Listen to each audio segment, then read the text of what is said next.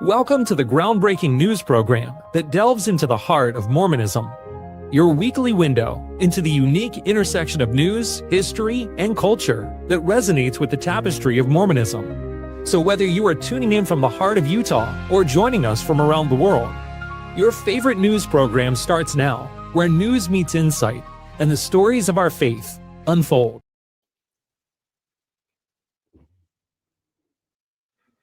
All right. Hi, everybody. Oh, my goodness. Popping in at the very last minute. I was going to make up some excuse for you, we're live RFM. already. You should be really glad that you did pop in because I had a whopper of an excuse for you. Anyway, welcome, everybody, to the Mormon Newscast. This is a live stream of the Fairview Town Council, where they will be voting tonight, hopefully for the very last time, on the LDS application for the proposed renamed now Fairview Texas Temple. And boy, we have been podcasting about this for quite a while. This is like the moment, right? This is the finals. How do all of you feel about this? Start with Bill, then RFM, then Landon. What are your thoughts? I want to see Texas play hardball, but it's not my money. And because it's not my money, I'm okay with whatever happens tonight. I think they put up a really good fight. Yes, and whatever happens, I think the point has been made that you can't trust a Mormon. By the way, I just want to let you know this, okay? Do you have a whole lot of stuff you have to get through in the next 28 minutes, Rebecca? I don't want to hold it up with a 1 minute No, I story. have a slideshow just as some background, but it's very conversational, so we can just talk and pull those up as necessary. Bill gave me this as a Christmas present. Remember this? Oh, I do. You know, this little sippy cup or whatever you call it. What do you call these things? A mug, a travel mug? A mug? Yeah, to quote, okay, it's a Hamlet thing. It's a Shakespeare thing. Okay, it's funny. But remember last night when the show started and I was moving my mic boom and I knocked this over with all the ice. And I said, fortunately, it didn't have any Coke in it. And that was right before the show started. That's why I was late then.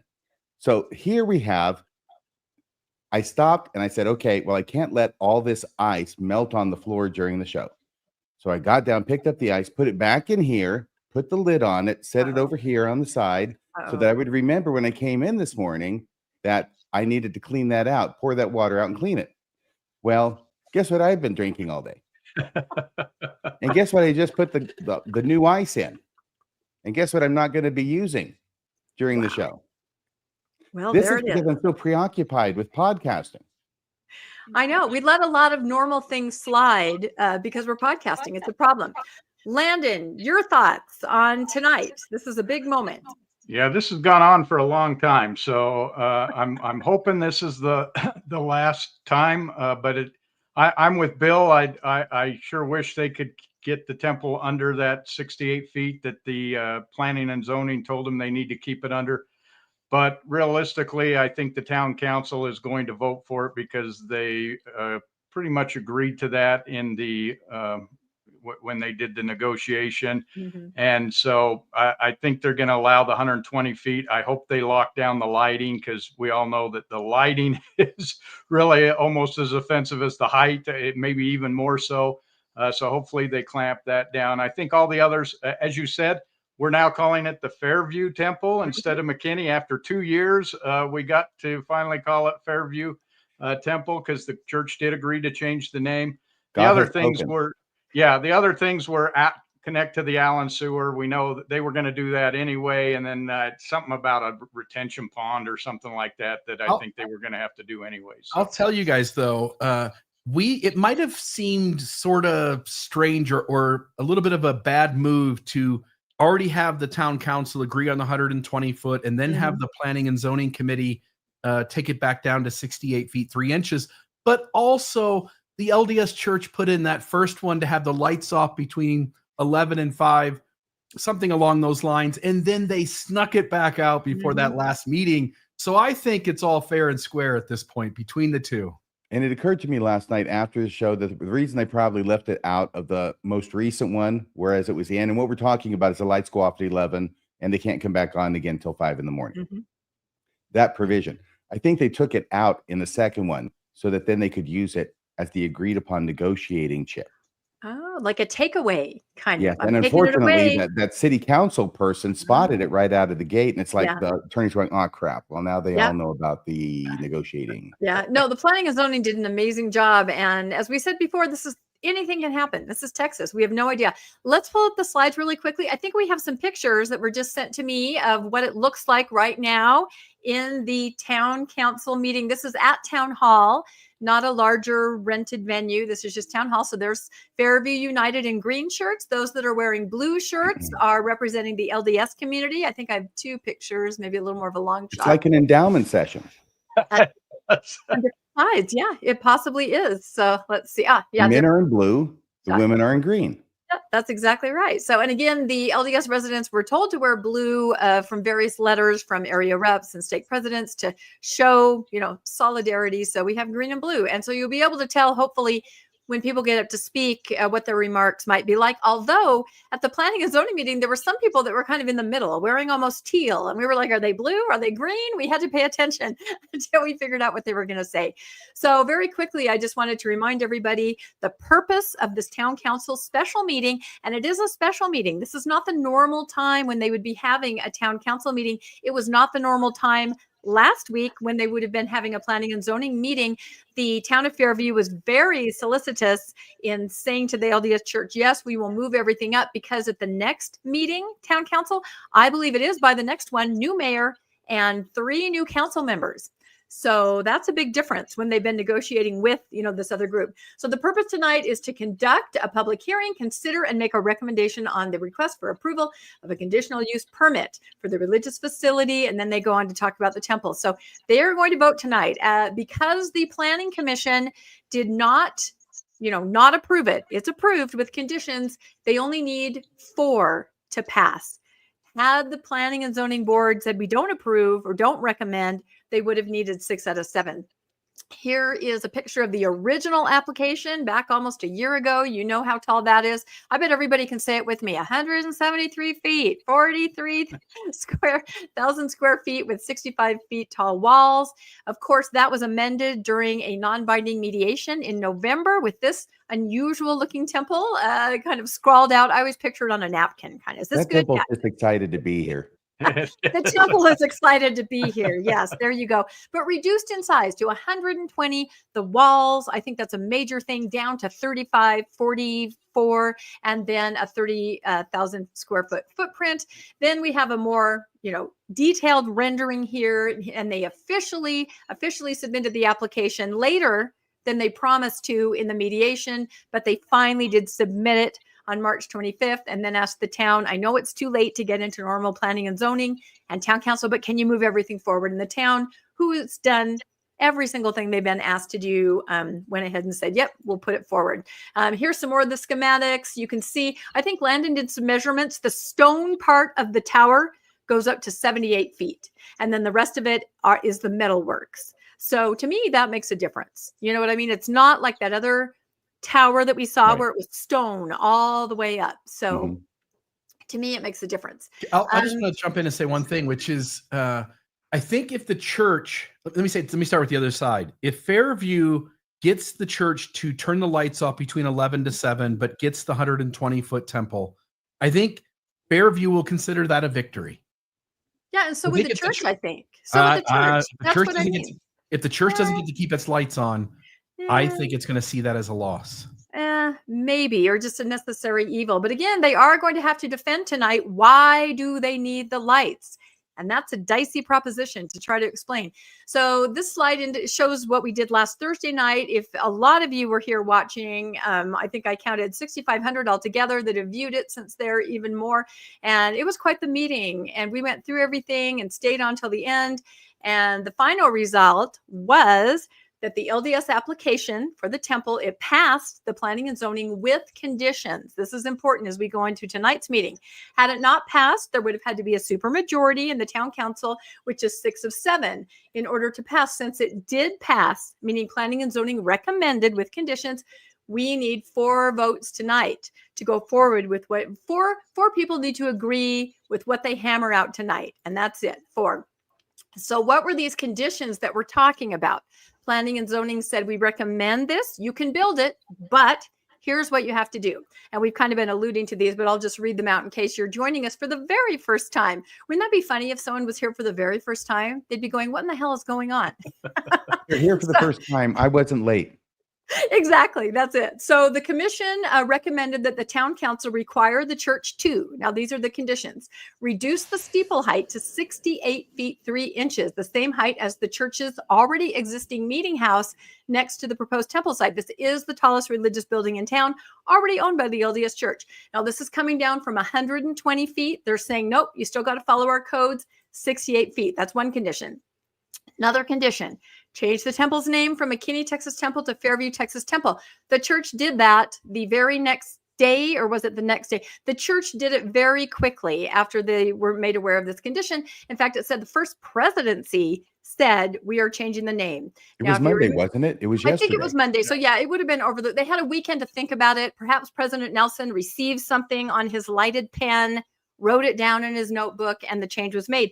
The temple was originally the Prosper Temple because it was going to be built in Prosper.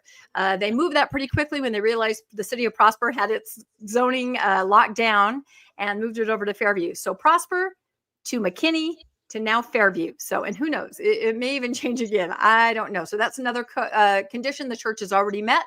Rebecca, another condition. Yes. What is the picture in the bottom right? That is, I was trying to show a temple of a similar look to the Fairview Temple and what it would look like at night. Mm-hmm. So I think this one is Mount Timpanogos. I think this is the one next to my house because, like I said, I had to buy blackout curtains for my kids. But it's a real picture. Oh, yeah. No, it's a real picture. Yeah, absolutely. I know some people think that's got to be doctored. No. So as Landon mentioned, there were some other conditions like, overflow ponds, traffic, sewer. But the other main one, and the one that I think we're really, really going to go in circles about tonight, is shut off the temple's exterior lighting on Sundays, Mondays, and holidays when the temple is closed, and every other night between 11 to 5. Now, I reached out to a former LDS Temple architect, and I said, are there any temples that are off during, Monday, Sunday, holidays? The answer was not that I'm aware of, because that would be pretty extreme, right? But this is what they're asking as a condition, and these are the things they're going to have to discuss tonight. Well, Rebecca, are you saying the condition is not just turn them off at 11 at night and on again after 5 in the morning? No. You're saying that on every Sunday, they're not on at all during the night? Or and day, every Monday? Yeah. And every holiday? Anytime the temple's closed, they have to have the lights off 1 hour after it closes until 1 hour before it reopens. We'll all know when the second anointings are happening on Sundays if they're allowed to turn the lights on. The lights go on. No, and the Planning and Zoning kept asking about this. Well, what are the hours of operation? When does your last patron leave? When does the first one come? Because I think they think that the lights have to do with what's happening inside. They don't realize at this point that it is a billboard. It's a giant light that's on, whether anything's going on inside or not. It's to draw attention to the temple. So that's why they're saying, well, you don't need it on Sunday. You don't need it on Monday. But they do from the LDS perspective. The church cannot agree to this. If this is kabuki theater, as I continue to believe it is, then what I expect to play out is that there will be a grand compromise between the parties and that the church will agree not to have the lights on between 11 and 5 in the morning every day of the week, but they get to have them up on Sundays, Mondays, and holidays. I agree. Okay. Yeah, interesting. And there is a clip floating around that we've put out there where the planning board asked the church lawyer in the previous application, you had said you will keep them off between 11 and 5. That isn't in the new application. Is that an oversight? And the lawyer said, nope, we left that out. We've already given you enough concessions. We are going to have the lights on 24/7. And that was a moment in that meeting where everyone kind of went, oh, there was definitely a turn in the meeting there. And one of the council members said to the newspaper, I think all of us agree that leaving the lights on all night is unacceptable. So there was that moment where they realized, okay, we are very far apart on this. And as Bill pointed out, that was something that was offered in the original agreement. So to try to say we can't do that in the second agreement because of our religion or whatever, that doesn't make any sense, because they did offer it. This is why we say the lighting is absolutely going to be key. Here's a slide announcing the name change. We've already gone through that. The first presidency did make that name change.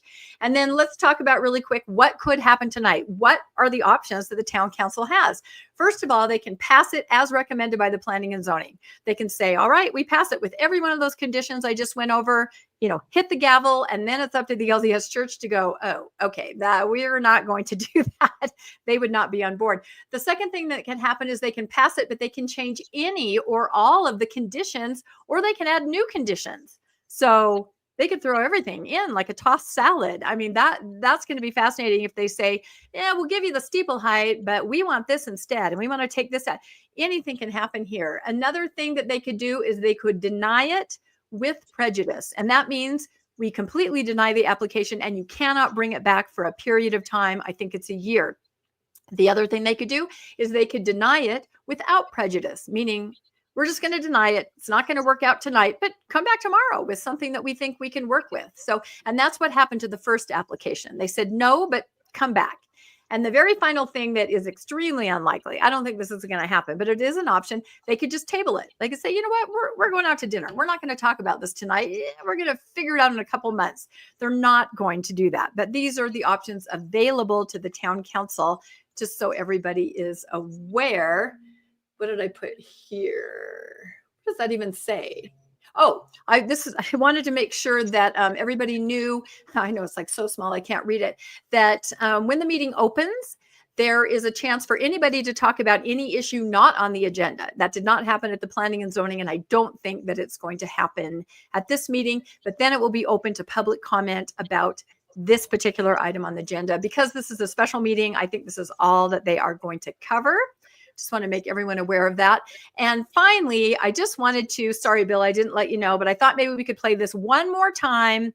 This is a video where we hear from Elder Bednar and President Russell M. Nelson talking about what really is important when it comes to a temple. Because tonight we're going to be talking about size.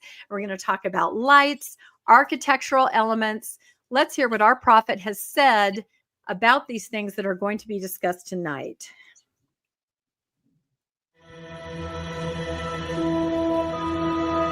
I hear people say, oh, that's a small temple. There's no such thing as a small temple. They're just temples. There's no such thing as small covenants or small ordinances.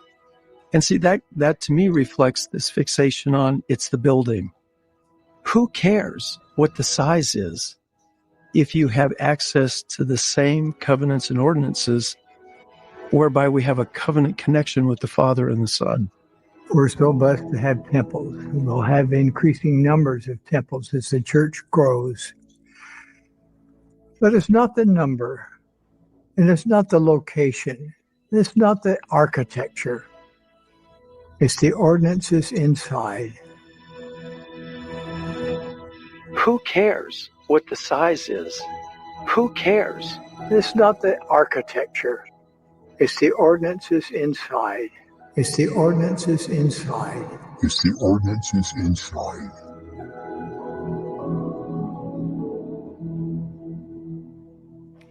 And the reason I like that so much, and the reason why I think that should be played at tonight's ceremony. That's by Culch. Let's say that before you say something. That's by Culch. Amazing. Go ahead.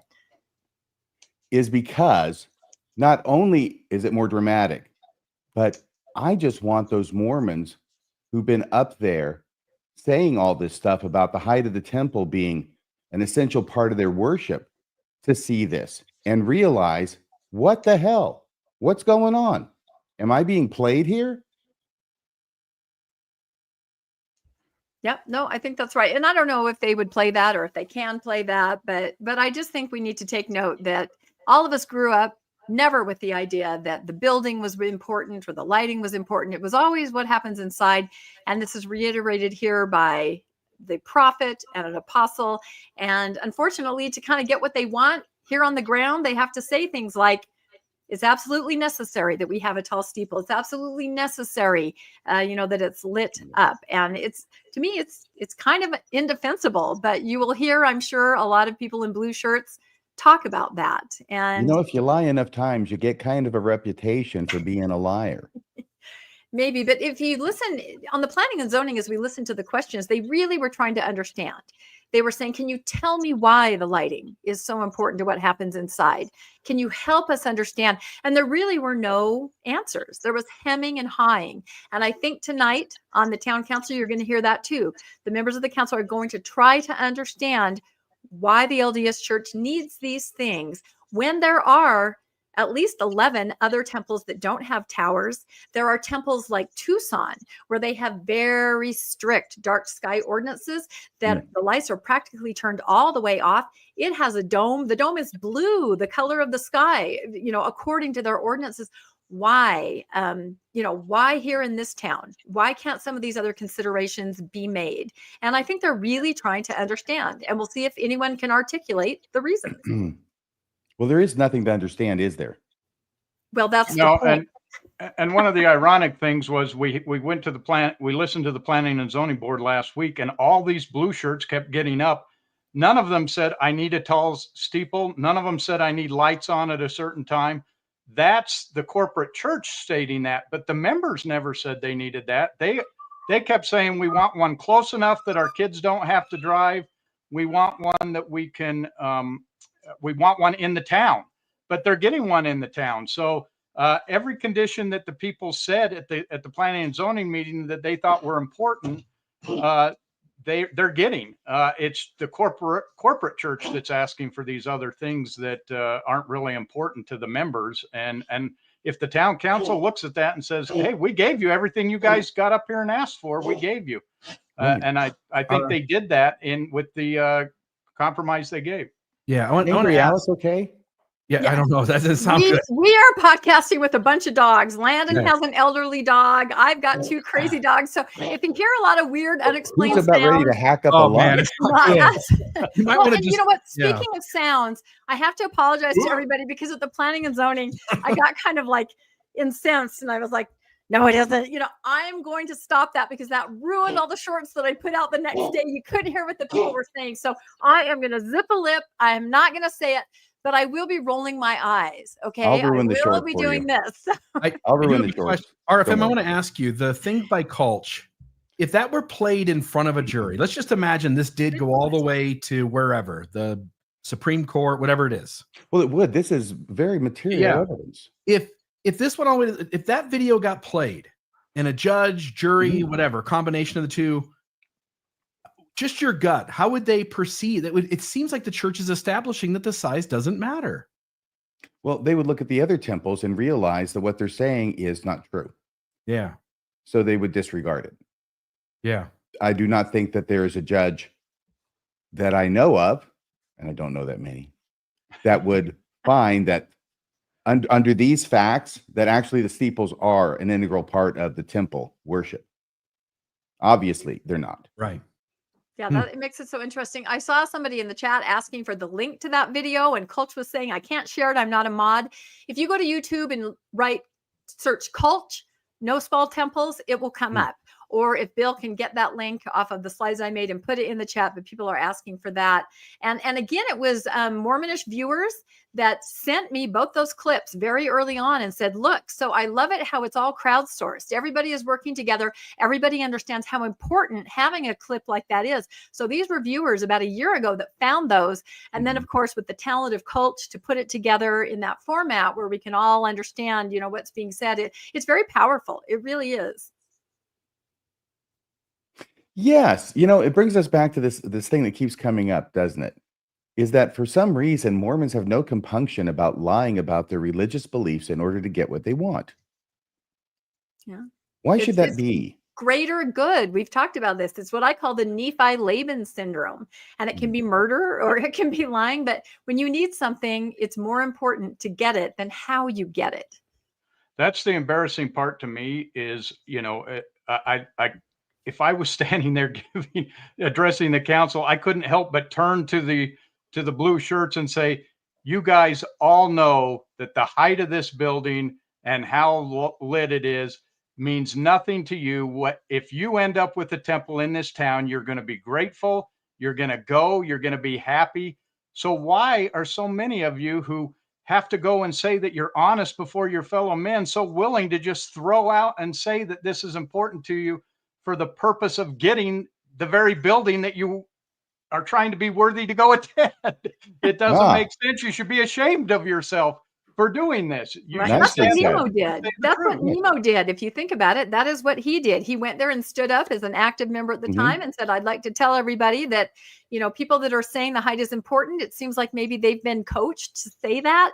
This is not true. And even before Nemo, there was another young person who got up at one of the other meetings, and he had flown in, and he was extremely nervous at what this might mean for his membership or some kind of blowback. And he said, and his voice was shaking, and he said, I'm active. I just need everyone to know this is not a real thing, that the steeple is important to what goes on inside. So people care a lot. And the steeple doctrine, I think, is what broke open, temple watching and temple building, because even active members were like, this is not right. And some of them, made that known.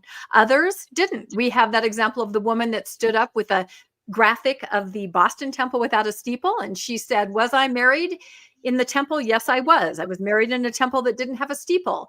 Am I married? Yes. But was my marriage diminished? And then she kind of goes, hold up the picture, honey, and he's like, so she's saying that literally her marriage is suffering from not having a tall enough steeple. But it was a short steeple. But it does occur to me that there are people out there who are Mormons who are facing this dilemma and wondering and hoping and praying that the top leadership, including the first presidency, are not in some way aware of this or in on this. And I'm happy to report that they actually are in on this. They know exactly what's going on with this new temple steeple height doctrine forgery or fake. And we know that because they issued a letter yesterday saying they would agree to change the name of the temple. If they hadn't done that, they could have maintained this illusion that they're not involved. But I think that's gone now. And that's the reason the first presidency won't meet with anybody from Fairview. The mayor has offered to meet with the apostles and the first presidency. But if they do, then everyone knows they're well aware of this and that they support this action of the tall steeple and the lights and everything. And now they can do plausible deniability. Oh, that was that's our temple department taking care of that. We weren't involved. But here they had to step into it and approve it. So we know they're aware of this. Yeah, forget about it. That's not happening. No, you don't have deniable plausibility, do you, Bill? Uh-oh, muted. I never have the heart. I'm sorry, or deniable, plausible deniability, either one. Right. Sorry. They don't have any plausible deniability anymore. Gentlemen, you just shot yourselves in the foot. And that's it. But again, as we've said, we do not know what to expect tonight. We've kind of gone around and round. We've made bets about cheesecake and cold hard cash, but we honestly don't know. I do feel it will be close, whatever happens. I feel like there are a lot of people in this council, and they're very smart, and they've done their due diligence and their homework, and they've looked at all sides of this, and each one of them has their own opinion. And so, I don't think it's just going to be a blanket yes, yes, yes, no, no, no. I think there's going to be a lot of back and forth as they really try to understand from the LDS representatives, what do you need? What can we do to make everybody on the same page and something that will be agreeable to everyone? So, and we should say, we said this at the Planning and Zoning, but wrongly so. This is Mayor Lesnar. He's out of office as of, I think he has the Tuesday. They have a meeting on Tuesday, I think, and I think that's his last time in office. And then a new mayor takes over. So that's one of the reasons for this special session, was because they were trying to get it done before Mayor Lesnar left office. So he's been so fun to watch throughout this, just a straight shooter. And I think we're going to see his last hurrah here on this tonight. So. Yep, that's it. And then we'll see the incoming mayor, who's the mayor pro tem, who has been involved in this process the entire time, John Hubbard. He will be here for whatever happens next. If they start building or if there's a suit, he will be the one that takes the reins. I can say that because it's Texas, and he will be the one that's here for the rest of it. So. And, So are we waiting for the start here? We are. There is nobody at the front of the table there sitting. You see in the bottom right-hand corner. We're still waiting for them to come in. They're still plotting behind the scenes. Yeah. How They're in executive session. Yes. Yeah, there is an executive session. Yeah, that Okay, now started an hour Now, prior to emphasize this. this word. Okay, this is your big scene. You got to do all that little rehearsal at the last minute. By the way, what I Everybody would got want to their blush, advise their them, lip gloss. That's right. They're going to come out. So, but as I understand it, the incoming council members who ran unopposed, these are the ones that will take office after this. Several of them are part of the Fairview United organization. So that's kind of interesting to think of that makeup of the council and what that would look like, you know. Oh, somebody's asking for the There link. is somebody now standing at the podium there, but nobody in the chairs yet. So it looks like they're just testing equipment one last time. Right. by the way, see what happens. Bill, Yeah. did you have something else you were saying? No? I didn't. It sounded like golf talk, so I wasn't sure. Excuse me. But somebody had mentioned, I think in the live chat, was it the last time? Expressing surprise that there was a Mexico flag there. Yeah, these are the very famous, at least in Texas, the Six Flags over Texas, the Six Flags under which Texas has existed. Oh, is that what that? I never knew that's what that meant. Oh, Six Flags over interesting. Texas are the different countries or that have ruled, or Yeah, you it got was its own Spain, republic. France, Mexico. They are coming in. I'm sorry, They're coming in to sit down now. United States, and very importantly, the Republic of Texas. Texas is the only state in the Union that was a republic before it was a state, and they have never forgotten it. I thought California was. Were they never a republic? Did I say this before? And that ended up being some kind of controversy, and I don't remember what the final solution was. Maybe you're right, and if you're right, then Texans won't admit it anyway. There you go. That's fair. Everyone's moving out of California to Texas anyway. So That's right. This is one of the things that my mom said over and over when I was a kid, and it became ingrained in my brain. So if it's not strictly true, she's also the person who said that Texas is the largest state in the union with the expected response of Alaska. And she would say, just wait till it melts. there you go. Okay. I didn't think that was serious. Wow. Somebody's asking, how we monitor chats. Just FYI, we use StreamYard to do all of this. And in StreamYard, we see all of the comments for all of the social media venues, including YouTube, where comments are put out. I do look at the chat. I try to keep up with that, but also the three of you have full reign of that as well. Well, and I was going to ask you, Bill, because Landon and I are both on, we can never monitor our chat. I don't know how we make you a mod. I wish we could, because I know sometimes some issues arise and we're on. We have no idea how to do it. So if you're logged into your Mormonish, you are an admin on this StreamYard. So, right. But I mean, I would not know how to, Oh, you just click the chat on bounce anybody or anything like that. Plus, I'm engaged in the show, so I don't have, so I don't know if we can make you. But I know that sometimes there are issues in the Mormonish chat, and that's just because Landon and I are always on and we can't watch it. You can add me as a limited editor if you want, and that would at least. Again, I don't even know how to do that. I obviously need to take a class. That's okay. I can temple watch, but gosh darn it, technology. All I'm trying to communicate is that if you see a comment there off to the right, you can just click it and it'll show up at the bottom there, and you're, obviously welcome to do that. Okay. Oh, okay. So we can throw comments up. Okay. Boy, learning as I go. Here we go. By the way, Logan was asking about the sixth flag, which would be the Confederacy.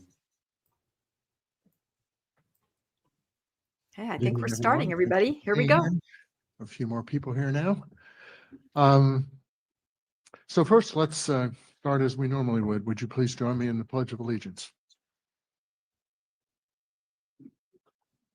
I pledge allegiance to the flag of the United States of America, to the republic for which it stands, one nation, under God, indivisible, with liberty and justice for all. And to Texas. Honor the Texas flag, pledge allegiance to the United States, under God, one indivisible. Thank you. All right, so just so everybody knows exactly how we're going to do things tonight, find my notes. There we go. So we're going to start with citizens' comments. If anybody wants to come up and address the council about anything unrelated to the temple issue. And then when we get to the temple issue, y'all filled out cards. I'm going to call people up 5 at a time, and we'll have a conversation. But for citizens' comments, we're going to do 3 minutes, and also for the comments on the temple, 3 minutes. We're going to go through this. There will be a time when the council will recess again into executive session, at least once, maybe twice. And then we'll come back, and then there will be a final vote from the council tonight. Well, our objective tonight is to leave here tonight with an ordinance in place that will, whatever happens, have this the temple issue taken care of. After that, the council will go back into executive session. We have 2 other issues that we're going to deal with, one of which has to do with Fairview Parkway, some right-of-way stuff that we're doing that we need to give Julie the option, or assuming we do this, give her the option to finish a negotiation that's going on. Oops. We also have a personnel matter we're going to deal with. So after we're done, we're not going up and talking about the temple or anything. We're going to go up and take care of those 2 issues. And y'all are more than welcome to stay around if you want to do that or not. But just so you know, that's what the plan is. So, all right, so let's get started. First thing is we're going to have public comments. If anybody in the room wishes to come up and address the council about any issue that you want to, we're going to limit comments tonight to 3 minutes because there's a lot of people here. We do that. So if anybody is in the room who wishes to address the council about any other issue other than the temple aspects issues tonight, please come forward. Give us your name and address. And I'm guessing nobody out in the lobby is coming in, right, Julie? I'm sorry. There's nobody in the lobby that would be coming in for this, For comments. for citizens' comments, general? I think they're announcing it. Is there somebody out there? Oh, Chief is out there asking. Okay. We're good. Nobody? All right. We're moving along. So I'm going to close citizens' comments. We'll move on to the issue of the evening. This is, we're going to conduct a public hearing associated with what the plans are for the temple on Stacy Road.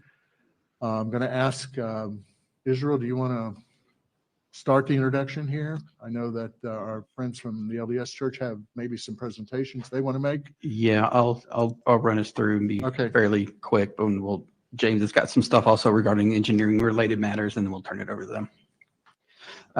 So as you know, Mayor Council are here for a request for approval of a conditional use permit for a religious facility. It's an 8.1 acre site located on the north side of Stacy Road, west of Meandering, zone for the RE1 1 acre range state district. So as we've seen with the P&Z meeting last week, the site plan here reflects the development of the 8 acre site and a 30,700 square foot temple building surrounded by associated parking, driveways onto Stacy Road. The driveway location was shared with the Twin Creeks Church of Christ, has been reviewed and approved by both the Twin Creeks folks and TxDOT, so that location has been accepted. The site plan, in addition to the temple, also reflects the about a 3,000 square foot grounds maintenance and distribution building. This is similar to the application last year, and about 1,000 square feet or so of that is dedicated to the distribution of items that are relatable to temple functions. It's not open to the public.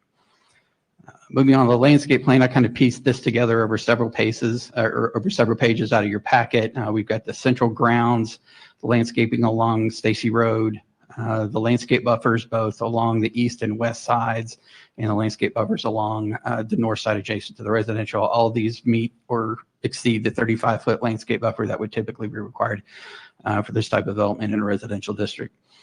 The elevations that we're looking at on the screen, this is the south elevation. This is the one that would be directly visible from Stacy Road. Reflects the bottom main section of the proposed temple at a height of about 32 feet or so, and then kind of stair steps up to the bottom of a tower base at 44 feet 7 inches. The spire then extends, and the finial and the lightning rod pinpoint at the top all the way up to 120. The facade is a combination of a granite base and a finished limestone. And I'll cycle through the north, west, and east elevations for those. Here is the proposed monument signage. This would be located on that site plan, and then the grounds distribution maintenance building there. Before we get to James and turn it over for some engineering related items, I did want to update the council and everyone on total correspondence that we received. We did send you a tranche of comments this morning around 9 o'clock or so. Now, we've had a few more come in of those. So at this point, total opposition is about 156. Total just blanket in support is 86. And we did give you a third category. This time was a little bit unusual, is folks that were in support, but only in accordance with what the Planning and Zoning Commission had recommended. And those total numbers are up to 69. So we've had a few more in later today. So with that, I'm going to hand this off to James before we get into the applicants.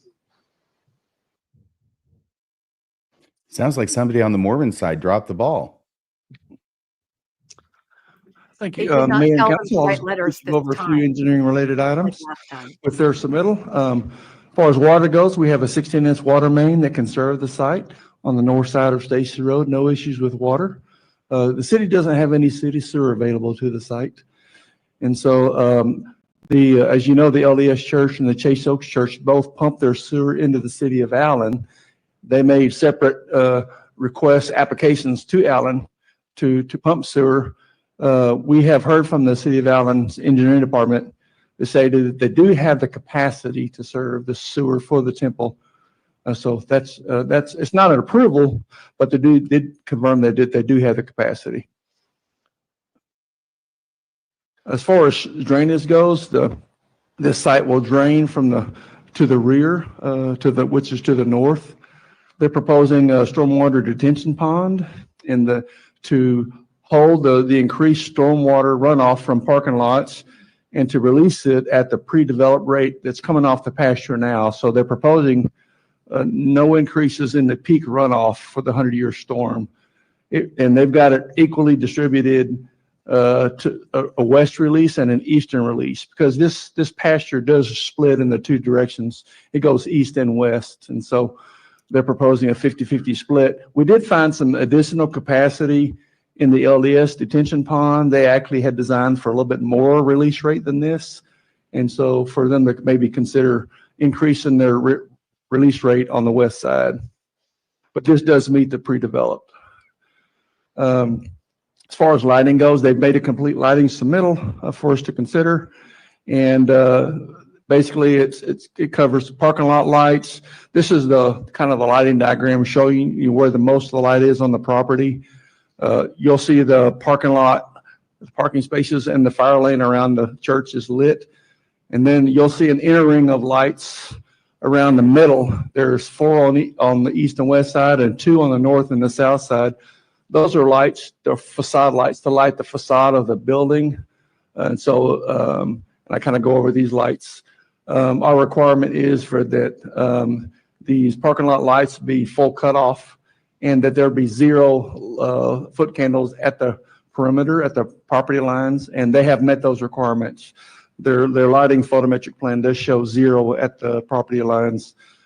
The issue with these, in District 1, in the commercial district, facade lighting is treated differently than District 2, in that in District 2 and 1, you're both allowed 5-foot candles on the building facade. That's how bright it can be.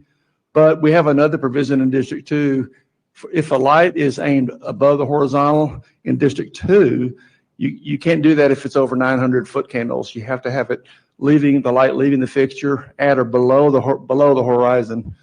I let the church know about the provision for the residential district, and they've agreed to turn their lights down to the 900 lumens. So they're proposing that these facade lights that circle the building will be toned. They are dimmable, to be dimmed down to 900 lumens max, so that they could aim them at an upward angle. They're proposed to be sitting on 11.5-foot poles. And the building, the first floor, as you know, have you heard, is 32 feet, 11 inches. So in order to light 32 feet high, they've got to angle them up slightly.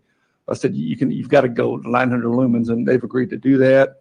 Same thing with, they've got 4 lights to be proposed on the spire. And they've proposed, at the base of the spire, they've got 4 lights to light the spire up. And those also have to be at 900 lumens or less if they're going to aim them above the horizontal. And they've agreed to those provisions as well. And then their overall lumens per acre, they cannot exceed 408,000 lumens per acre for their 8.16 acre site. And without any lights being dimmed, they're down to 349,518 lumens proposed, which is below, about 50,000 lumens below our max. If they dim the lights down to 900 lumens, they're going to be even lower than that. So they do meet our maximum lumens per acre requirement. Let me go over traffic real quick. The traffic counts, if you'll look, these are TxDOT traffic counts on Stacy Road. Oh, there's one other thing on the lights I want to mention. They did propose, they turned in, the parking lot lights are motion activated. And when there's no motion, the parking lot lights automatically dim to 30% of their maximum output. And they're motion activated. If a car drives in, then the lights will raise up to their 100%. If there's no motion, they automatically dim down to 30%. Wanted to point that out as a feature. On the traffic, as you know, during COVID, if you look on 2020, the traffic on Stacy Road dropped below 2019. In 2021, it went back up to 26,000. 2022, flat 26,000. So in and around COVID, we had flat traffic, and now it's picking up pretty quickly at 2023. Their traffic analysis was just for a 3% increase per year. It looks like post-COVID, the traffic's going to increase faster than that, than the 3% annually. We don't know what it's going to do for the next few years because is it going to keep increasing post-COVID the same at this rate, or is it going to flatten out at a normal increasing rate? It's hard to say. I'm going to pretend that they got it wrong. Let's see what happens on the traffic study. Yeah. So let's take a look at their left turn lane. Right now, with existing traffic, it's pretty busy. They do have an extra long left turn lane. It's 345 feet. That can already accommodate more than 150 cars per hour. Their demand left turn is less than 50 for the temple, as well as the LDS church combined. So right now, there's plenty of room for growth in this left turn lane. Even with increases in Stacy Road, they've got excess capacity on this left turn lane because it started out long to begin with. The deceleration lane, the traffic study could require a decel lane based on TxDOT standards. That has nothing to do with through traffic. That's just right turns, and they're well below the 50 cars per hour per TxDOT standards. So they're not going to meet the TxDOT right decel lane warrant. That's just based on the number of right turn lanes that this development is proposing to draw. Let's look at traffic signals. We've got 3 unsignalized intersections near and west of the temple. Is this temple going to trigger a traffic signal? That's the next question for either Allen Heights, Hawkswood, Lost Creek, or River Oaks. Well, as traffic increases, TxDOT does reduce the requirement for a signal. But as you'll see here, this chart on the bottom goes to 1,300 trips per hour, vehicles per hour. We're already beyond that. Stacy Road is already 1,600 trips per hour. You notice these curves bottom out. This is a TxDOT signal warrant analysis. So TxDOT says no matter how much more traffic is on Stacy Road, we're not going any lower than 75 cars per hour on these side streets. These side streets, none of these side streets have reached the 75 per hour. They're probably not going to because they're maxed out. Basically, all the residential in the city of Allen is already built out. There's probably not going to be an increase on these side streets. If there is, the increased traffic on Stacy Road is no longer the trigger for a signal. You've got to have more minor street traffic. So that would be the trigger on these. And then the other thing, this is where increased traffic certainly is a trigger, which is right now we're at 4 lanes. And basically it's 10,000 cars per lane per day.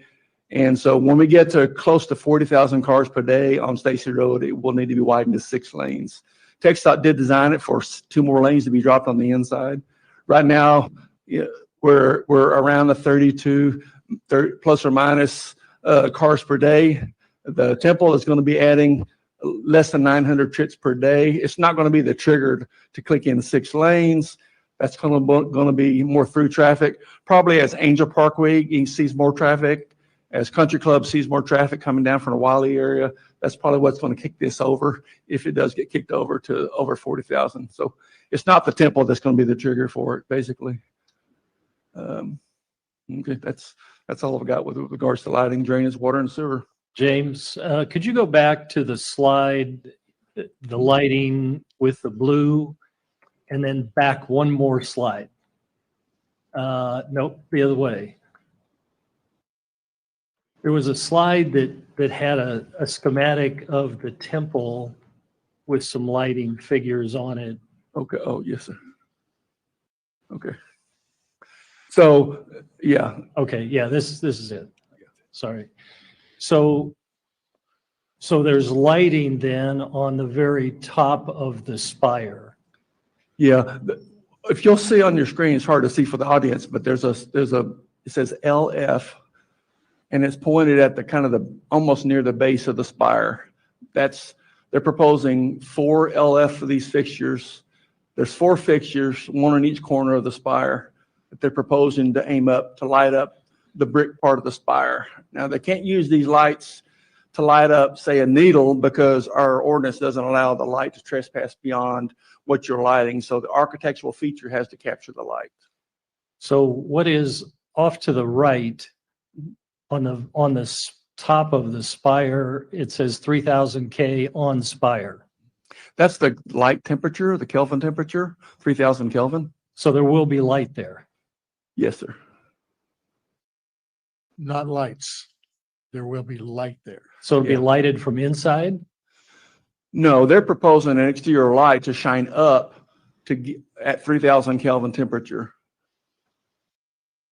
So where it says LF on your screen, if you go to that corner, that's where the fixture's setting, and then it's pointing up at that brick structure above it at 3000 Kelvin. So talk about what 3000 Kelvin is, James. Yeah. And that's just the color temperature of the LED lights. They would be at 900 lumens because they are angled up, correct? That's right.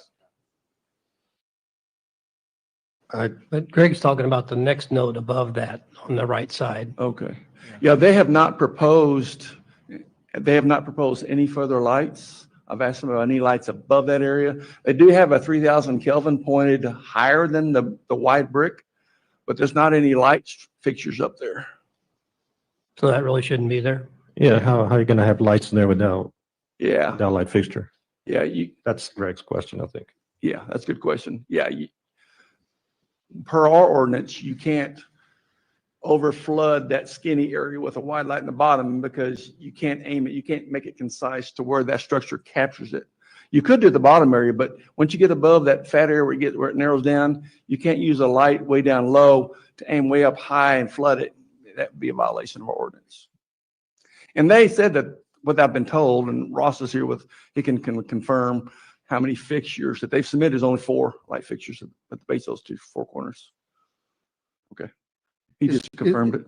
Is there any lighting on the inside? I've seen pictures of temples similar to this on the inside. Is there lighting on the inside of the spire? They haven't submitted as part of this outdoor lighting package. So I don't know about the inside. So. No. Yeah, it's stained glass, but there's no lights inside. Okay. There is lighting inside. Okay. I hope they figure that out. Are those lights on all the time? Or are they going to be controlled with the other lights that when we turn them off in the evening? Except for when there's a cleaning crew in the middle of the night. I'm sorry? They would be part of the control. Okay, thank you. All right, anybody else? Comments, questions for James? I'm still confused. Where does the light stop on the spire? Does it stop at the white brick where the window is, just above the window? or does it go higher? Because you've got an arrow going across at 3,000 Kelvin, which will go down to 900 lumens, as I understand. Yeah. Well, they've only submitted 4 fixtures. And by our ordinance, the light has to stop where the cone can't go beyond the architectural. Where will the 4 fixtures be? Can you use a pointer and yeah, sure. a laser? Absolutely. Let me try this. That's the white text box. Right here, one here and one here. There's 4 corners. So the light would be right here facing up. And the light cannot go beyond this point because if you try to get light beyond this fat part, you would have light trespass to try to light this up here.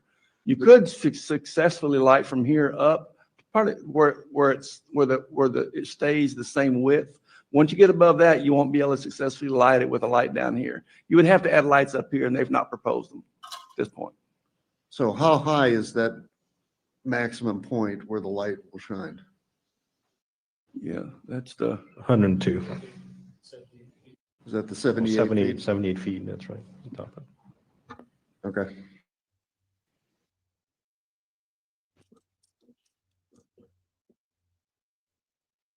Anything else, guys? Okay.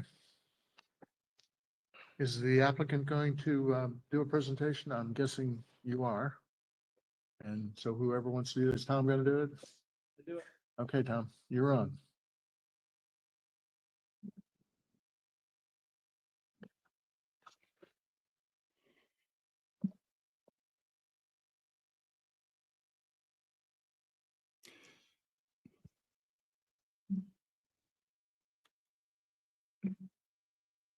All right. Good evening, Mayor, members of the Town Council. My name is Tom Coppin. I'm with Kimley Horn and Associates. Our offices are located at 6160 Warren Parkway in Frisco, Texas. I'm the engineer on the project. I'm here tonight representing the Church of Jesus Christ of Latter-day Saints and here to request your consideration of a conditional use permit for construction of a temple on the church's property located on Stacy Road. Let me lead off my remarks tonight with some exciting news. It came up in P&Z last week, but after many months of consideration, I'm happy to report that yesterday the senior leadership of the church did formally announce that they are going to rename the name of this temple to the Fairview Texas Temple. Yay! That was a point of conversation, I know, in last week's meeting. That's something that the church senior leadership's been talking about for a few months now, and that notice was made official yesterday. So we're happy to announce that. No wonder nothing ever gets done. With this application, the Church of Jesus Christ of Latter-day Saints has resubmitted its request for a conditional use permit to be applied to its 8 acres on Stacy Road. The purpose of the CUP is to tailor the design, the details, and the elements of any allowed use for this specific site. Our application also included numerous supporting technical studies and analysis that demonstrate that proposed plan will meet or exceed the town's rules, regulations, as well as other agencies who are reviewing and approving the plans. Those studies include studies on traffic, drainage, noise, lighting, utilities, aviation, and environmental. The temple is an allowed use under the town's zoning ordinances, which provides that churches within residential areas of the town can be approved with the CUP. Therefore, here we are tonight for that purpose. Israel and James have reported and summarized the particulars of our revised plan, so there's no need to rehash all of the engineering details that go with our application. But let me be clear that the temple plan as presented does meet all of the town's design standards as well as the requirements of TxDOT and other approving agencies. Our site plan and technical studies have been reviewed by the town as well as TxDOT and the City of Allen and the FAA, and they have been found to conform with their individual requirements. There are 2 remaining topics on the table that we'd like to address tonight. That's specifically height and lighting. Since we were last in front of you, the site plan and the building design, as Israel has described, have undergone significant revisions to conform with the terms of the non-binding mediation agreement between the town and the church. The church is willing to make these changes, even though it places them and places a burden on them because its members' needs must be met in some other way. As a result, the steeple is now at a height of 120 feet, and the building height now measures 33 feet to the main roof line. The church's purpose for building temples worldwide is to make them more accessible to its members. Temples are typically located in or adjacent to residential neighborhoods, as with most churches throughout the U.S. And this is very similar to here in Fairview, McKinney, all of the neighboring communities. We drive through the community and we see churches integrated with our neighborhoods. This temple will be the third temple in the Metroplex following the Dallas, the Fort Worth temples. It's intended to serve the members from nearby congregations.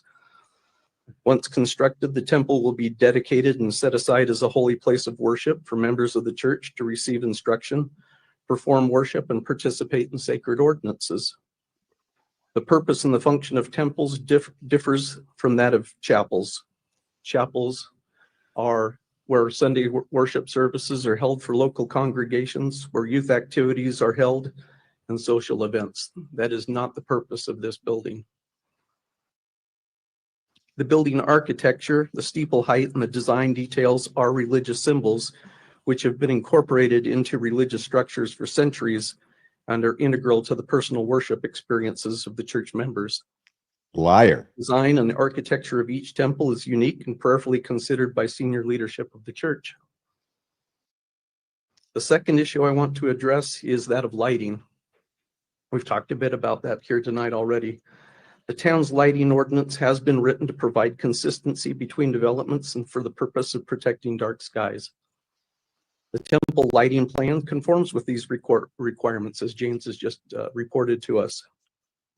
The site lighting will be fully shielded and directed downward to ensure that no light trespass occurs beyond the boundaries of the property.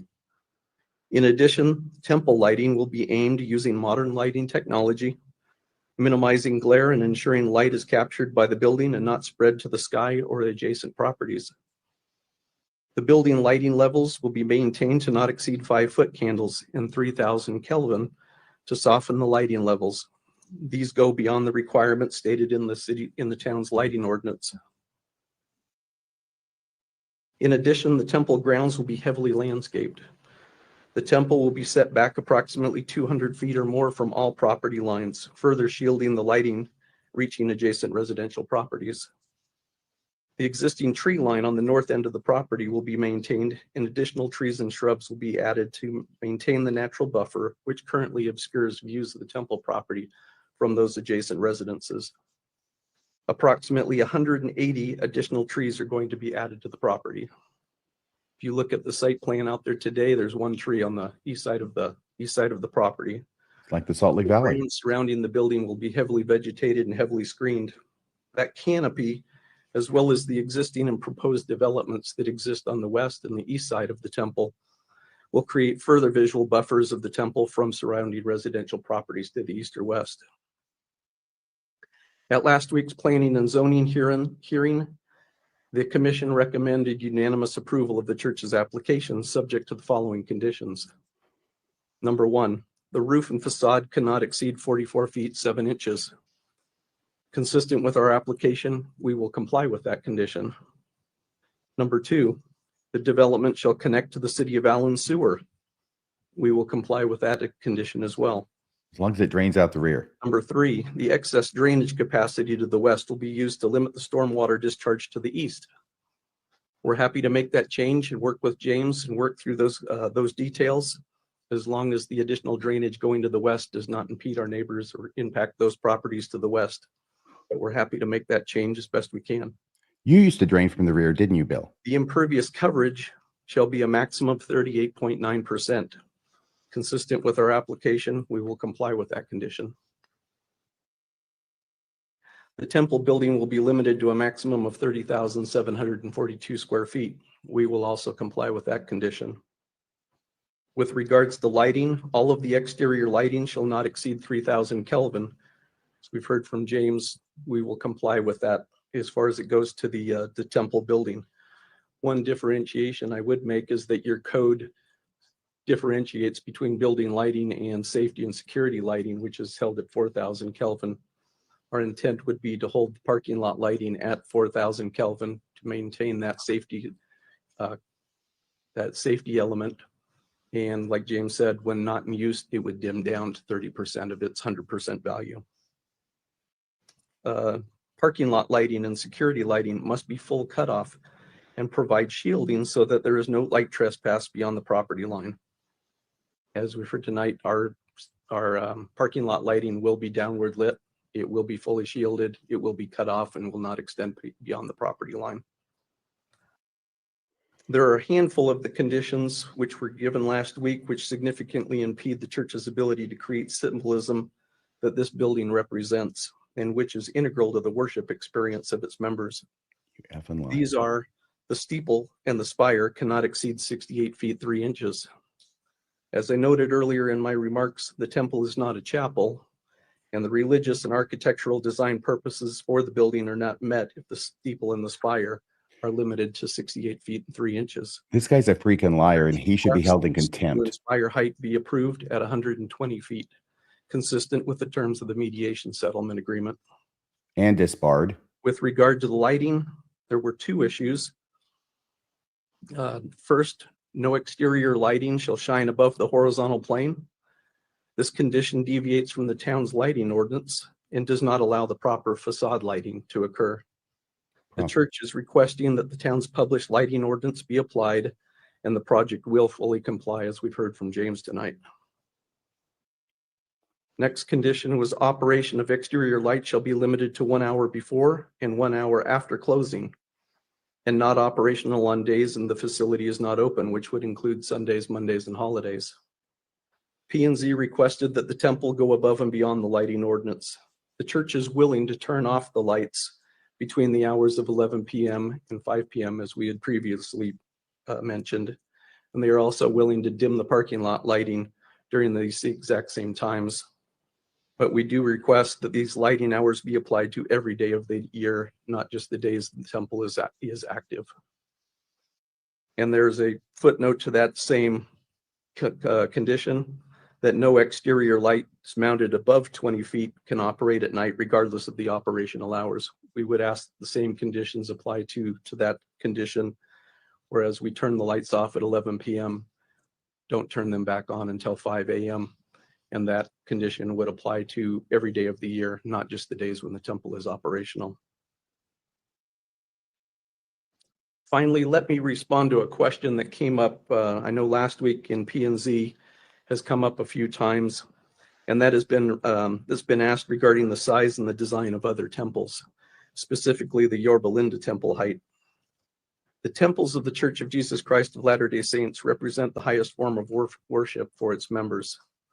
The building architecture, the steeple height, the lighting, and the design details are religious symbols which have been incorporated into religious structures for centuries and are integral to the personal worship experiences of believers worldwide.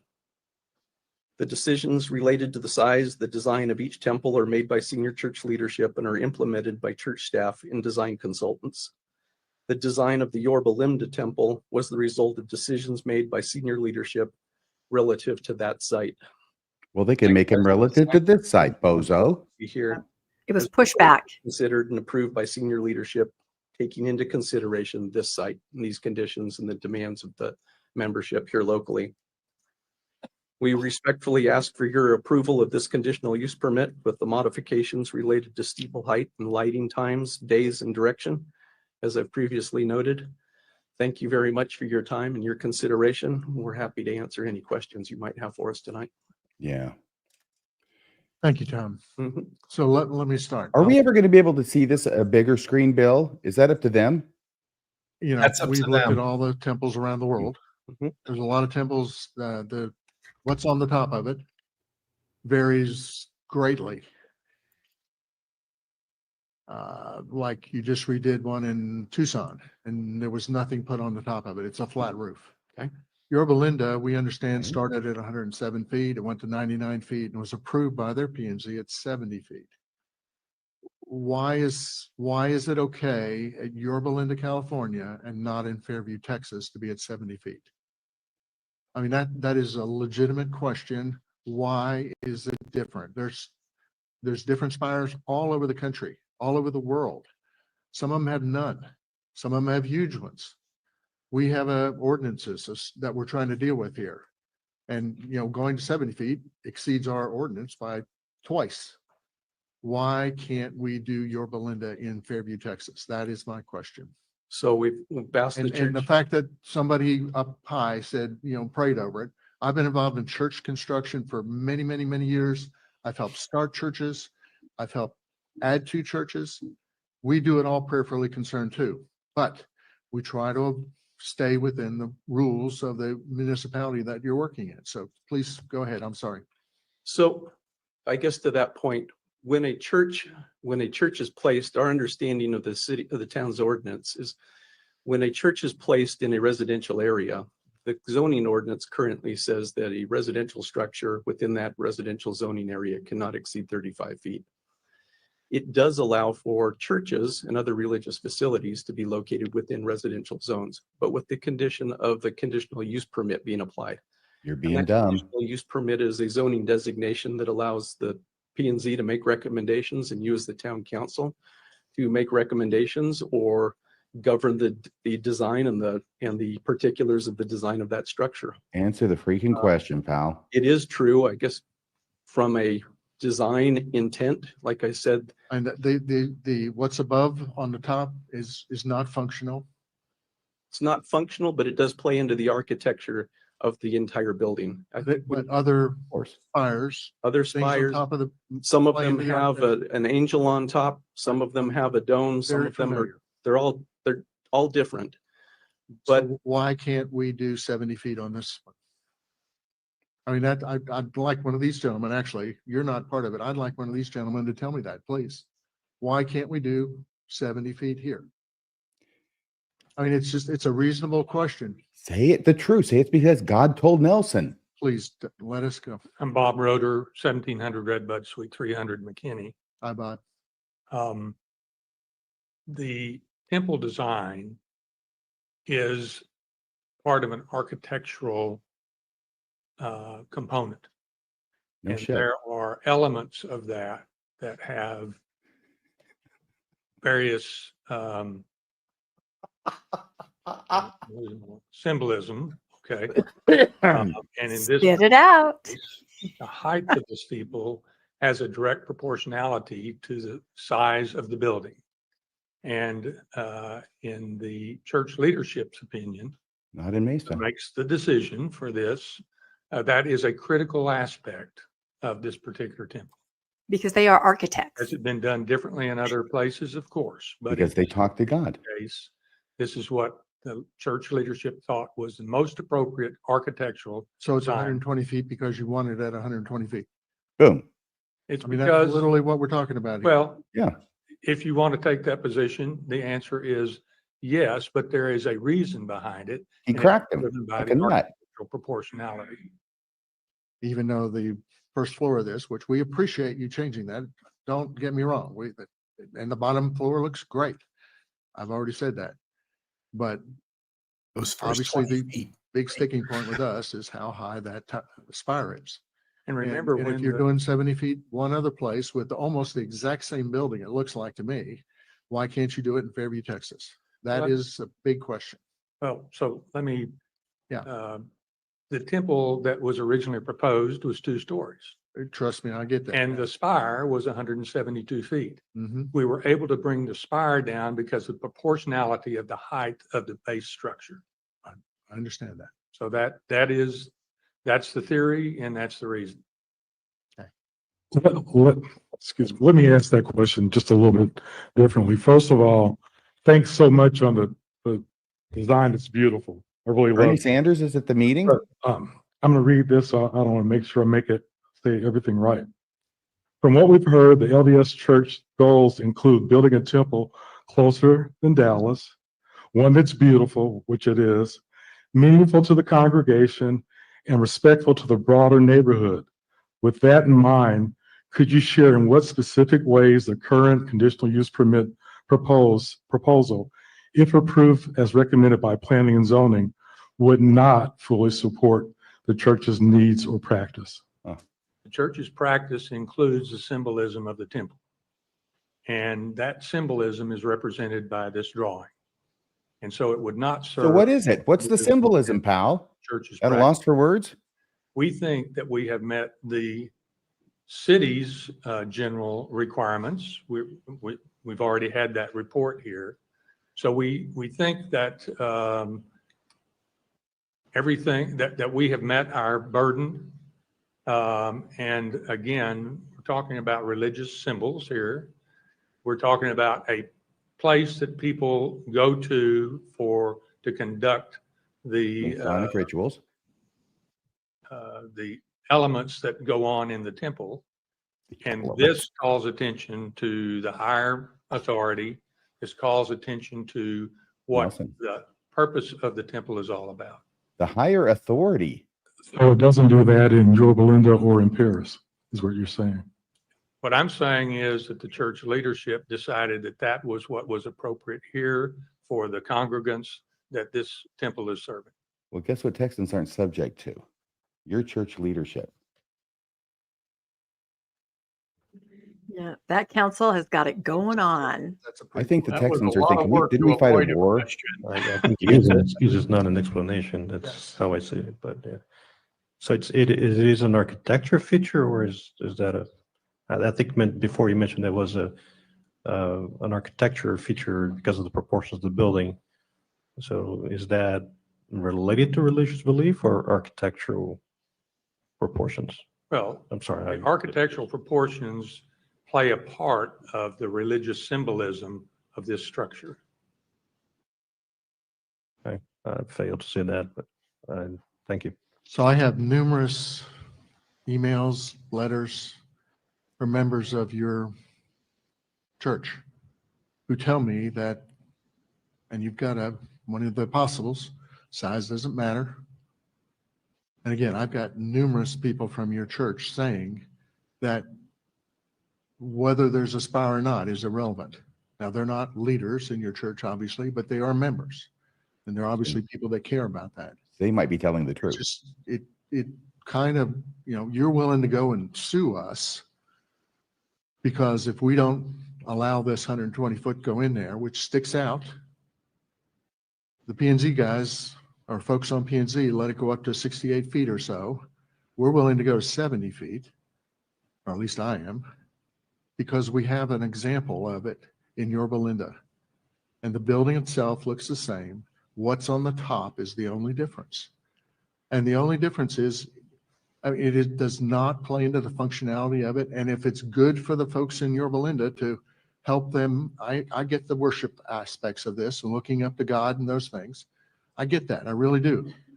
But in this case, where we have significant opposition to what you're proposing to do in this neighborhood, not this neighborhood, in this town, This country. I don't know why you can't bring it down to 70 feet like you did somewhere else. That is a question. All I have is because we want it this way. And that's not a good answer. What ordinance can't be done in the temple as the P&Z proposed? I think the activities of the temple inside could all be conducted, but the temple has a greater purpose than to house the activities that go on within the temple. Not what Bednar said. And it's a symbol. Exactly. That represents what the church is trying to depict to not only its members, but to everybody that sees it. Yeah, And it's a billboard. Billboard. It's like any other, I guess you could compare it to a piece of art, right? Bad art. There is or a billboard. Things that an artist will put in a piece of art that are meaningful, that you might say, why is that there? But it still has a meaning. In this particular case, this architecture and the proportionality has a meaning to the church. Now, there might be members in the church that say, we don't have an objection, but they do not speak for the church. And there are a few that probably don't represent a majority of the congregants in this area. So I understand that you get emails, Mayor, from different people. Freaking liar. I want this guy's bar card too. Also understand that you get a whole lot of emails from people that are in opposition to this. But there are far more people in your town that have not responded in opposition. There are a lot of people in your town that are in support of this proposal. And so it's, this is, as you know, better than anybody here, this is not a favorability contest. This is not a beauty contest. This isn't a democracy. It's a lying contest, and I'm winning. That's right. It's a theocracy. Say what it is. You're asking us to give you a variance in zoning, which we are willing to do, but you're asking for more than what we want to give. So that is the issue. Well, let me make a technical point here. Sure. Well, it's a good When time we for go with the PUC, then your typical zoning ordinance doesn't really apply. The standards that Israel talked about and the standards that your engineer talked about, those are performance standards. Those are not land use standards. And so what we're doing here is we are writing the regulations, the zoning regulations for this particular tract of land. I get it. Yeah. You're asking for a variance from our zoning, and I would not call it, it's semantics, Mayor. Yes, it is semantics. You're just going to piss people off by making this dumbass argument. I'll give you that. You're asking for a variance in our zoning, and we're willing to help you with that. And we've made some other concessions, but going to 120 feet where this could easily be 70 feet, not affect the functionality, still be a beautiful building. You can still do all the landscaping. Most of the lighting that you want to do, we're okay with that. We're just talking about something that sticks up above all the trees up there. I've had every one of these folks, not everyone, but many of the folks sitting over here. I've had them up on the 4th floor, and I say, look out there and see what you see. It's a bunch of trees, and we don't like other things sticking up. And the only thing that's sticking up right now is on your meeting house, which was a CUP, and we have granted that. And there was no issue with that, by the way, when that was done. Nobody complains about it. Nobody complained about it. You've done a great job with lighting and stuff on it. What we're looking at is this one. We're going a little bit higher on this one, is easily ready to go for. Why can't you do that? It blows my mind that is such a stubborn issue. Has no impact on the functionality of the building.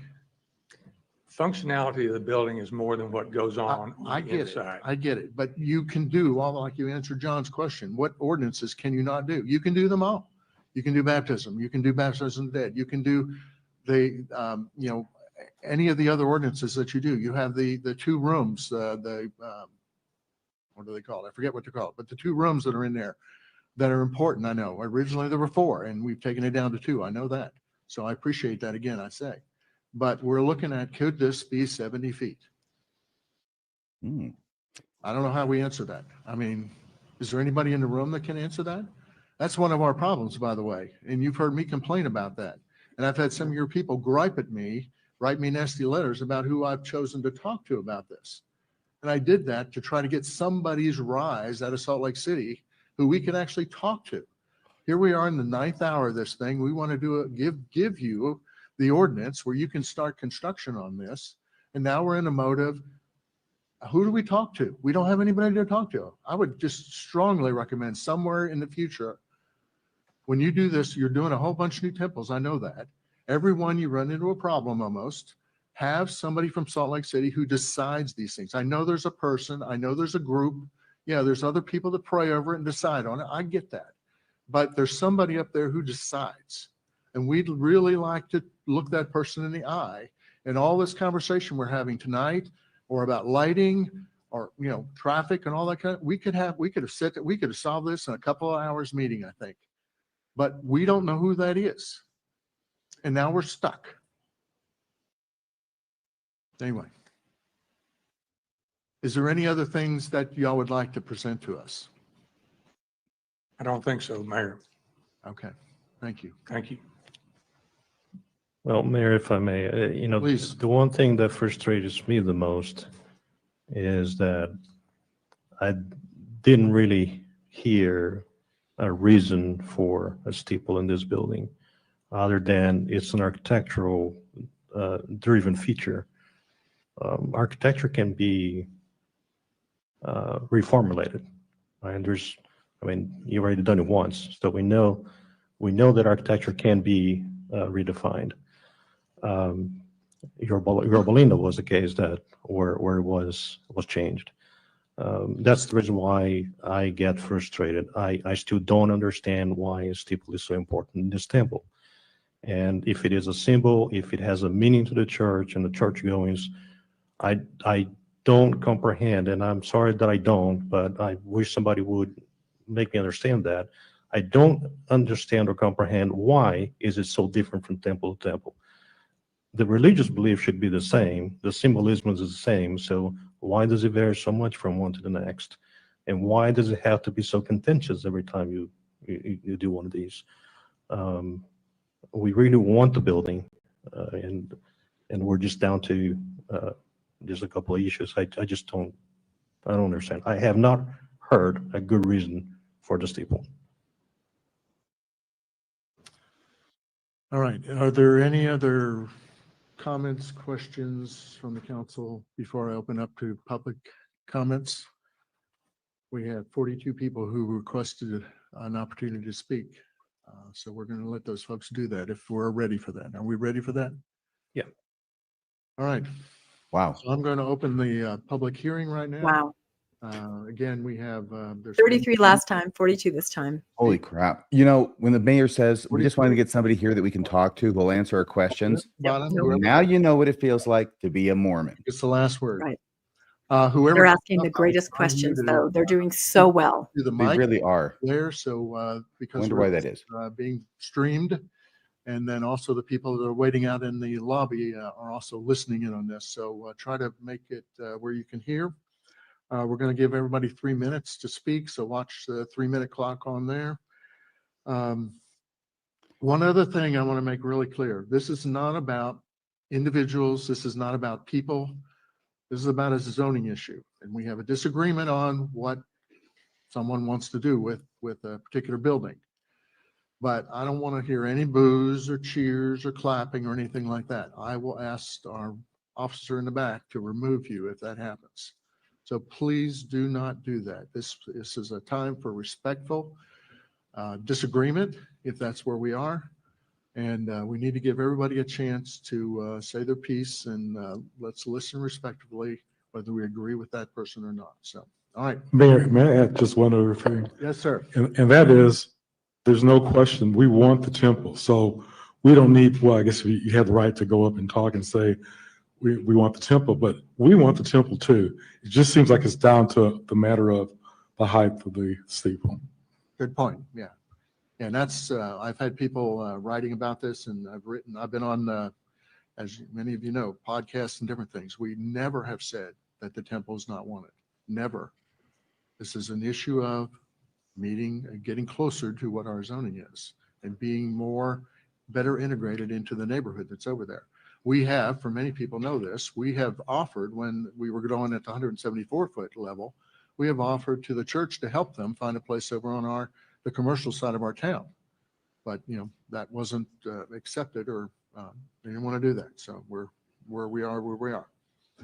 All right, I'm just going to call, if you're in the room, come on up. If you're not in the room, somebody in the back out there our police chief, Chris, will help you in and bring you in. But so first person is, Larry Thomas. Is Larry Thomas in the room here, or is he out there? All right, if Larry Thomas is out there, I'm going to let the chief go find Larry. This should speed things up. He's looking for Larry. Yeah. Hope he's not outside. Next. Well, yeah, I was going to do that if somebody was in. All right, let me. Rebecca, has anyone on the ground told you? Are there a lot of people out in the lobby that aren't come on up, in the room itself? Yeah, there's some overflow from what I understand, but I don't know exactly. Yeah, Dan, give them their name, and you're in Lucas. Tell them where you live. So, Mr. Mayor, members of the council, thank you for being here tonight. We appreciate your arrangement in allowing us to present this conditional use permit. My name is Dan Trithall. I live at 821 Parchment Place, Lucas, Texas. I serve as a local lay leader of the Church of Jesus Christ of Latter-day Saints and oversee several of our congregations here in the Lucas, Allen, and Fairview communities, including those that meet in the Fairview Meeting House. Stake president. Two of the articles of our faith address important issues of religious liberty and honoring the law. One of those states, we claim the privilege of worshiping Almighty God according to the dictates of our own conscience, and allow all men the same privilege, let them worship how, where, or what they may. The other states that we believe in being subject to kings, presidents, rulers, and magistrates, in obeying, honoring, and sustaining the law. Just not city councils. We are here tonight as an expression of both our religious liberty and our commitment to follow the law. It is important for me tonight to clarify misinformation about this process we have been engaged in. It's been disheartening to face mischaracterizations of our proposed temple as against the law, when it is entirely appropriate under local law and fully protected by both federal and state laws that protect religious liberties in the United States of America. Our intention has always been to collaborate openly at every stage of this process. Despite our sincere efforts to avoid conflict, we must stand firm against any actions that would impede the rights of the members of our church or any church to worship freely as protected by the laws of the land. Who's he talking to? With the growing membership of our church in North Texas, we need another church, another temple to allow our members to worship without being substantially burdened. And in my opinion, we need a temple considerably larger than the most recent redesign affords. We consider ourselves part of the Fairview community and really are trying to be good neighbors. We've been good neighbors for the past 11 years since the construction of our meeting house. Up your game. The recent redesign of the temple offers several major concessions, including a significant reduction in the overall height and size of the building. The walls have been lowered to a point that many of the habitable areas of the temple are even lower than the residential standard. Who habitates there? The steeple has been reduced over 54 feet from the original design. Mr. Mayor, of all the members of the council, I think you know us best. You know who we are. You've served side by side with many of the leaders of our church for many years. We've worked with your church congregation and other local congregations to change the world here in Fairview, Lucas, and Allen communities. That's coming up. It is. You know the kind of neighbors that we are, and we hope that tonight you and the council will vote to reaffirm the commitment you made during the mediation process. We hope that you will join with all Fairview residents and many others in the surrounding area who want this temple and who share a love for both their faith and their community. Thank you. Thank you, Dan. Is this Larry Thomas? Come on up, Larry. They found him. I'd like to just give everybody a passage. Take him out, bailiff. We're passing around for you. Go ahead. At least start his clock while he passes things out. I know. It's only fair. Come on. I'll give one to everybody else, Larry. Reside on Cheyenne Drive in Fairview. I'm a retired real estate professional with 30 years experience as a developer, an owner, and a consultant in zoning cases in Texas and in 13 different states. This case is unusual because in most cases, the land user normally requires zoning and necessary variances approval of the contract of what he plans to do with the property before they buy it. In all my 30 years, no one ever bought the property, then tried to change the zoning.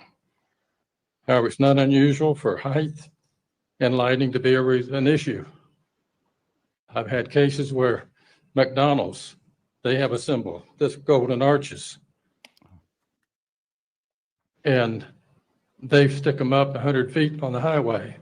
But when they come into a community like this, they'll put them right on the ground. Serves the same purpose. Fast foods, gas stations, they like to be up in the air too, but they'll agree to it if they want to be a part of the community.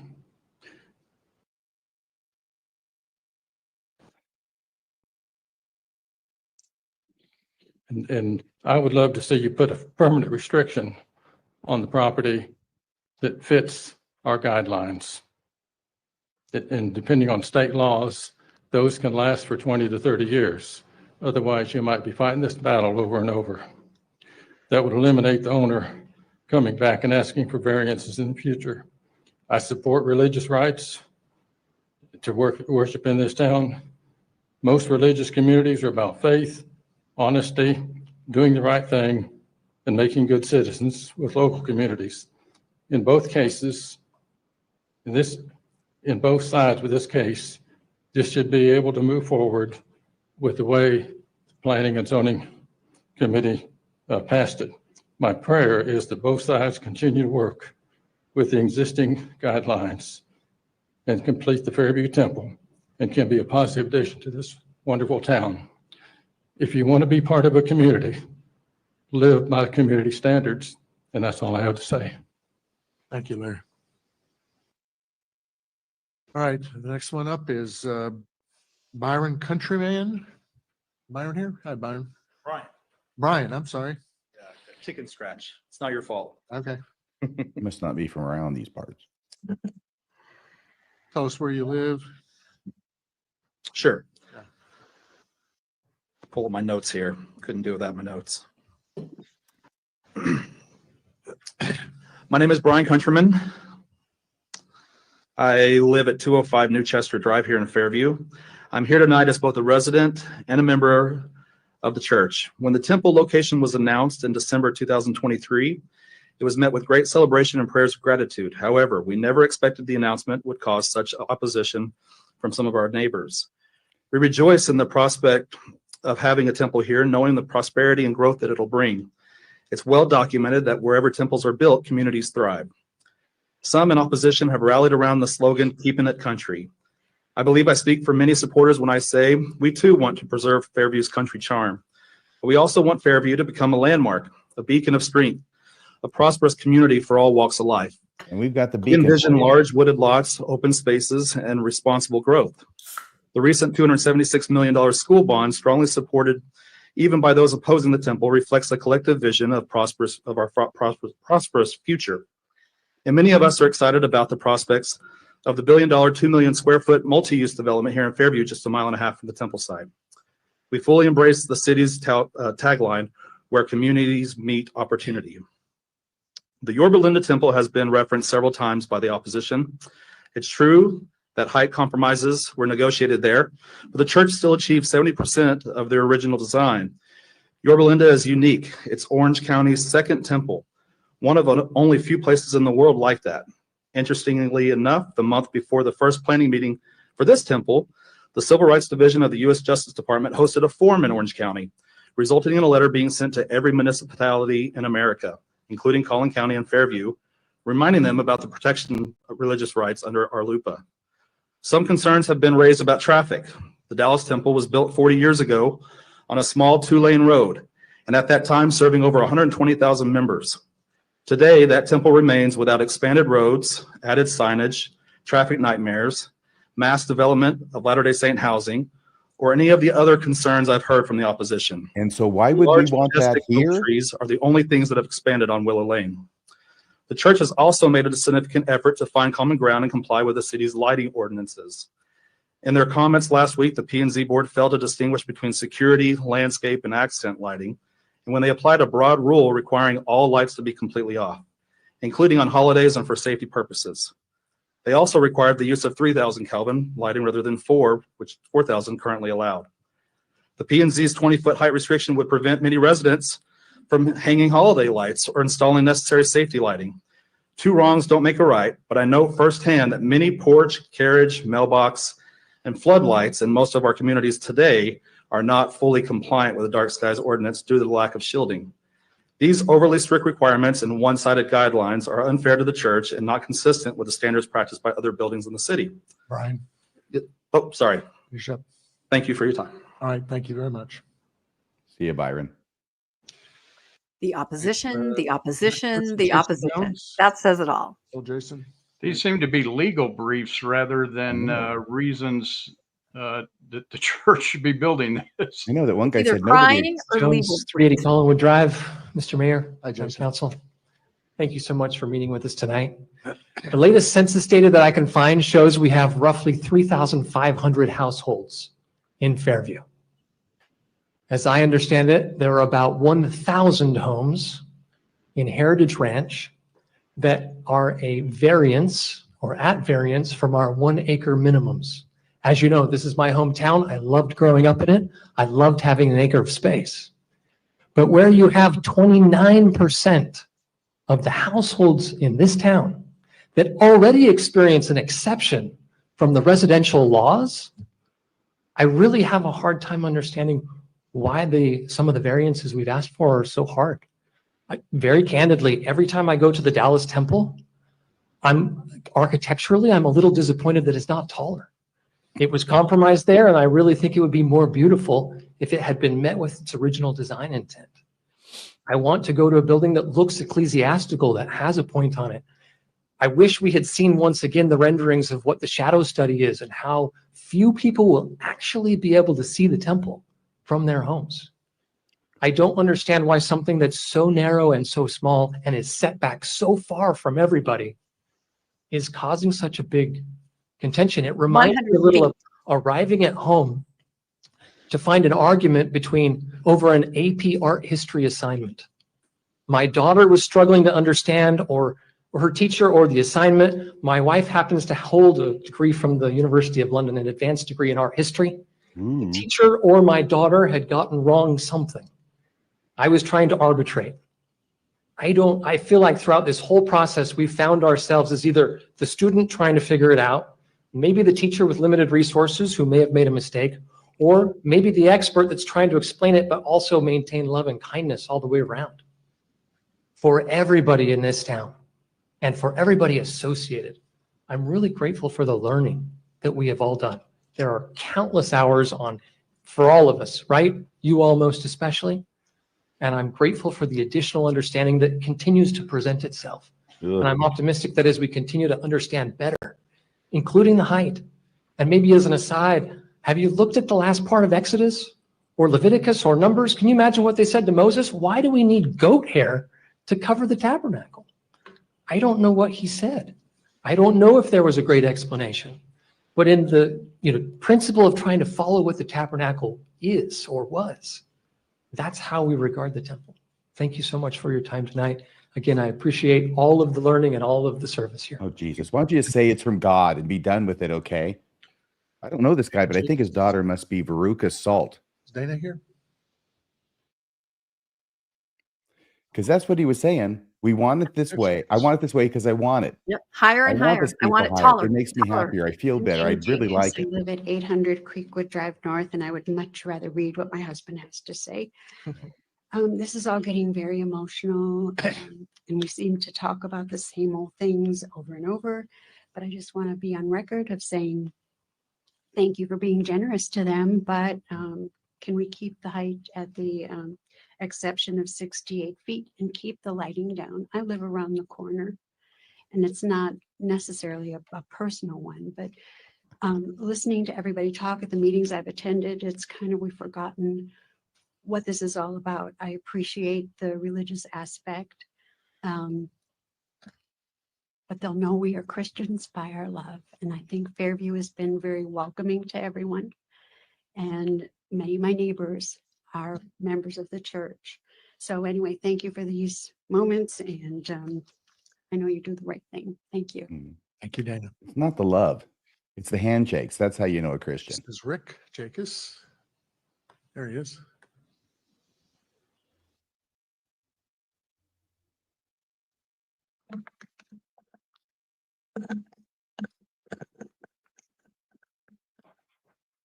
Sorry.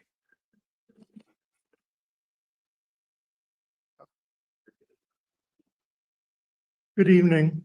My name is Rick Jacobs, and I live at 800 Creekwood Drive North in River Oaks 1 of Fairview. I'll keep this short. I've sent you all several emails listing all my opposition, so I won't repeat those right now, waste your time. You've already hopefully read some of those. But to tell the truth, I still do not want any kind of temple that's going to affect our peaceful neighborhood.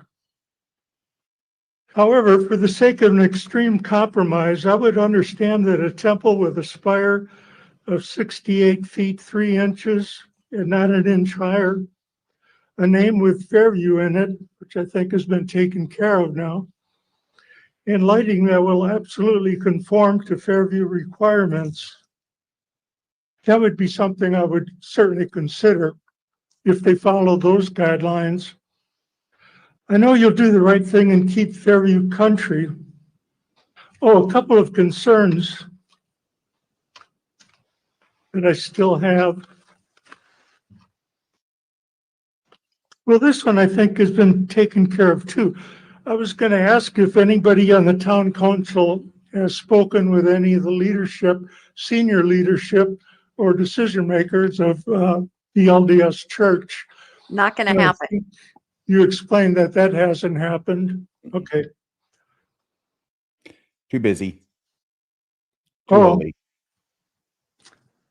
the other thing that when the Fairview people speak, they're addressing the council, but they're also addressing the LDS Church. They're telling them their concerns, their beliefs, what they want. Again, they're addressing the LDS Church, not just the town council. But I haven't heard anyone from the LDS Church address the Fairview residents directly. These residents all have concerns, you know that.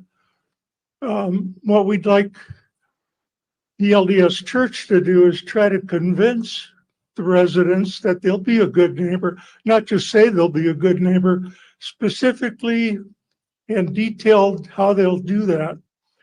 Again, try to convince us that you're trying to be a good neighbor and how you'll do that. And also how you'll improve the life. I think someone said the town around other temples have improved. I'm not so sure that'll happen here. I'd like to know, though, how they'll improve the quality of life of the Fairview residents. Thank you. I appreciate your time. Thank you, Rick. A theocracy doesn't have to talk to people at all. There you are. They're I would never just going to table talk the damn to thing until they came down from their holy mount in Salt Lake City and actually talked to people. like human beings. They used to. drive in They used to Fairview. confer with towns. I'm actually someone who gets to vote for y'all. Just wanted to make note that we have lit up the water tower green tonight to show how much that we love our town and the importance of the deliberations taking place here tonight, the P&Z and the town council. We want to thank you for your service. To citizens on both sides of the issue who live in Fairview, we look forward to a reconciliation and a strong future for Fairview. I will add a couple of things that the height is a big deal. It needs to be lowered, as Mayor Lister was saying, to an appropriate level that P&Z has approved. And I think the majority of us that are against it would be okay with that.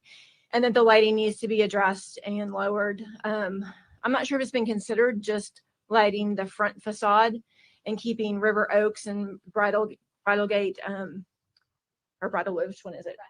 Bridlegate, keeping them dark. I know my in-laws live in River Oaks, and having the lighting go towards the back sides of the property is going to light up that neighborhood.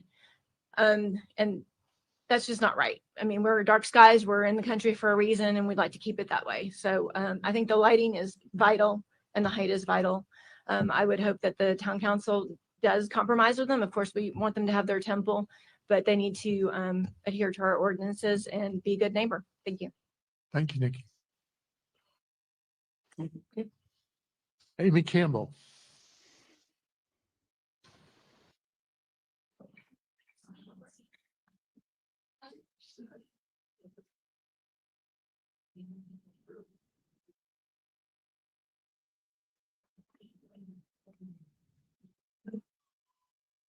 Okay.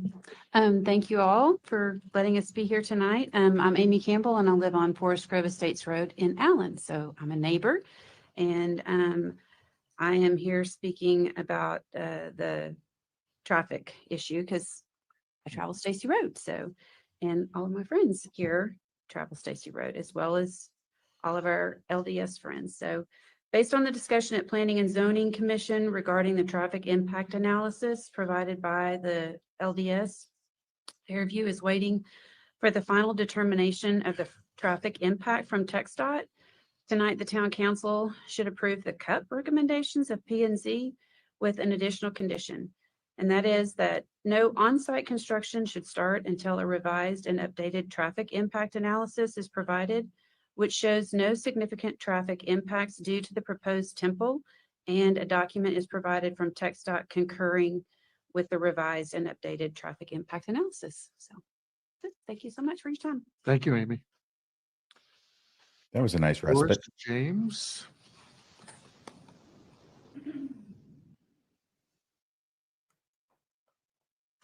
Hi, Doris. Hello, Mayor Lester and Honorable Council. I'm grateful to be here and be with you. I'm Doris James. My husband and I moved to Fairview about 24 years ago, and we currently reside at 801 Creekwood Drive South in Fairview. I'm grateful to be here tonight and want to offer my support for the construction of the LDS Temple in Fairview. Having been a professional member of the American Society of Interior Designers for over 40 years, I'm keenly aware of the impact that one's surroundings can have. Religious structures in particular can lift, elevate, inspire, and create a sense of peace and well-being. I know we all want that in these turbulent times. Thank you. Throughout the history of architecture, churches and synagogues and cathedrals have been the heart of communities, causing residents to gaze heavenward and evoking feelings of hope and safety, and becoming places of refuge. It's a great honor for us as a town, and a tribute to the members of this fine community, that the Fairview's been selected to receive a temple. The Church of Jesus Christ of Latter-day Saints is renowned for its construction of majestic temples throughout the world, and there's only 350 or so temples in existence, and the fact that we were selected to receive one is a great blessing and honor to our community and a great reflection on this community. After Prosper. The skills of the After finest Prosper, right. craftsmen and the 20 best seconds. materials will be used in creating a place of profound beauty. The newly proposed low-profile single level temple design will integrate gracefully into the surroundings. Now, I do want to address just a moment the community, as was asked, and share a story with you about a dear friend of mine who is from Indiana and was there at the construction of the Indiana Temple. She and her husband just lived a few blocks from the temple. At first, the residents were kind of hesitant to embrace the idea of a temple. But with time, as they saw the beauty of the construction come forward, they were amazed. And as the landscaping went in, they were even more impressed. But after the temple opened, they discovered that the neighbors were invited to come to the temple grounds and to take part in the feelings that are there and the serenity and meditate. Mothers began pushing strollers with their babies to come and see during the hours the temple was open. Serenity now. Their grandchildren to see the new flowers as they were planted. And before long, they weren't saying by the members, their temple or that temple, but they began to say it's our temple. And I hope that that, with all my heart, will be the case for Fairview. And I say this, thank you. Thank you, Doris. Did you almost say close in the name of the And Savior? I say this. Almost did And it. I say this in the name of And that's a faith promoting rumor. They tell this over and over. People are reluctant and then they get on board. This is the faith promoting rumor that they use over and over. You related there somehow. Oh. Related. I say these My name things. is Terry James of 801 Creekwood Drive South. Testimony We've is been named in the Fairview burying of it. community now for almost 25 years. Is this John Carradine? Well, I'm going to get right to the kind of the heart of the issue here, which I think that which is of interest to you, and that is height. Couple of points. In the continental United States, there are 155 temples, all in the U.S. mainland. One of those temples does not have a steeple. That's in Mesa, Arizona, where I was married. It's a flat roof. It's patterned after the Temple of Solomon 3,000 years ago. 99.5 of temples in this country have a steeple. Second, and this is a use case. This happened in Boston, Massachusetts. Some of you may be aware of this. But the church had a desire to build a temple there. What happened was that there was people who in the neighborhood that didn't want a temple there, filed a lawsuit. And the lawsuit was, well, we don't want you to build a temple. And the second lawsuit was, well, we don't want you to have a temple. It's kind of a steeple. First lawsuit was won by the church, which says, yeah, you can build a temple. It was built without a steeple. The steeple then case just went on to the Supreme Court in Massachusetts. Blah, blah, blah. Hey, Rebecca. What was the outcome of that? Is John Carradine lying? This is the outcome. I'm going to read it to you. LDS senators proposed our LUPA, and here we are today. It is not for judges to determine whether the inclusion of a particular architectural feature is necessary for a particular religion. That was one item. Here's the You second. haven't even said it's necessary or how. The opinion also said that there is clear evidence that the church values, this quote, the church values an ascendancy of space for the religious ceremonies performed in temples. She was referring to height. So here was a community that didn't want any kind of steeple whatsoever. Then you took the case in Yorba Linda. What was that? Well, okay, they start out at 99 feet, they end up at 70 feet. Be good neighbors. That was the compromise there. So if you're the church, where do you go? I mean, every place you turn, there's going to be this, people want this, they want that, they want this. It's all over the board. So how do you, as an organization, come up to appease all the varied kinds of wishes and wants that people have? I think follow we the need to- rules. By following the statute, You can yeah. hold to this 120 foot. I was non-binding mediation. I think that works. I hope that you will consider that as good neighbors. Thank you. Thank you, It's a sir. misconception. Oh, What was yeah, the they zoning? don't want it. They do. They're Doctor, just protecting what their was the code zoning in and the their Boston zoning. case? Was it a residential zoning? It was a residential zone. Are you sure? To my understanding, it was a residential zone. I don't think it was. Take that, Atticus Finch, in your Yeah. face. But again, this is where we got our LUPA, right? This is where we got it. 3 LDS senators introduced it, and it seemed like a good idea, right? Protect religious freedom. The LDS Church uses this as a weapon to do exactly That was a hell of a moment. Religious That privilege. was a hell of a moment right there.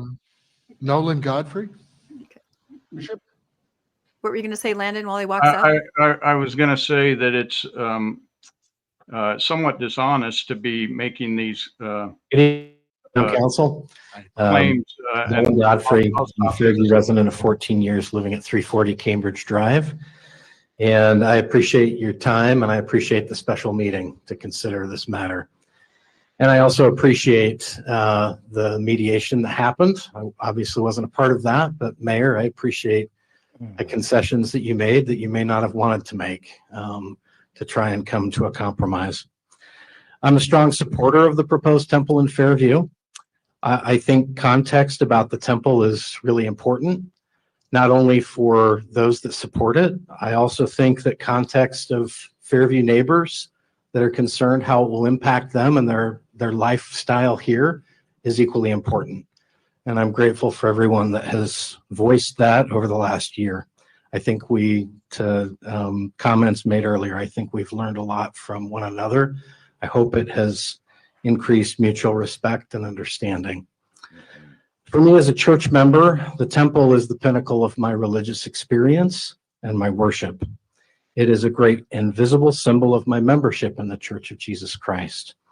Because of this, the design, the beauty, and the temple experience I have is important to me. It helps me remember the Lord, helps me worship Him, and find added purpose and meaning in my family relationships. For many church members, a temple that is beautifully designed, built, and decorated enhances and elevates that heavenly symbolism and experience, not only when seeing it or entering it, but worshiping in it. Many members put It looks pictures the of the same temple inside. in their homes. We put them in our chapels as a reminder of this symbol. And on their tombstones. Steeples and spires, as we know, and Mayor, I appreciate you acknowledging that. I know those are important. They're religious symbols. They have been for centuries and they continue to be.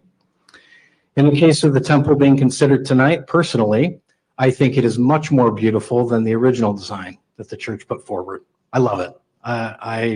I can't wait to see it. I hope we get to see it on Stacy Road soon. Is it higher than 68 feet, which is the height of the current chapel steeple? Yes, it is. Do I think that the way this temple has been designed and proposed adds to the temple as this symbol of my membership? I do. I think it's beautiful. I would be very pleased to have a picture of it in our chapel, in my home, share it with my friends and my neighbors. Instead of a picture of Jesus. It's fundamentally different from chapels, which is part of the important context to keep in mind, and part of the reason why the design is so different, and part of the reason why the height, I think, is a consideration. It's a place where heaven and earth can meet, and I can't think of a better place for heaven and earth to meet than right here in Fairview, Texas. Thank you. Thank you, sir. I want, Oh my gosh. And they're I thinking, want why to do you say need to on show your the- neighbor temple pictures if they're going to have the damn thing right next in door? out their window. Say it fast, Landon. I was going to say it's disingenuous to say, how are we supposed to know the requirements? Because they gave you the requirement at the last There we go. council meeting when it was turned down, and they said, come back with these specs and we'll approve it. And they changed, they didn't come back meeting those. So. Good evening. My name is Stephen Dry. My address is 1725 Stacy Road in Fairview, Texas. My family and I have lived in the area for almost 16 years, and I've been practicing as a physician in the area since we moved here. I have been a member of the Church of Jesus Christ since 1987. I was in college at the time in Natchitoches, Louisiana. The closest temple to us then was the Dallas, Texas Temple. It had been dedicated in 1984. It was closed 3 years after it was dedicated because it was built too small. It served Texas, Oklahoma, Missouri, Louisiana, Arkansas. The total membership at that time was about 170,000 in the area. Today, now the church has many more temples, but just one in the DFW area so far, but it serves twice as many members just in the Dallas, Texas area. Temple was built to accommodate what it was being seen at the time. How special Fairview is to have this opportunity to have a temple built here. In the whole world, there are only 203 dedicated temples. There are another 179 temples either planned, under construction, or with their dedication scheduled. I have visited probably 20 to 25 of those temples in the United States. In each and every one of them, you can feel the Spirit of the Lord reside there. You feel closer to your Father in heaven. You should, after all. It is his house. But you can't go in. You don't have to be a member to be on the grounds of the temple. We encourage you and even invite you to visit. They We see it ask like that you it's a just feature. respect the quiet reverence that should preside over the area. I would just like to thank both the city council and the church representatives for ironing this out. Personally, I'm afraid that we may be building it too small. The church did with that in the original Dallas temple. As I said last Thursday night, everything is bigger in Texas, just not in Fairview. My recollection was the temple itself wasn't too small, but there was a problem with the hallways, which are around, and the traffic of people walking through that had That's to another be. faith promoting rumor that they needed a bigger temple. Hang on, sorry. Hang in there. This is Holly also the Snow, third I live temple at in the Dallas 120 Fort Worth Weston Drive in area, Fairview. so- A church steeple is a universal religious symbol throughout the world. Starting about the 8th century, the use of spires, steeples, and towers on Christian buildings became commonplace. In fact, they are probably the signature physical characteristic of a Christian worship center. However, I've been to a lot of these meetings, as most of the people in here have, and a lot of our temples that don't have spires have been brought up. So I'd like to address some of that. Give you a little short history. The Cardston, Alberta, the Laie, Hawaii, and Mesa, Arizona temples were all built without steeples. They all have kind of a neoclassical design, similar to a government building or a federal courthouse. This made sense at the time because they were all built around early 20th century. It made sense because at the time there was a lot of persecution against the church in this country, and they wanted to streamline. They wanted to fit in both politically and culturally. The Tucson, Arizona temple that you may reference today actually does have, it's not a steeple, but it is a dome. And if you've been to Tucson and look around, it fits in. It is very Southwestern. The entire community is built like that. It fits the architecture. The Yorba Linda Temple. We used to live in California before we came here. Yorba Linda does not look like Fairview, Texas. It does not have, there are so many churches here. It does not look the same. So it fits the architecture there.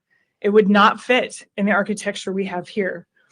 And Paris, France, that temple is built right next to or very close to the Palace of Versailles. If you look up that building, the architecture is very flat, straight across. And guess what? The temple also does that exact same thing. My point is this: temples are planned and designed to fit in their specific location and enhance the beauty of the area. Fairview is no different. Although the spires aren't required for worship, they're not required for what happens inside. They are definitely symbolic.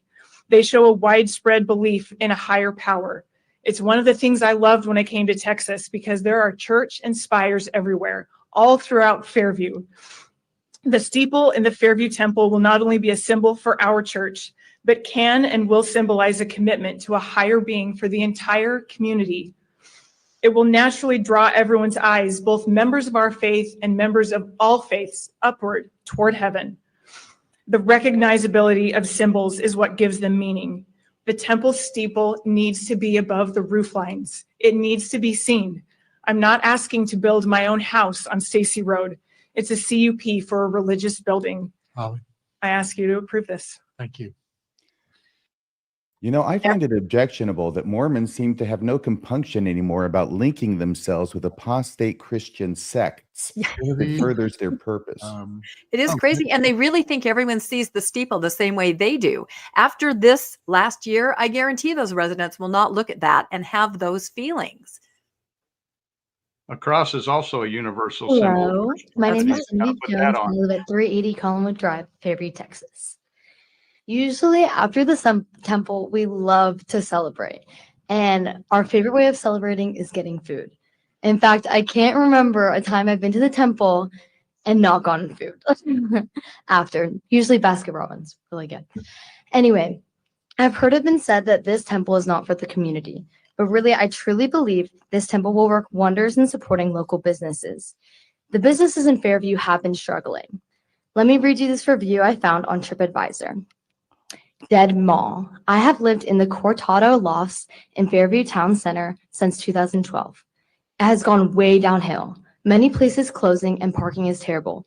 Management does nothing but create problems for residents.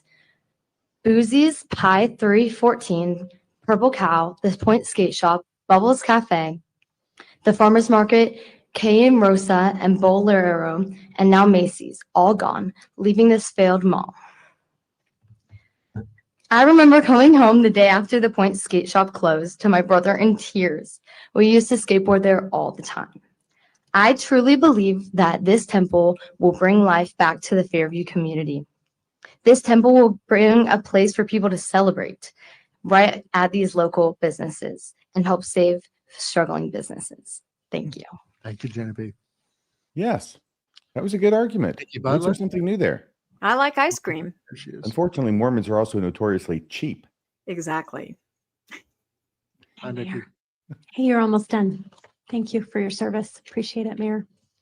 Okay, my name is Nikki Butler. I live at 681 Oakmont Court here in Fairview. Tonight, I wanted to express my support for the proposed temple in Fairview and to share a little bit about what it will mean for our Fairview community. The temple is not a busy or noisy place. It's a reverent house of worship. The grounds will be beautifully landscaped and maintained, not just for the comfort of those who attend, but also for the community as a peaceful, open space for reflection and calm, something I truly believe only enhances the rural charm and tranquility of Fairview.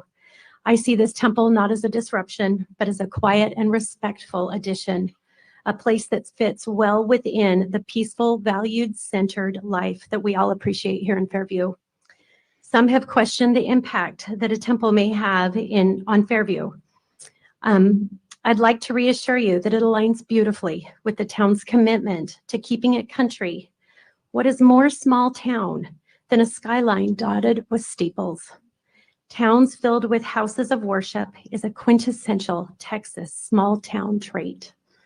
I have attended and spoken in support of the temple at each P&Z and town council meeting held over the past year, not just because I'm a member of the Church of Jesus Christ of Latter-day Saints, but because I'm a member of Fairview. I truly do love this Fairview community, and I know that a temple will be a beautiful addition to our beautiful town. I sincerely appreciate the thoughtful consideration of this new application, and I want to thank the mayor and the town council members for entering into this mediation to find a resolution of compromise for both the town and the temple I love. Thank you. Thank you, Nikki. Gary Carter.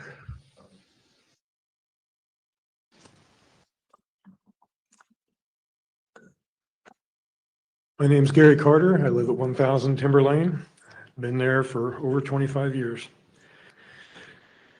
I think we're close. We're very close. I like what I hear about some of the things they said they would do with the lighting, turning them off, those sorts of things. I think aside from the height issue that you've already brought up, the biggest challenge we have is the upward facing lights. Upward facing lights will scatter off that side of that building and up into the night sky.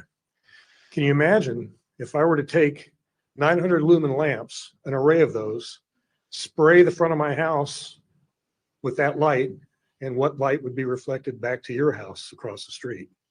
That's a very bright. That's 2.5 times brighter than the parking lot lights now reflect off the concrete. That's extremely bright. Downward facing lights would be the option. If they would put downward facing lights fully shielded on the building, I think we've got a home run here. On the height, I want to remind you that we've had cases in this town where our 35-foot limit caused people to rip the roof lines down and replace them. We have held tight to our ordinance on height. I encourage you to do so here. Thank you. Thank you, Gary. And that is true, that last example. Helen Dunham.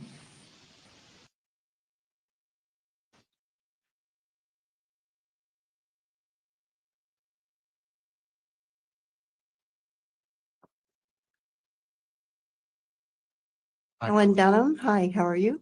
Yeah. Helen Dunham, 151 Horseshoe Bend. Good evening, Mayor and Councilman. Thank you for your time tonight. Last week, the P&Z Commission voted to recommend the approval of the applicant's cup with conditions to the Town Council.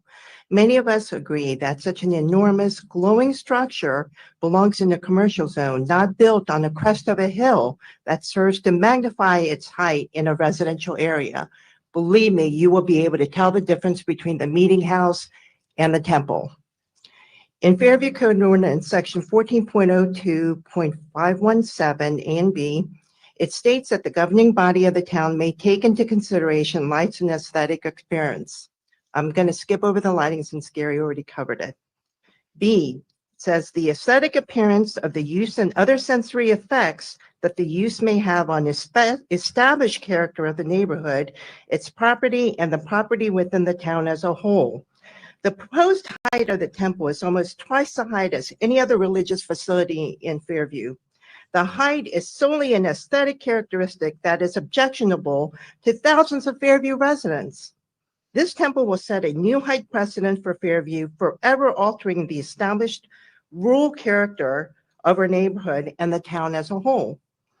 I applaud the current P&Z Commission for understanding the importance of zoning laws and the implications of setting new precedents, basically rewriting the zoning laws of Fairview.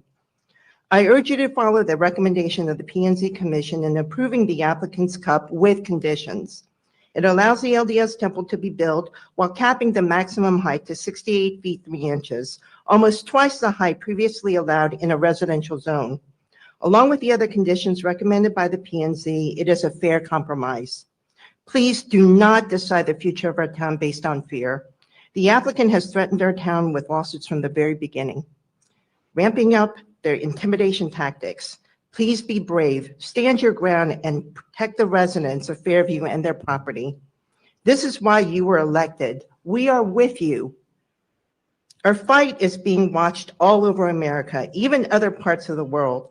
They're watching to see how you will decide the future of our town and small towns like Fairview all over the United States. Will this town council's legacy be one of protecting residential zoning laws and saving Fairview, or continuing the destruction of our town for fear of lawsuits? How will you be remembered? Hopefully as a hero and not a zero. Thank you. Wow, stand your ground. Best talk all night. Best comments I've heard. That was a good one. She's here. There she is.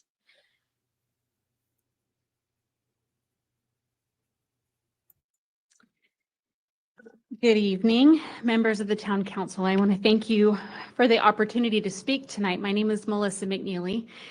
I live in Allen. I live at 1420 Spyglass Drive in Lost Creek Ranch, just across the street, not far from the temple site. This is the church I have a spokeswoman. personal story to share with you if you'll indulge me for just a moment. Nearly 11 years ago on Memorial Day weekend, my mother was killed in a head-on collision at the intersection of Lost Creek Ranch and Stacy Road. The driver was under the influence of synthetic marijuana and had a suspended license for repeat offenses of driving while inhibited.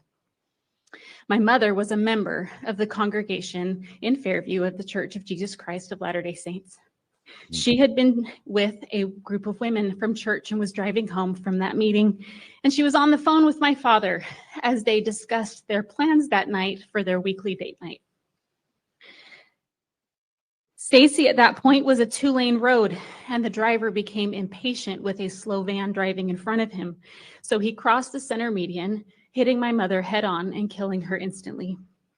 My mother, who was 59, left behind 4 children, their spouses, and 13 grandchildren, one of whom she never met. Living in Lost Creek Ranch and having the site of your parents' death literally at the entrance to your neighborhood is something that I've had to learn to deal with. Of course, it took time, but now I do this regularly by walking or running past the intersection and blowing a kiss to heaven to my mom, who's still my guardian angel watching over me.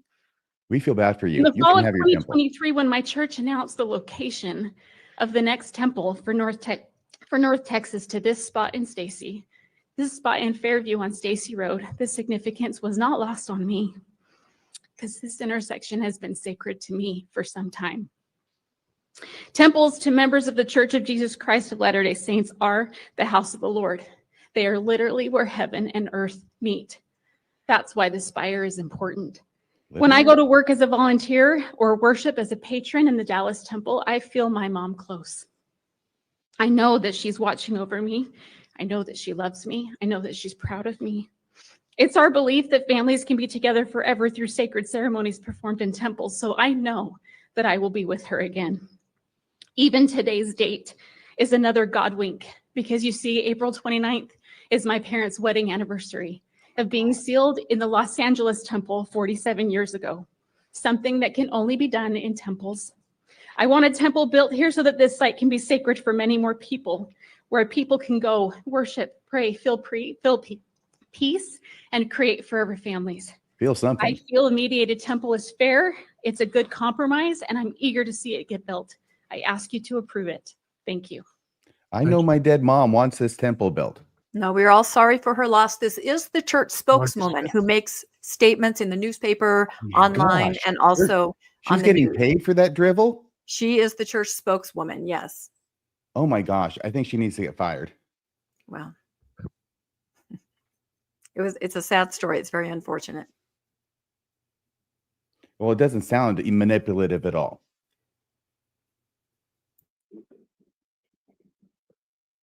I'm Margie Smith from 281 Paddock Trail here in Fairview. And Henry stole my thunder with the whole Yorba Linda timeline, but I'll go over it quickly. Yorba Linda is a small town of 66,000 residents in Southern California with similar zoning regulations and precedents to Fairview. Their experience with a CUP application for an LDS temple is also similar to Fairview, but they were treated in a neighborly fashion and were successful in maintaining existing zoning laws and precedents. So here's the timeline. March 29th, 2022, the LDS held a meeting for the Yorba Linda residents, presenting a temple with a 107-foot spire. The residents pushed back on both the height of the spire and the lighting. 7 weeks later, LDS presented their project to the Yorba Linda Planning and Zoning Commission with a 99.4-foot spire. Residents continued to push back, and the commissioners also expressed their concerns. At the end of the night, P&Z conditionally approved the CUP, subject to 101 conditions for approval. One of those conditions limited the spire height to 70 feet, the precedent for the spire at another religious facility in Yorba Linda. 30 days later, on June 10th, an updated rendering of the LDS temple was presented with 70 feet as the spire height. And the church's communication director stated, "We did that as a courtesy to our neighbors. We feel under the admonition of our Savior that we're supposed to love our neighbors. It was important to us that they felt they had input in it. We also make sure that we're good neighbors and trying to facilitate a building that would fit in the architecture of our community, but also be very distinctive for an LDS building."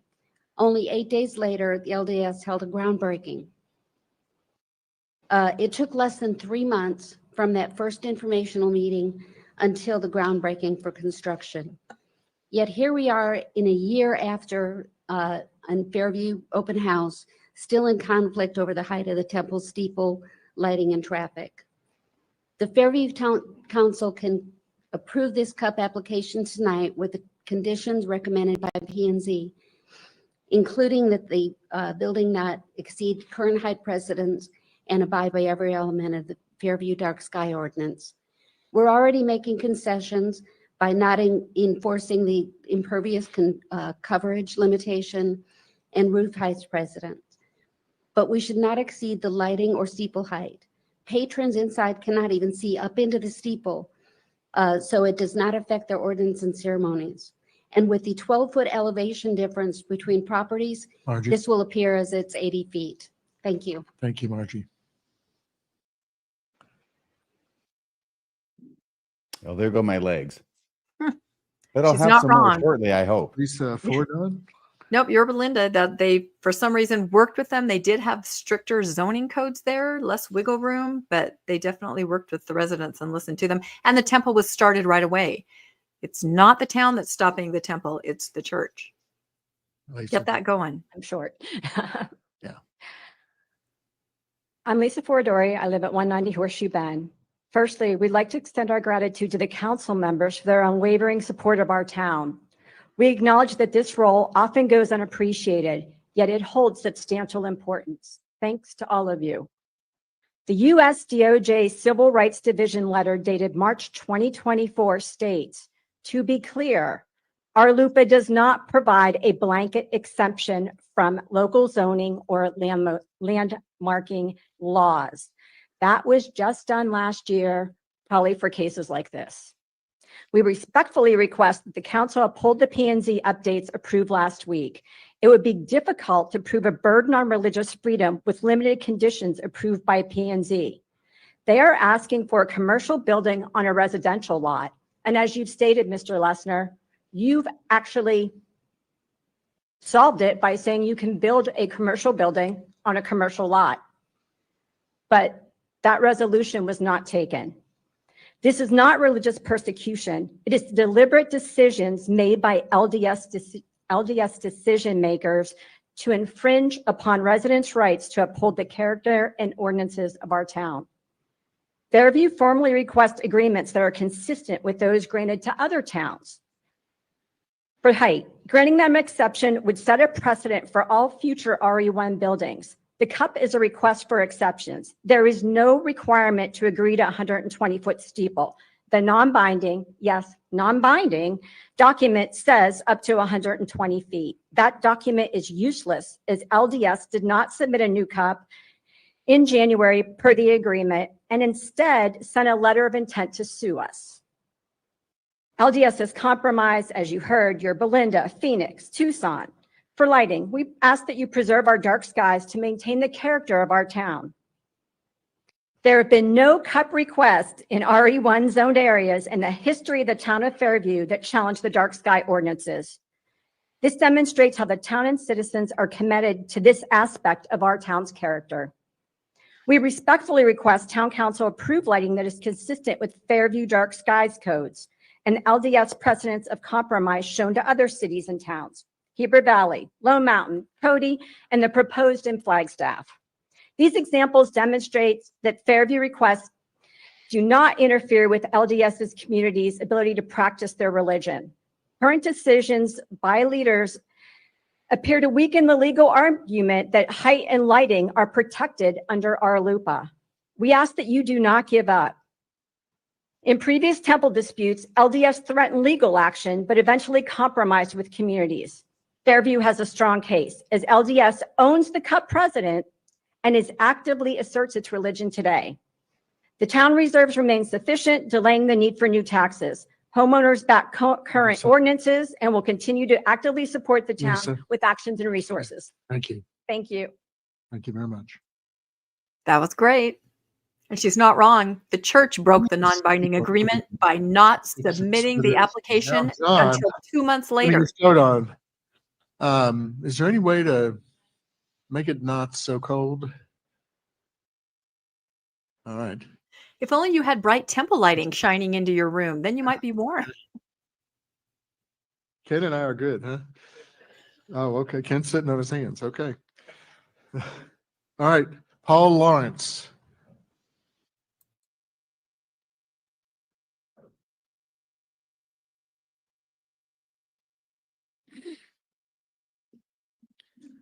My name is Paul Lawrence. I live at 1206 Arroyo Blanco Street in Fairview, and I am in support of the Fairview Temple. I've been thinking about the dark skies ordinance. I don't like the thought of our temple lighting adding unnecessary excess light pollution to the night sky in Fairview. So I looked into it and wanted to share a few of the things that I learned. A measure of how dark the skies are in an area is essentially the reflection of what the light level of the faintest visible star to the naked eye would be, given the light pollution present. Star brightness is measured on a logarithmic scale called magnitude. So the limiting magnitude indicates what the brightness level is of the faintest star that can be seen in an area. These values are quantified and given a rating known as Bortle scale. The Bortle scale has a range of 1 to 9, where 1 has essentially no light pollution, and 9 is the level that can be found in the inner city of a major metropolitan area. I found a few different sources that cited different Bortle scale ratings for Fairview, one that showed it 7 to 8, and another that showed it indicated Fairview is 4 to 5. Assuming that the Bortle scale rating in Fairview is 4 to 5 and not 7 to 8, here's what I found. That the 30,000 square foot temple with a 120-foot spire will add 1.5 to 3 units of light radiance near its site.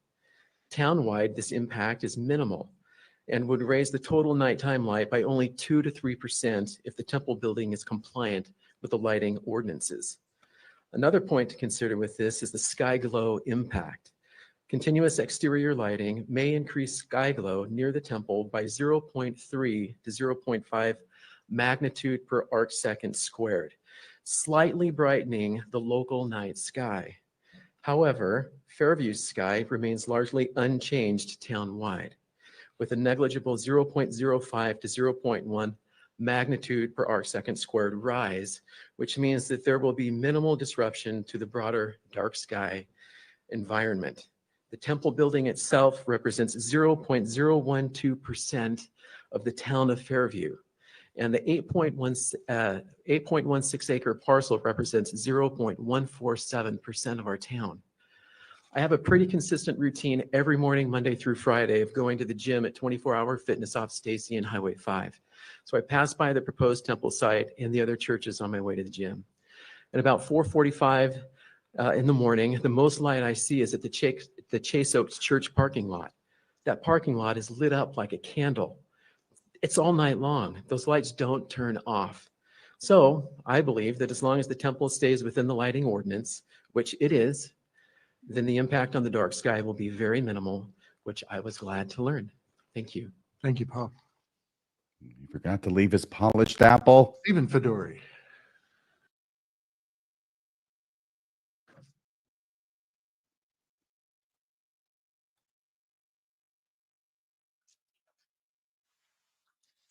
Stephen Fordori. I live in Horseshoe Bend in Fairview, been a resident for over 20 years.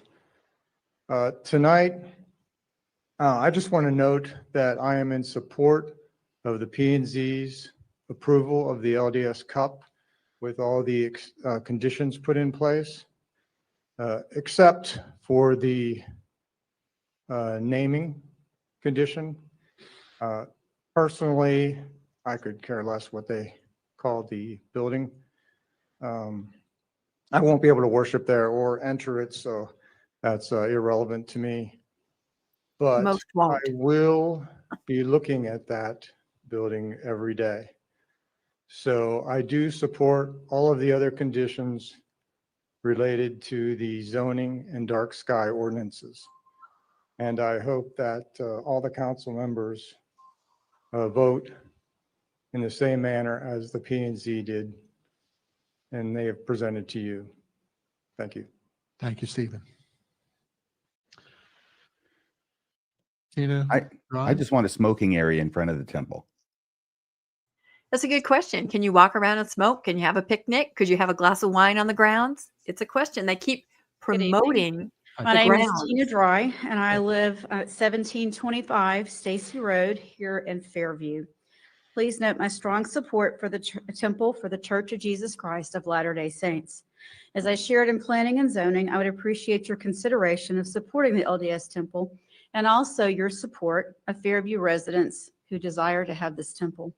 We too value the beauty of the surrounding area in which we have lived for over 15 years in our town of Fairview. And we know that we can continue to have this as well as this temple for our worship. My father was an educator, as am I, and he always taught our family that often we have more alike than we have different. We all desire good homes, strong community, strong family bonds, and as so many of you do, the opportunity to worship. And a huge temple in the middle of town. The Church of Jesus Christ, I eagerly look forward to the peace and prayerful worship of Jesus Christ that will be found here for faithful members, and allow us the steeple that fits the architecture of this design and fits this area of North Texas. The temple and surrounding grounds will offer the opportunity for individual, quiet reflection, peace, and prayer. The grounds at the Dallas Temple have given me a chance to sit quietly with a prayer in my heart, without other distractions, and to get inspiration on how to support one of our children during a time of big decisions. As parents and grandparents, I think we all seek that kind of help. And I look forward to having a temple so close by without traffic jams and accidents and 75 of travel. The beautiful landscape grounds of this temple in Fairview, Texas can be that quiet place of reflection, prayer, and solitude for all of our community. Thank you for your consideration of how this temple will support the values and beauty of an area that make the town of Fairview a place that we can all be proud to call home. Thank you for your time. Thank you. Because without this temple, there is no pride in Fairview. Does anyone spend time on temple grounds Mary who Jane is not Lawrence? LDS? No. I mean, is it really a thing? No, they don't. No, And I nobody feel like does you that. couldn't do certain things. And I feel like looking at the temple on the ground, you'd go, what is that? You just kind of be uneasy. My It's place all of gonna quiet take the reflection jacked up- is the Walmart parking lot. My family We'll take your jacked up in my pickup car. and leave roadies in the grass. Latter-day Saint. We originally moved to Fairview in 2008. We love Fairview so much that when our youngest was about 6 years old and wanting to be good neighbors, we started participating in the town cleanup efforts, picking up trash in our park and trail areas many times. With our yellow shirts We've on. even walked along busy country club road, all 8 of us with trash bags in hand, as the cars have whizzed by picking up garbage. Many of the physically abled members of the LDS Fairview congregation have done this multiple times as well. Members of our church appear in the Fairview Town newsletter every time a cleanup takes place. We take pride in keeping our town a beautiful and comfortable place to live. The thing is, we love the Lord, his gospel, and his holy temple even more. We enjoy the beauty and comfort that it brings. Those who oppose the temple have argued about the sewage water needs, the lighting, the size, and the height. There are also those who just don't want another Mormon church built here. And so here we are once again, asking that the solutions and compromises made by the LDS be good enough for approval. The height seems to be the biggest issue. We all know the motto, not another inch.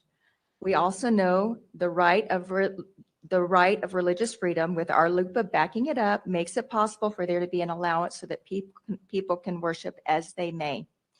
Biblically, temples are referred to as the mountain of the Lord. There is a reason ancient temples were often either built on top of mountains or built to be a mountain.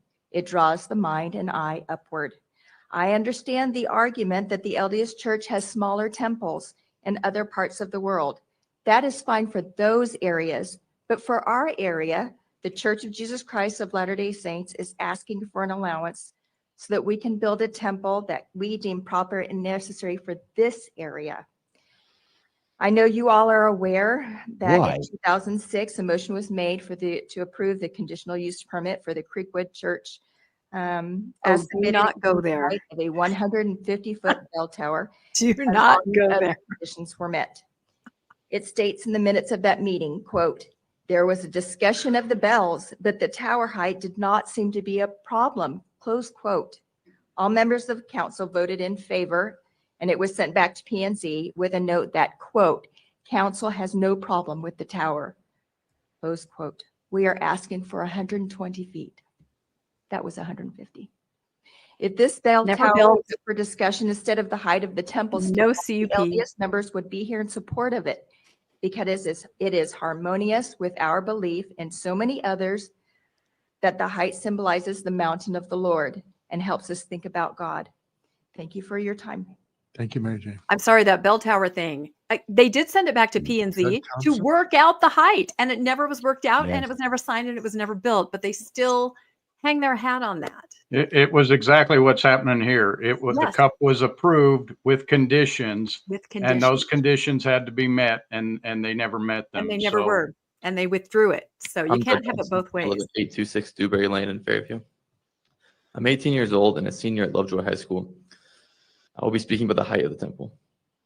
During my years in school, I've participated in many activities, including the wrestling team, National Honor Society, PALS or Peer Assisted Learning, Program for Students with Special Needs, and I'm the senior class vice president. All these activities have been rewarding, but of all the things I've done, the activity that has been the most fun, but also the most demanding, was my 4 years in the Lovejoy football team. Though the games were only played in the fall, it's a grueling year-round sport. 6 a.m. in the off season, 4:30 a.m. during the season. It's a lot and not for everyone, but suiting up on those few Friday nights under the lights in front of the whole community makes it worthwhile. So what keeps us going? Every morning for years, I parked in the shadow of the Lovejoy football stadium and its press box. It's the tallest, most recognizable building on campus. While the stadium is used by a few sports, everyone knows it's built to that size and certainly that capacity for Friday nights in the fall when the whole town comes together as a community and packs in to watch football. We only use the stadium properly 5 or 6 times a year, but it stands majestically all year round as a reminder of why we get up so early, why we push our bodies so hard, and what our goals are. From the time I was in elementary school, I dreamed of being big enough and good enough to play in that big stadium. On Friday night, every morning when I park in the stadium, every morning when I park the car in the shadow of that towering press box, it reminded me of that goal and motivated me to achieve that dream.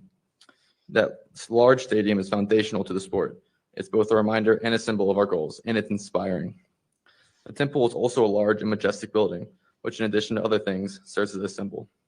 Every time I see or visit the temple, it reminds me that I'm a Christian and to do good and to be good, as well as my goal is to be married there one day. And its size is also foundational to its purpose. Football could be played in a remote dirt field with no seats, no stands, no lights, no scoreboard, and no spectators. But it's Yes, not. you could. It's not played like that anywhere, but especially not in Texas. The temple could be a portable tent like it was in the times of Old Testament, but that's not how God does it in 2025. It wouldn't be nearly as beautiful, it wouldn't be a reminder, and certainly wouldn't be inspiring. And honestly, it would be quite disrespectful to God, who has given all of us not only the necessary freedom that permits us to have this discussion, but the very breath we're using to have it. The temple is the house of the Lord, and out of respect for him who has given us everything, it should be built in the most inspiring and majestic manner possible. Thank you. Thank you, Jed. Does Go the stadium meet the codes of the town? It's a question. Tiffany Thompson. You know, people might actually show up for a football game. Touchdown for Hello. Jesus. Hi. Tiffany. Hi. My name is Tiffany Thompson, and I've been a resident of Fairview for the last 10 years. I live at 826 Dewberry Lane. We moved to the area in 2013 and to Fairview in 2015. It's an amazing community. We've raised 5 kids here. You just met one of them. That was my You did well there. That was my son. 3 of my children have graduated from Lovejoy High School. 1 will graduate next month. That's Judd. You just heard from him. And then we have a sophomore currently enrolled. I know we're addressing the height and lighting today, but I'd also like to talk about how as soon as those issues are resolved, it will help keep our youth safe. So today I'd like to speak about keeping our teenagers safe. We chose this community because of the great people. I think there are many of those great people here tonight who care so much about Fairview, and I'm grateful to be in a community like that. We chose it because of the excellent schools, the safe environment to raise our kids. Our friends here are diverse in religion, race, culture, and politics. I'm grateful for those differences and the way they've enriched our lives and made us better people. While we don't always agree, I know our neighbors love and support their kids just as I do mine. Raising kids isn't a job for the weak. It truly takes a village, and I believe Fairview is that village. I'm in favor of the temple. Our church has made many compromises in many areas of the plan and has submitted a smaller version that aligns with city laws and now needs approval. I appreciate all of you who are here, all of you who serve on the town council and give your time freely for the good of our community. I want to focus on how this temple in Fairview will benefit our youth, particularly our teenagers who attend and serve there. In Dallas, there are over 33,000 car accidents each year, including 200 fatal crashes. Many of those involve teenagers. A temple in Fairview would help keep our local youth closer to home and off the dangerous highways. I've served on many PTO boards, committees, and booster clubs. The constant topic is how to protect and guide our children. Many of those who will come to worship at the temple will be teenagers. These are local teens trying to choose good paths despite being bombarded by harmful influences every day. Why wouldn't we support something that encourages good values, service, and righteous living?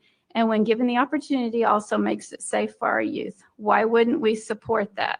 There are already so many temptations and negative influences that can derail our youth and lead to heartbreak. We've been hearing about the tragedies happening recently in Frisco and beyond. Let's not ignore them.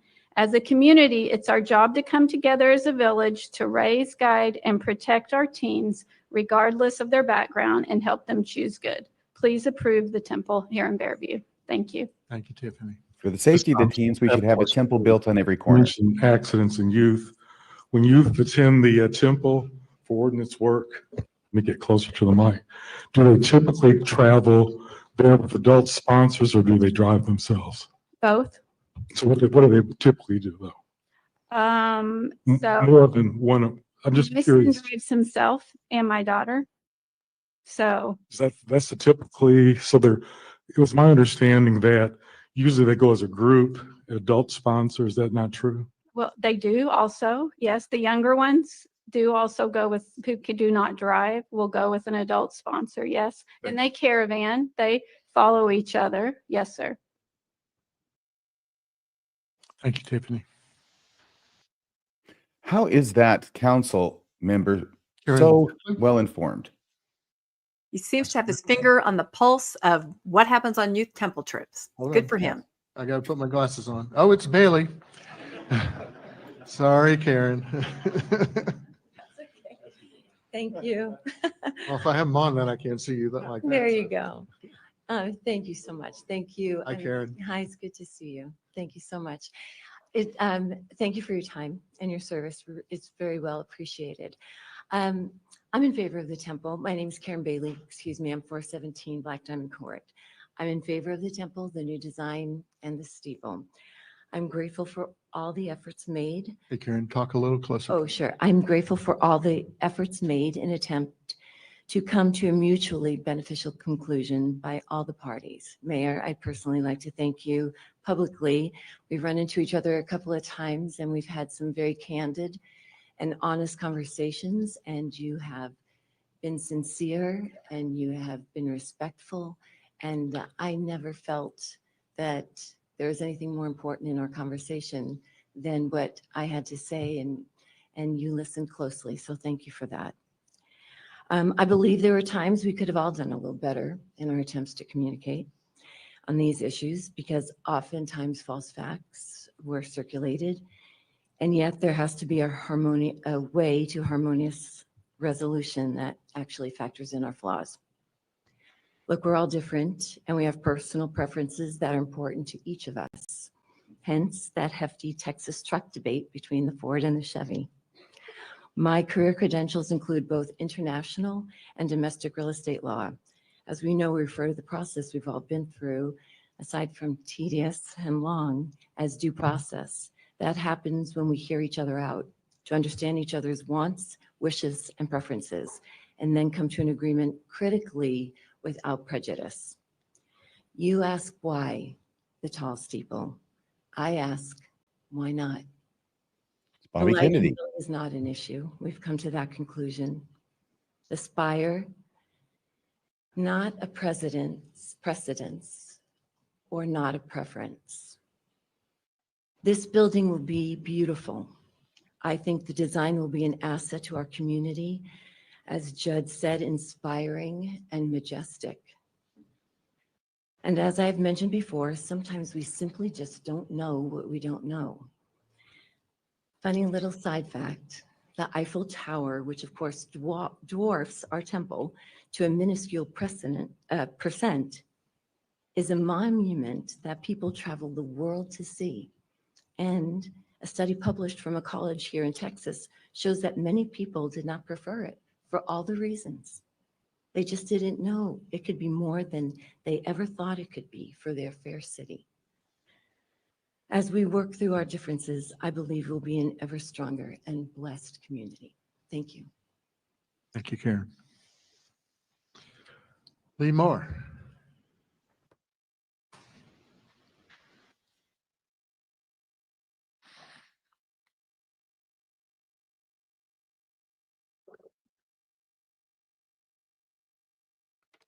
Hello, Lee Moore, 1840 Hammerley Drive. I want to start by expressing my genuine appreciation for your service. This isn't an easy job, and I doubt any of you expected to be the town of Fairview's last hope to protect our ordinances and dark skies when you put your name on the ballot. But yet here you are, and I'm proud that you've stayed strong despite the threats of lawsuits that came from the very beginning, on the very first day, from their very own church sanctuary. And as you make this decision today, please remember two critical points. First, your decision isn't just for today or those in this room. It's for our children, our grandchildren, and the precedents set for the future of this town. Second, you'll never regret making the right decision, but you will regret making the wrong one. This will be your legacy, and that's what you'll be remembered for. Again, the precedents you set for the future of our town. Will you guys be heroes? Well, we pray that you will be. Today, I'm asking that you approve the CUP with the P&Z conditions added last Thursday. I appreciate the name change from McKinney to Fairview. However, this was simply a neighborly thing to do and a sign that our P&Z wanted the temple to be viewed as part of our community. It was never an absolute condition for approval, and we're grateful that the LDS leadership agreed. Council members, please don't fall for the bait and switch of we gave you the name change, so give us all these exceptions, or the misleading narrative of we've made so many compromises. As applicants, they don't get to make compromises. They get to ask for them, and then you get to decide. The conditions added to the CUP last Thursday bring the temple design into compliance with our zoning precedents. We know that there are over 30 temples worldwide with similar square footage, but have smaller steeples than the 120 feet. And just today, it was stated that the 120 feet was merely symbolism, which should be the same from temple to temple, but apparently it's not. It should be noted that if you approve the CUP with the proposed conditions and then the LDS lawyers reject it, that reveals that this is about getting their way and not about having a temple in Fairview. Every speech last Tuesday that supported the temple could be accommodated with these P&Z conditions. So if the lawyers reject it now, it's against their own members. One speaker claimed that the citizen zoning precedents were a minority, but that's actually a majority in our town that won't benefit the temple since we aren't permitted to enter. Yet we'll all have to live with any future religious entities requesting the same exceptions granted today. So in conclusion, I hope you choose our town's character over threats in the billion-dollar organization, be David against the Goliath, vote to accept the CUP with the P&Z conditions. Remember, applying our existing ordinances fairly isn't religious discrimination, it's good governance. Let's get that temple started the right way. Thank you, Lee. Very good, very good. Very good. I just got a picture of the water tower all lit up green. It's absolutely beautiful. I sent it to you, Bill. We can show it later, but it's very inspiring, like the water tower. Somebody was asking why it is that I and you are so hostile against the church. I don't know if I am, but if I am, it's because they're lying all the time. Here in People Town think- Council, Jay Jones. I live at 360 Collinwood Drive, Fairview, Texas. It's been a long road to get us here tonight. I begin by expressing my gratitude for your service and for your vote tonight, based on my assumption that you'll honor the agreement from the mediation and vote to approve this temple as proposed, with a steeple of 120 feet. It's been a very frustrating process for most of us. Your representation of those opposed to the temple has been very dedicated and impressive. The representation of those in favor of the temple has been very disappointing. We didn't make much progress until both parties went to mediation, at which time major concessions were offered by the church and the realities of state and national laws to protect religious freedom. Is he clenching? I quote Mayor Lester in the December 3rd council meeting, the big deal from our perspective was the size of the building. And they came down to a one-story building, which was a significant concession on their part. End of quote. You're the The applicant. smaller temple represents a dramatic concession by the Church of Jesus Christ and will limit our capacity to serve and worship. The square footage was reduced by a third, the steeple was reduced by 54 feet, and the number of instruction rooms was cut in half, 4 to 2. Never asked to reduce size. In the days when Christ walked the earth, he taught in the synagogues and in the temple. There was a big difference between a synagogue and the temple, just as there's a big difference between our meeting house and the temple. Yeah, there's only one temple. Higher and a holier place. We want to reflect that difference in the size, scope, and aesthetics of this temple, including the height of the steeple. 68 feet is the height of our meeting house. You say, why is it so high? Because just a few years before that, the 2013 approval of it, a 154-foot bell tower was approved a mile away down the street. So 68 feet. Do not go there. When they were still expecting to build that. In the 39 years we've lived in Fairview, we've never seen the kind of contention, divisiveness, and disunity. And you brought it all on yourself. And what started it? You mofo. Even so, for nearly 4 decades, we've lived, worked, and raised our family in this town. Gone to ball games, musical programs, all kinds of things with wonderful neighbors. See, he could go to the football games. Side by side. It will take time and effort to reunite our town, and we will do it. because many good people on both sides are striving to love God and love our neighbor, fellow man. I request your approval of this temple. Thank you. Thank you, Jay. Notice that he quoted what he said about a smaller temple, but they gave specifically, again, the requirements that they had to come back with in order to meet the zoning, and they Yep. did not do that. That So damn bell tower. And the town will be reunited after we get our way, right? Is what he's basically, I couldn't hear half of it. Sorry. That After the whispery dirty voice. bomb goes off, they'll be united. Yeah, exactly. And they always say that. You guys will understand once it's built. You'll see. You'll love it. Yes. Promise. Always. You have to pass the bill before you find out what's in it. This is once the lawsuit's over, Oh, we'll yeah. all come together. The last one? No, I had Connie Jones. That's with Jay. I think we're up Okay. to about 29 speakers. I'm kind It of was trying to keep 43, track. wasn't it? 44. So we're on the flip side, but we probably have about See her. 14 left to go, maybe by my count, maybe 13. Thanks So for it- keeping it's track going of that. quickly. Hold on, you know I'm not technically savvy. All right. Here we go. Good evening, Mayor Lessner, council members, and town officials. I'm Claudia Mayer and have lived at 500 Lost Creek Trail for 25 and a half years. Tonight, each of you has the unique opportunity to be a hero for our town. We have a roadmap laid out by our Planning and Zoning Commission to get the LDS Temple started and put the ill will and divisiveness behind us. I urge each of you to accept this proposal and approve the conditional use permit with these well thought out conditions. Your citizens' voices have been heard by P&Z, and I know that each of you has the best interest of your constituents at heart. LDS currently has temple designs that have been built which fit within our town's residential ordinances and guidelines. This is an example of the often mentioned Yorba Linda Temple. This design has a steeple height of 70 feet. On March 31st, 2025, the First Presidency of LDS released a rendering of a temple in Guatemala that has a flat multi-level tower above the center of the building and no steeple. There are currently in the U.S. at least 20 temples that measure 30,000 square feet or more and have steeples that are less than 120 feet in height. In Texas, there are 6 open and operating temples, and only 2 are in residential neighborhoods. LDS church leaders have said that steeple height is not essential to temple design and that size does not matter. How were others in these communities able to look up to our Lord without giant spires? What draws their eyes up to the heavens? Sounds painful. Seems like this is an integral rule. This integral rule regarding steeple height must only apply to the steeple height proposed here in Fairview, Texas.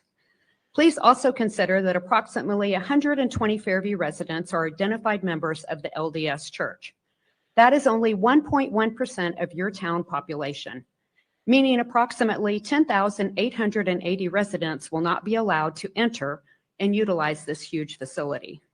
Walking around, reflecting, and enjoying those beautifully landscaped grounds inside the 6-foot-tall steel fence will not be an option for the huge majority of Fairview. The cup and the reasonable conditions as presented will allow the LDS to have their temple and still preserve our residential dark skies and height and size ordinances.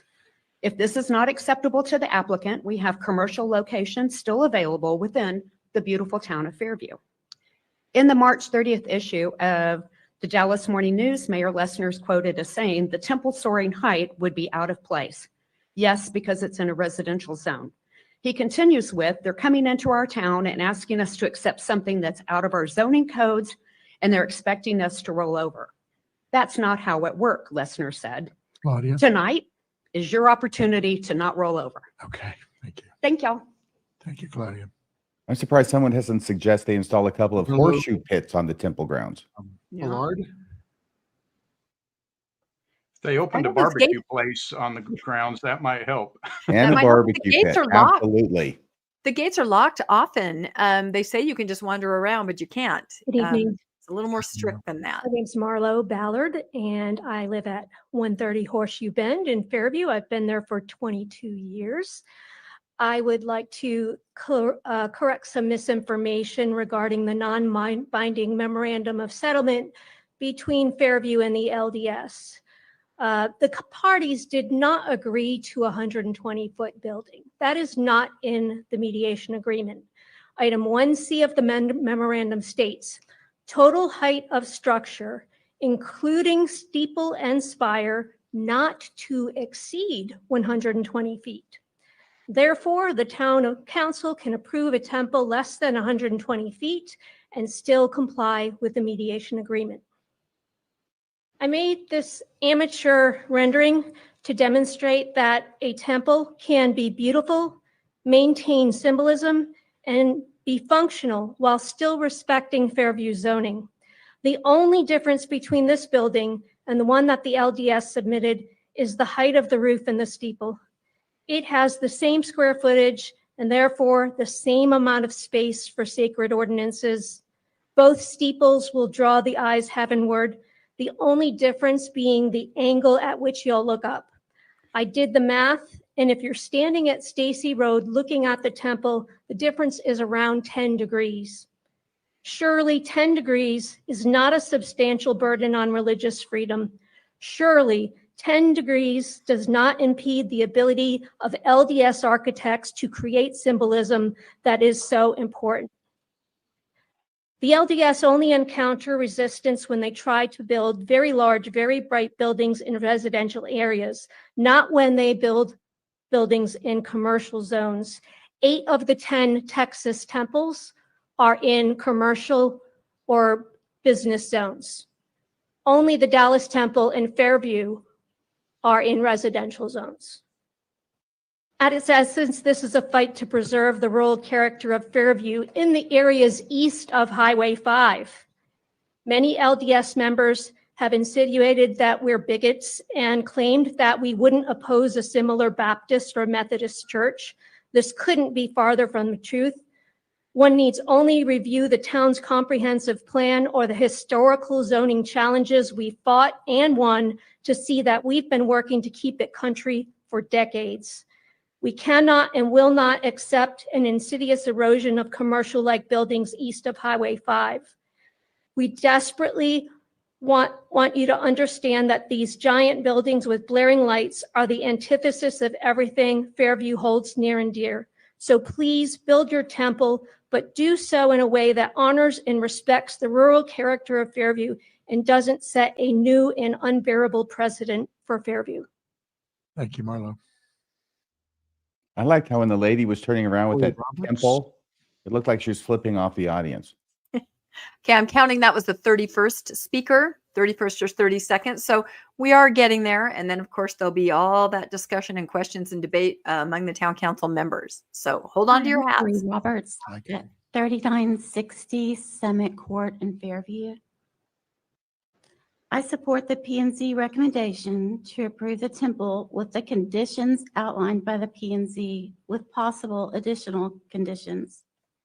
This is a residential zoned area that churches can be a part of, but churches should follow our codes and ordinances.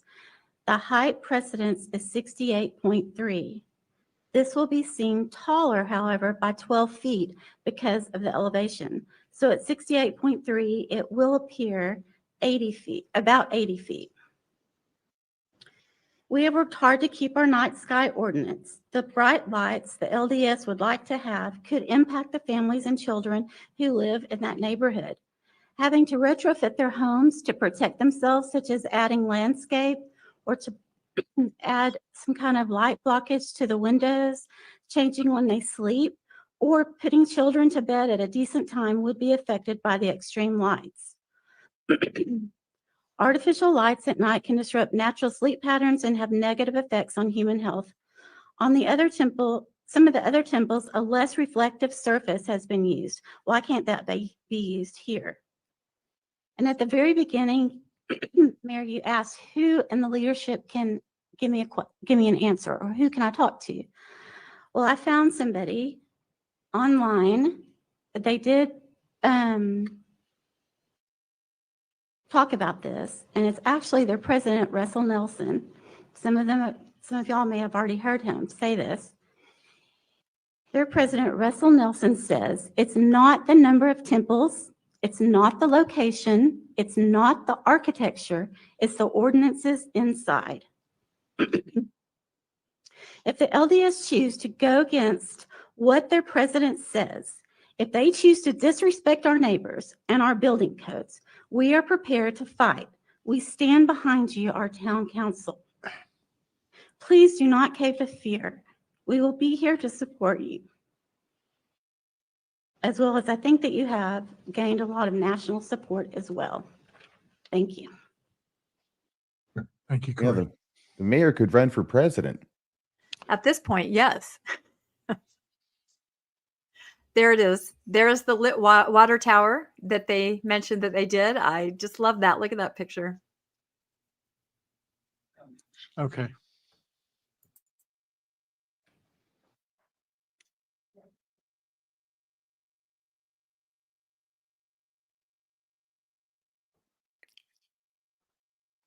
I think we have about 12 more speakers to go. So Are they out in the hallway? I don't know. And maybe they've gone home or maybe they've gone to McDonald's. They talked about McDonald's so much. I'm kind of craving a fillet of fish. They could have died of old age. First, thank all of you for your time and effort that you have put into our town. It's very much appreciated. I'm Carolyn Erickson. I live at 1346 Ranch House Drive in Fairview Ranch, Fairview, Texas. And I support the planning and zoning resolution to approve the temple with conditions. The country feel that we have here in Fairview is more than just country. It's the feeling. It's the dark skies. I mean, I sit on my patio at night and I look up to the sky and I see the stars and I pray and I do feel, closer to God. And that may be true for all of us. But for me, nature is where I find solace in addition to my church.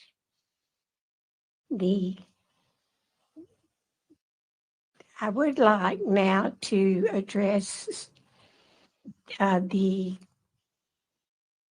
Heritage Ranch development and why it's so different from the other areas of the town.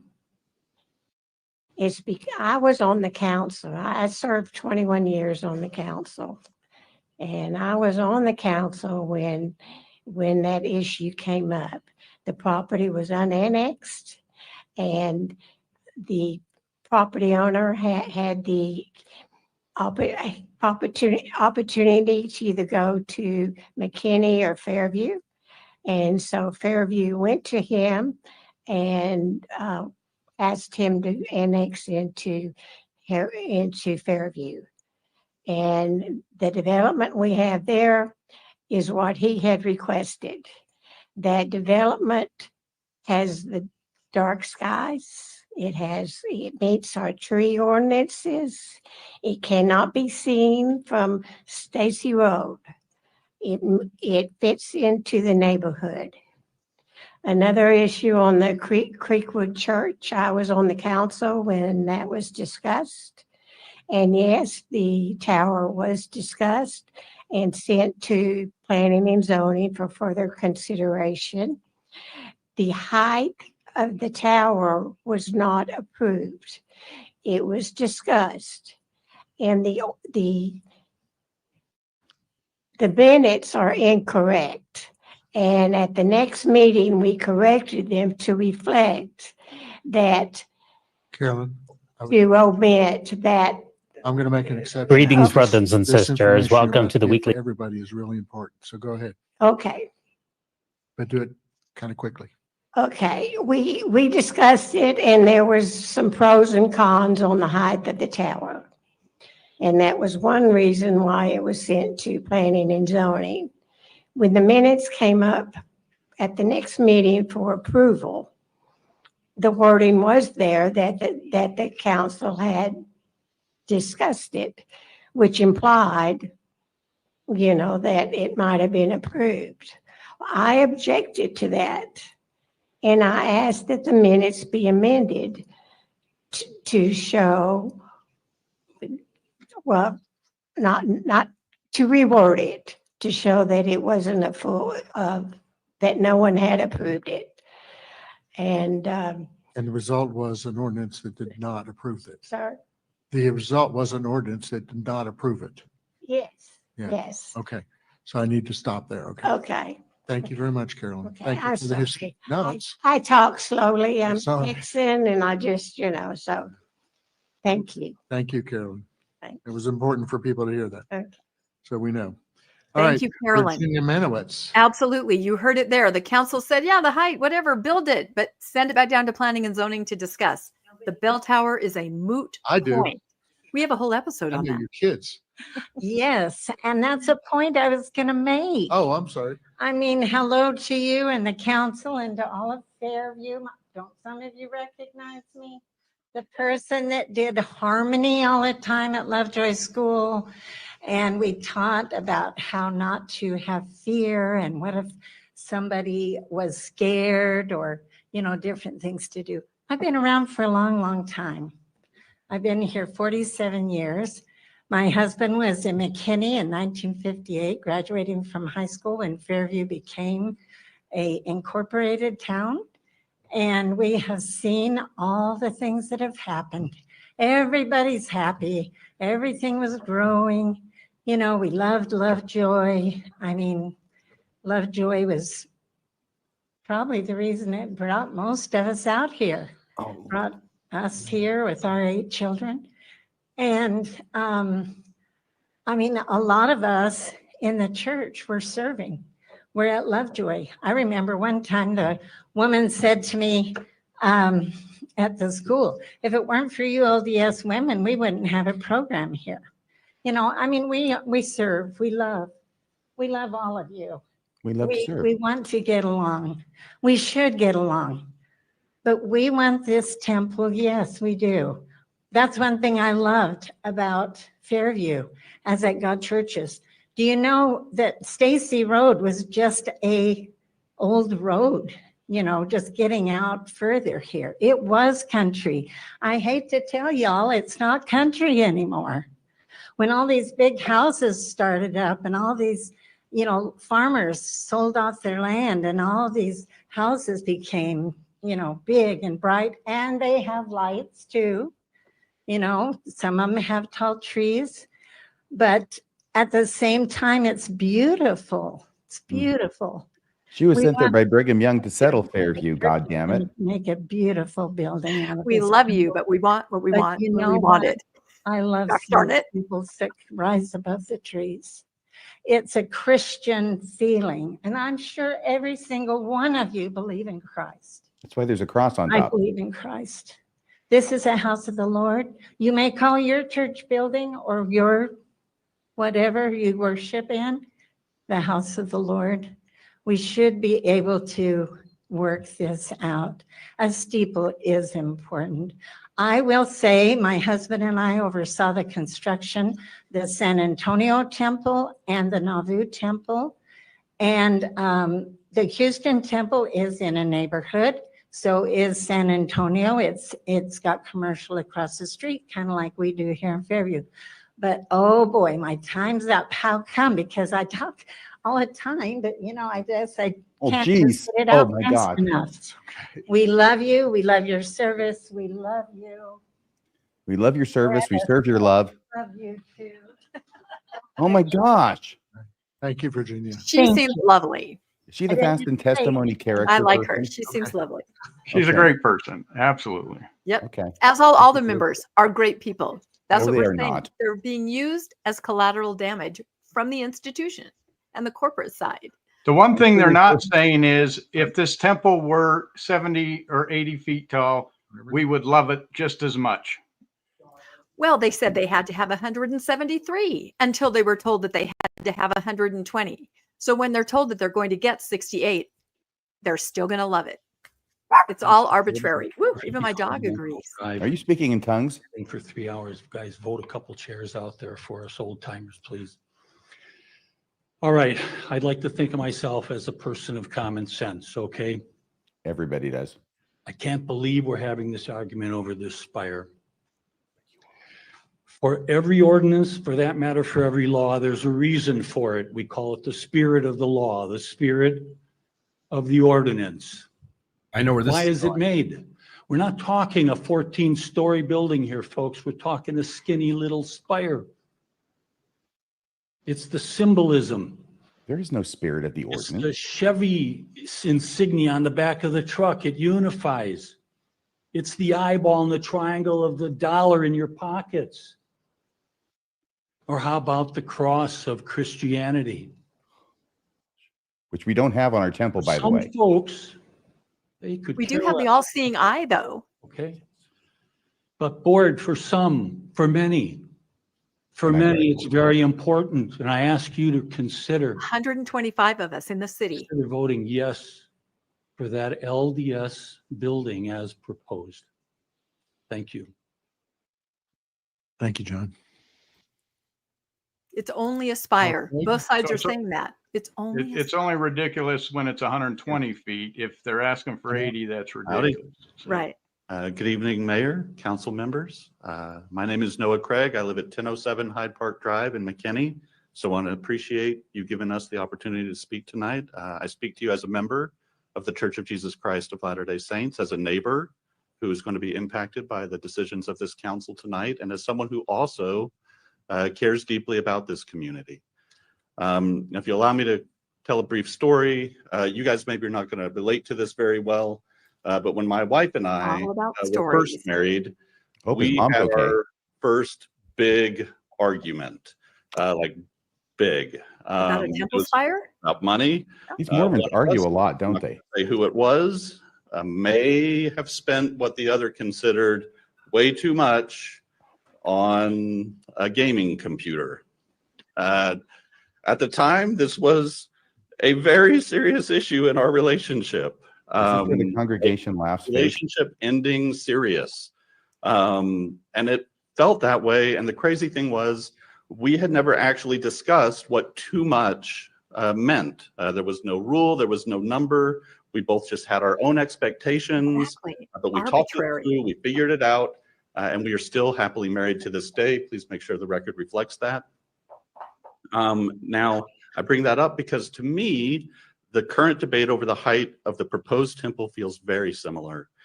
There is no ordinance in Fairview that limits how tall a church can be. No codified rule that says this high Codified. or higher. Codified. We find ourselves in the middle of this polarizing disagreement over what's acceptable, just like my wife and I did. In this case, though, what's at stake isn't just preferences or opinions, it's religious expression. Under federal law, towns cannot impose substantial burdens on a religious group's use of land unless there's a compelling government interest applied through the least restrictive means. That's not just a principle, it's binding law. Courts have made clear that aesthetic concerns or even public opposition are not compelling reasons to restrict a faith group's worship space, especially when no written rule is being violated.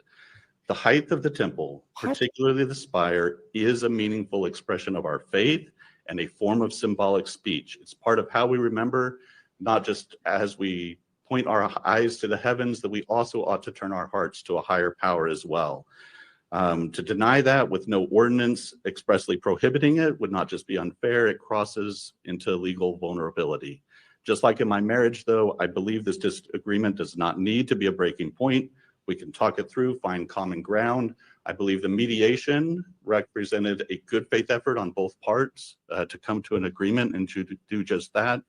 And so the best way is to proceed now by approving the proposal as submitted with respect to religious freedom, our laws, and each other. Thank you. Thank you, Noah. Yeah, the funny part is his wife's getting a no contact order, kicking him out of the house right now while he's at the meeting. They were married in a temple with a very tall steeple, so they're fine. But again, no one can say why it's a Don't answer. religious burden. Nobody can Don't defend answer. why you need the steeple. They can't say it. The council has asked over and over, help us understand why. Cricket. And it's not a burden, it's a substantial burden. They can't put a Substantial burden. substantial burden on Yep. them. And so Yep. they can't even answer Sharon, how that's- it's a burden. So Yeah. how can they claim it's a substantial I didn't burden? have my glasses on. It is Sharon. Yeah, it's a problem. They Sharon. ask over and over, You help us understand, and no one can give an answer. Forest Oaks Court in Fairview, Texas. Anyway, sorry, this just, it feels a lot like Groundhog Day. I feel like I've been up here several times. But let me start out by saying that I do live near this proposed temple on the street, actually directly behind it. I have no issues with the LDS Church building a temple here in Fairview. I have friends that are members of the LDS Church, and they are very kind and loving people. What I do have an issue with is the church's leaders' disregard for the town's ordinances and precedents. We have heard from so many different opinions of people who have stood up here where I'm standing. So today I'm not going to stand up here and give you my opinion. I'm just going to give you some facts and debunk some of the statements that people up here have stated repeatedly in past meetings. Starting with, nobody will be able to see this proposed temple from their home. No, I can tell you for a fact that this is not true. I have been in my neighbors' homes. Some of them can see it from every window in the back of their house. And my dear friend Rose, who could not be here tonight, can see it from every window in the front of her home. And for those saying that this will not affect property values, well, as a realtor, I can tell you that this is also not correct. To put it simply, let's put a 12-story structure 165 feet from your back fence and light it up from the hours of 5 a.m. to 11 p.m. every day and see if it doesn't affect your property value. Unless, of course, you are lucky enough to have a buyer that is a member of the LDS Church. It is required to have is it required to have the lights on days when the temple is closed? Well, after doing some research on that as well, I discovered that there are temples in other cities that turn off their lights on days that they are closed, like Sundays, Mondays, and holidays. As one LDS member I found online put it, because electricity costs money, so it is fiscally and environmentally responsible to do so. The electric bills are paid out of the tithes of the faithful. Church leaders are prudent stewards of these sacred funds, and all members should be too. That's why we turn out the lights behind us. All LDS temples are at least 120 feet tall. Well, we all know that that's now not true. And before you say that it's because the congregation in this area is so big that the size of the temple is necessary, let me remind you that the LDS temple currently being built in Yorba Linda, California, which will be completed later this year, is 70 feet tall, but it has the same square footage inside as this proposed temple, around 30,000 square feet. So Raggy. interesting that the same amount of people will fit in a 70-foot tall temple than will fit in a 120-foot tall temple. So I'm running out of time, so I'm just going to finish by circling to LDS Church Elder David Bednar words, who stated that there is no such thing as small temples. They're all temples. All temples are significant and equally important for their purpose, which is to offer access to the power of the Lord. Thank you. Thank you. Yeah, she did good. She did good. She's exposing the Mormons for the liars they are. Mark, have you noticed this yet? How much the Mormons They lie believe here? what they're saying. They believe what they're saying. They've been told that. That's what I'm saying. They've been misled, and they are collateral damage in this situation. First of all, I'd like to thank you for your time. I'd like to note that I'm a Fairview resident. I live in 120 Western Drive in Fairview, Texas. I'm a member of the church, and I would like to speak a little bit about the lighting. Let's call your attention to this topic because from the beginning, the church has been willing to comply with the town's ordinances. That has never been in question. And that is, we're not asking for any accommodations for that in the application. And since the question was asked, I would also like to clarify that the Supreme Court issued a statement on January 8th for the Boston, Massachusetts temple, and they approved it for a residential area. We were here because the church does not want to build a residential house in a residential area.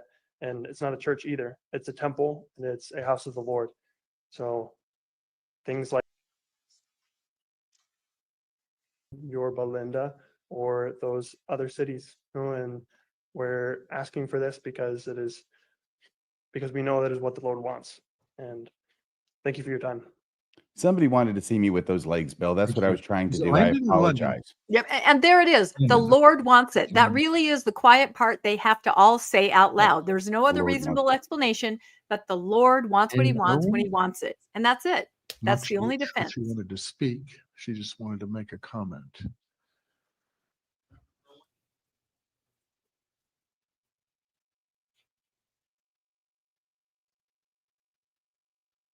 She out there? So she wrote something. So it says, I only wish to register my vote to comply with P and Z at 63. Oh, okay. All right, moving on. We have Liesel. Liesel? Liesel from the Is she Sound of 15 Music. going on 16? I'm filling up this whole freaking notebook. Look at this. I haven't worked so hard since Good evening. college. Good evening. I'm Liesel Thompson Jones. I live at 521 Kentucky Lane. Been part of Fairview since my father bought property in 1978. And I know Miss Manowitz from Lovejoy and her children. I just want to say that I agree with planning and zoning. I support the conditions that they've put forth. I think the lighting is a huge issue. I grew up on 6 acres. My sister now lives there. And I was over there the other day, sitting in the backyard, looking over the pond and realizing how beautiful it is. And I've always known that. And that's why my sister lives there. But I find peace there, and it's dark and it's so pretty, and people come and fish and do all sorts of things at our house. And it's just, I think it's very important to stay within keeping us a dark sky. And, you know, they're saying the architecture is to fit the town, but it obviously isn't, because we don't want a large temple with a giant spire. So that's all. Thank you. It almost sounded like a Thank you so giant much. spider. Yeah. Spencer Parks.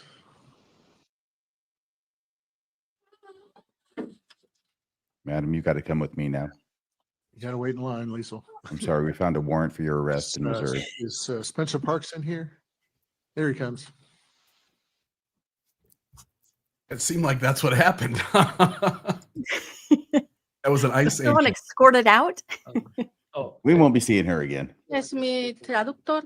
Hablo español. Okay. ¿Está bien? She would like to speak if I can translate for her. Sure, sure. Okay.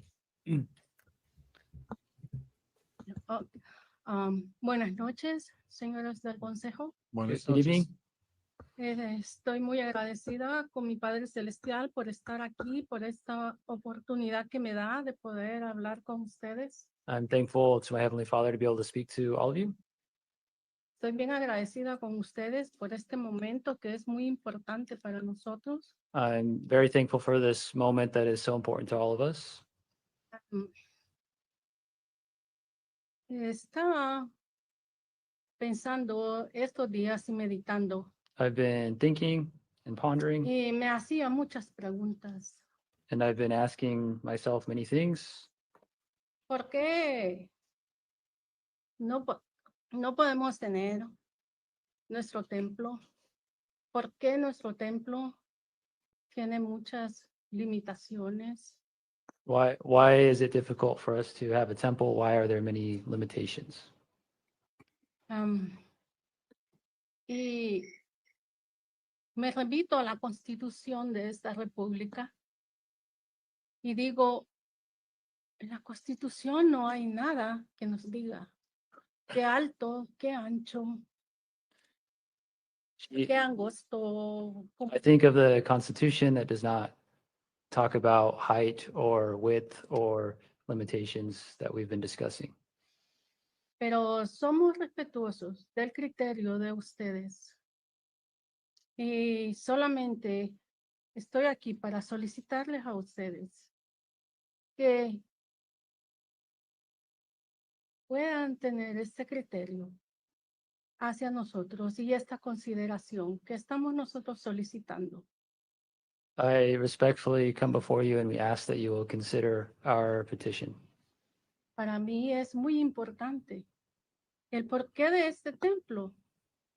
The reason for this temple is so important to Lo me. voy a explicar en unas sencillas palabras. In simple words, I'd like to say Es un lugar donde allí encuentro la paz y la tranquilidad it's a special place where I find peace and serenity que cada uno de nosotros siempre estamos anhelando. that each one of us is searching for. Y esto yo lo encuentro allí.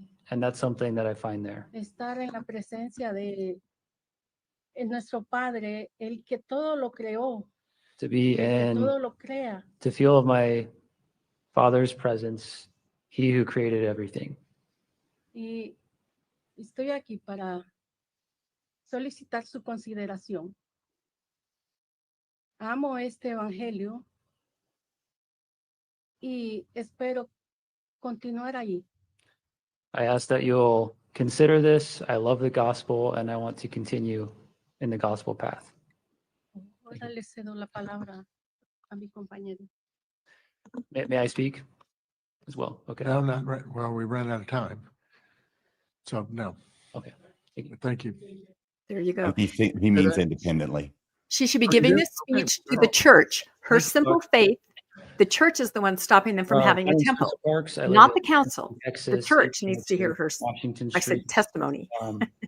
Inscribed on every temple are the words, holiness to the Lord. His presence is felt there. Our Father in heaven will cause his presence to be felt there. Holiness to the Lord. How does our Father in heaven feel if we are placing limits on his house where his presence will be felt? God is going to be Desire mad to at worship you. God with all of our He hearts. wants what he might, wants and when he strength. wants it. That is the What argument limits do we currently underneath have everything else. on our religious freedom? Oh my gosh. Our ability to worship with all of our heart, might, mind, and strength is limited because of current limitations, and I ask that those limitations be lifted. I would ask the same of any religion. I would support religious freedom for any and all religions in this country where in God we trust. And I also would like to say that I'm thankful to everyone in the city and also the council for hearing our beliefs. And I thank you. Thank you, Spencer. That's right. Listen to our feelings and our beliefs, because that is Mormon what we kid named have. Spencer. Yeah. Is Joel Shul here? Noah. Joel. This is our first resident that ever contacted us about this temple, Joel. The next speaker. And he lives 160 feet from the temple. He's one of those ones that will see it out of his house around the clock lit. My name And is he's the Joel very Sheehan, first one that reached out to us. 694 Stoke Drive. My home and where my family and I live are direct fence line. I'm here to speak on behalf of the homeowners that live within the 200 feet proximity directly in the neighborhood in River Bend. As a disabled combat veteran, I want to first and foremost thank you for serving. I think serving community and being servant leaders is the utmost important, particularly in dealing with a situation like this. I want to speak to that hand first, and I made this perfectly clear from the beginning. I want LDS to build their church. I want them to build their temple. I want them to have it. I want to have everybody have the ability. I serve this country, and I'd put and I mean this from wholeheartedly, I put my life on the line, and I would die for anyone to serve the God and how they choose, as long as it doesn't infringe upon the rights of individual rights. That being said, I believe there's a soul, and I'm a very simple person, and I know there are a lot of people in this room that are a lot smarter than I am. But I believe that this is incumbent upon us to have this, that you cannot have any religious organization, regardless of their denomination and regardless of belief, that circumvent the rights of citizens. It is this simple approach. William Bradford, who is one of a belief system, you're familiar with English law, said that you'd rather have 10 bad things happen or 10 guilty people than one innocent man be tried and convicted. I'm that person. My neighbors are these people. Okay. They knew what we can and what we cannot do, particularly when we are asked to build something of this magnitude. And it is a big building.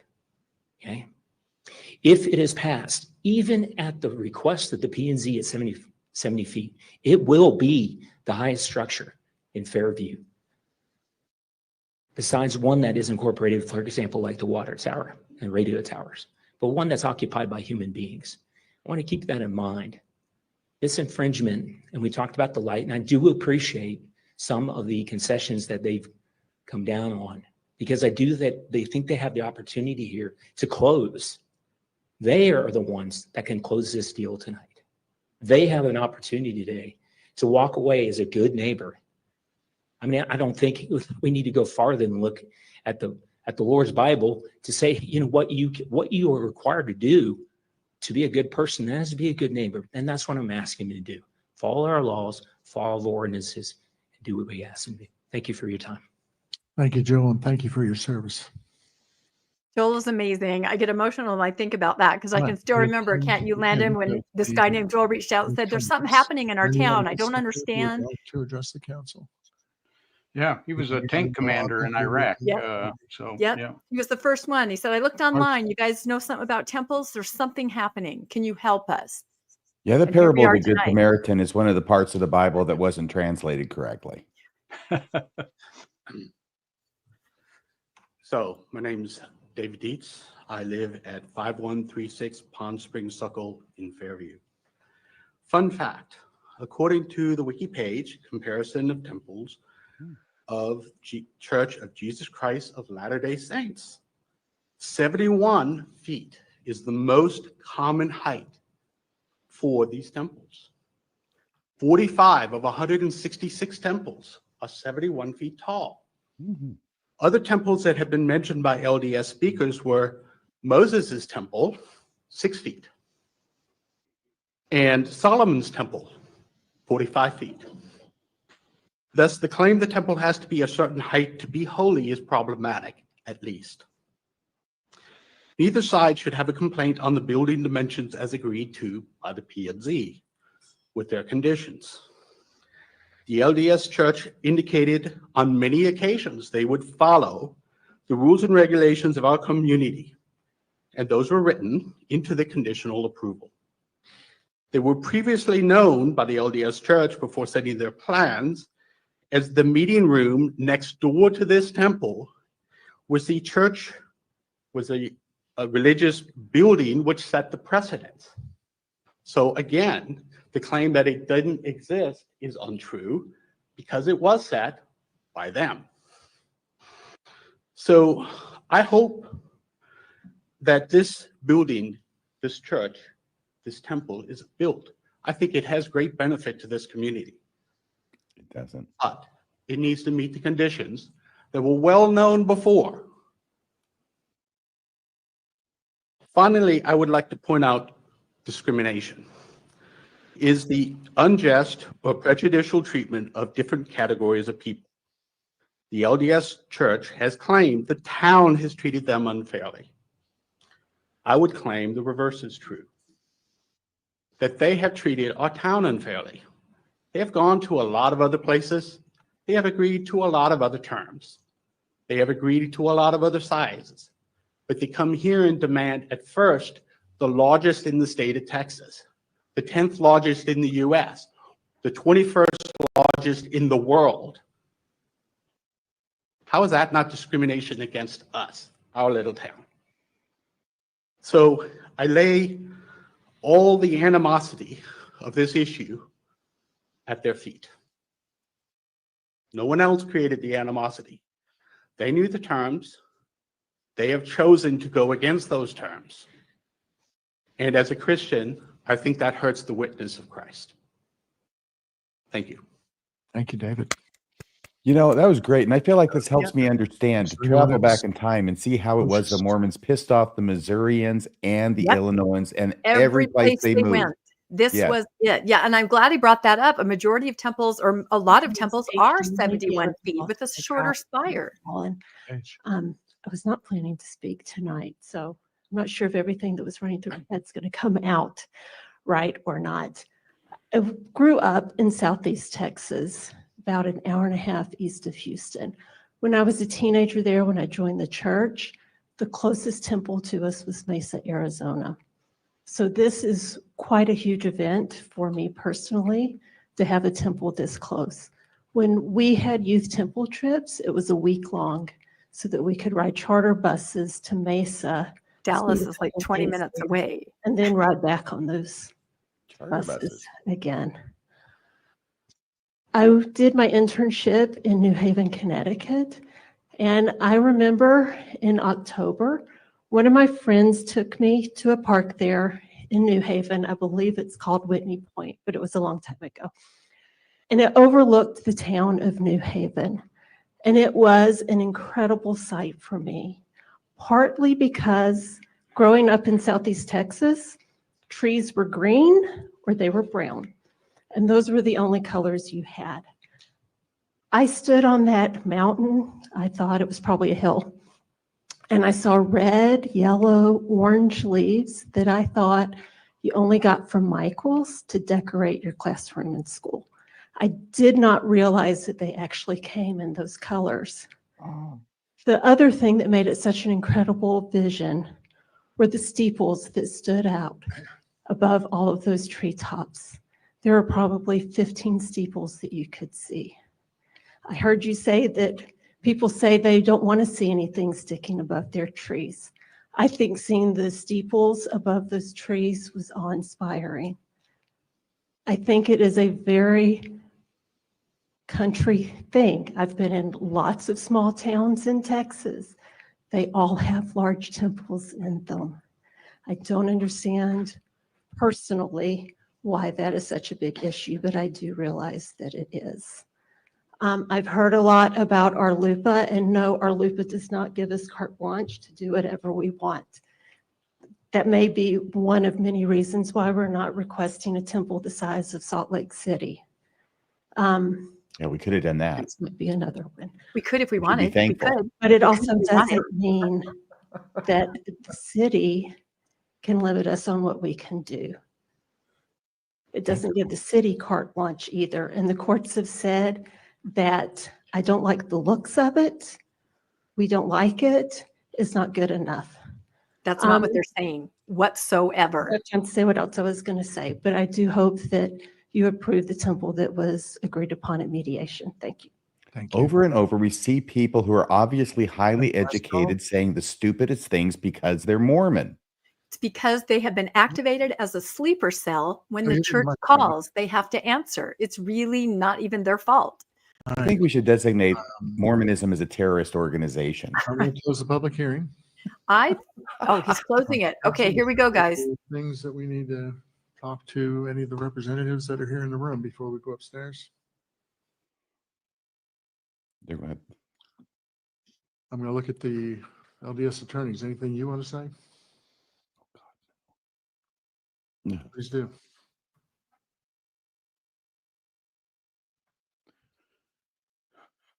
Tonight is getting long, and so I want to just make 2 points here that I think are important. Thank you, sir. One is, I don't think that there's an issue over the lighting.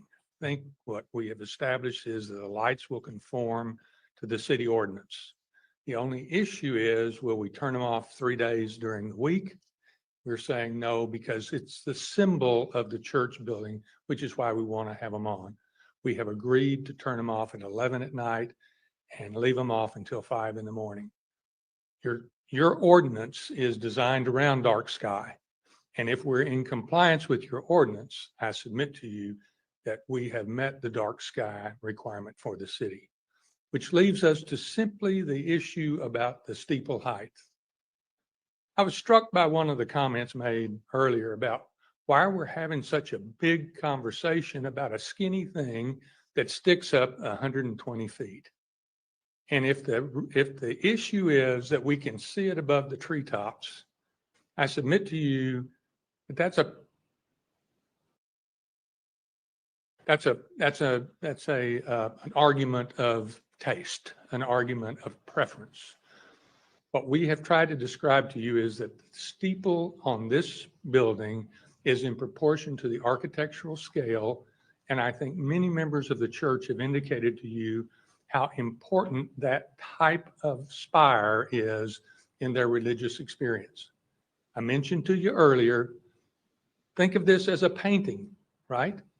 We don't all agree on whether this painting is good or that painting is good, but it's an important thing to the person that created the painting. And for those that love the painting, it's a wonderful thing. We're not asking everybody to love the spire, but we are asking you to recognize the fact that it is important to this religious group. Thank you, Mayor. I appreciate your patience with us. Thank you, sir. All right, council, anything else? Excuse All me, right, sir. So Excuse me, I have a question. Go ahead. So I'd like to respond to the claim that they're meeting the dark sky ordinance. What I'd like to point out is this array of up-facing lights. If you look at the way our ordinance is written, it says where practicable, where possible, downward-facing lights are preferred. What they're doing is exposing what is, in my opinion, maybe a little bit of a weakness in that they're basically lighting it up with a full array of these things pointing up. This isn't like a little architectural thing like a flag or an artistic piece on their house. They're considering the whole building as an architectural feature that they're going to illuminate at 5-foot candles. That's absurd in a residential neighborhood. So I encourage you to really consider that seriously. Thank you, Gary. Yeah. We have a question, something we talked about among ourselves. And this has to do with lights and the neighborhood behind the temple. The lights on the 11-foot poles around there are 2 in the back. And I don't know if you can agree or not on this, but is that something that could be eliminated, those 2 on the back? Because nobody from the street or any street side could see it. Because that's, I don't know if you can decide on something like that here. And there's literally 2 lights on the poles back there, and all they do is illuminate the back side of it. It's the trees. And then beyond those trees is the Forest Oaks Drive.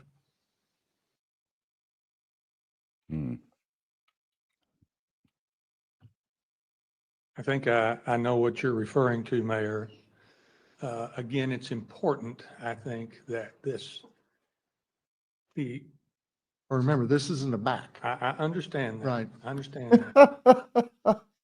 If the lights conform to your ordinance, as we say they do, and as your engineer said they do, that should not create a nuisance, which is where I think you're going with this.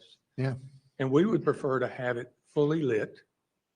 Because we're good neighbors. Symbolic nature of this. And it's a freaking billboard. Say it out We're loud. right about our lights not conforming to your light ordinance. What we have said to you is we will bring them into conformance. And so that is the only thing that we can offer you at this point in time. Okay, thank you.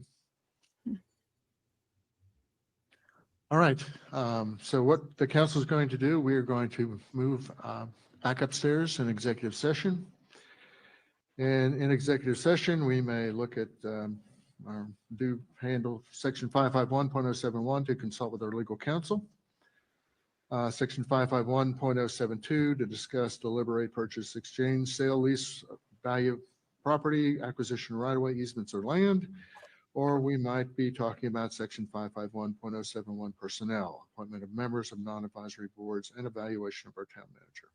So we are going to move to executive session. I cannot guarantee you when we will be out. We may be in there for a short time, and we may be in there for a very long time. So how you want to deal with that is up to y'all, but we will come back, and we will come back and vote. So are we coming back today? Well, today is only an hour and a half.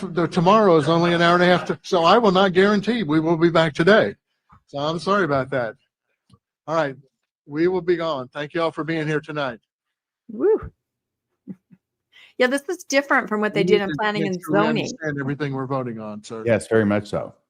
So I guess we should talk about what we want to do at this point. I mean, obviously we have to keep monitoring. But what do you think, Bill? We obviously can talk for another 2 hours while they debate. RFM could do some, I don't know, tap dancing. And Maybe you guys can do Mormonism after dark right now. And well, I wish we could take calls, honestly. Let me get a drink. Yeah.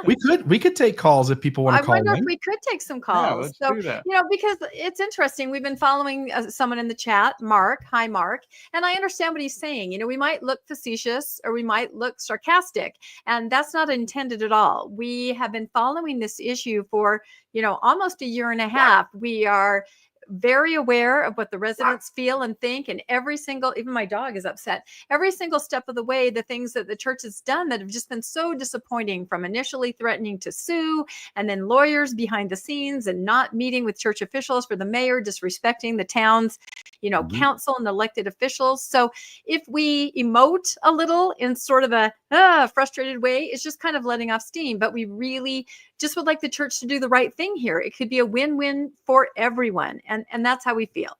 Do you mind if I leave for just a couple minutes to go see if anybody in the building left some food in the refrigerator? Oh, somebody DoorDash RFM something.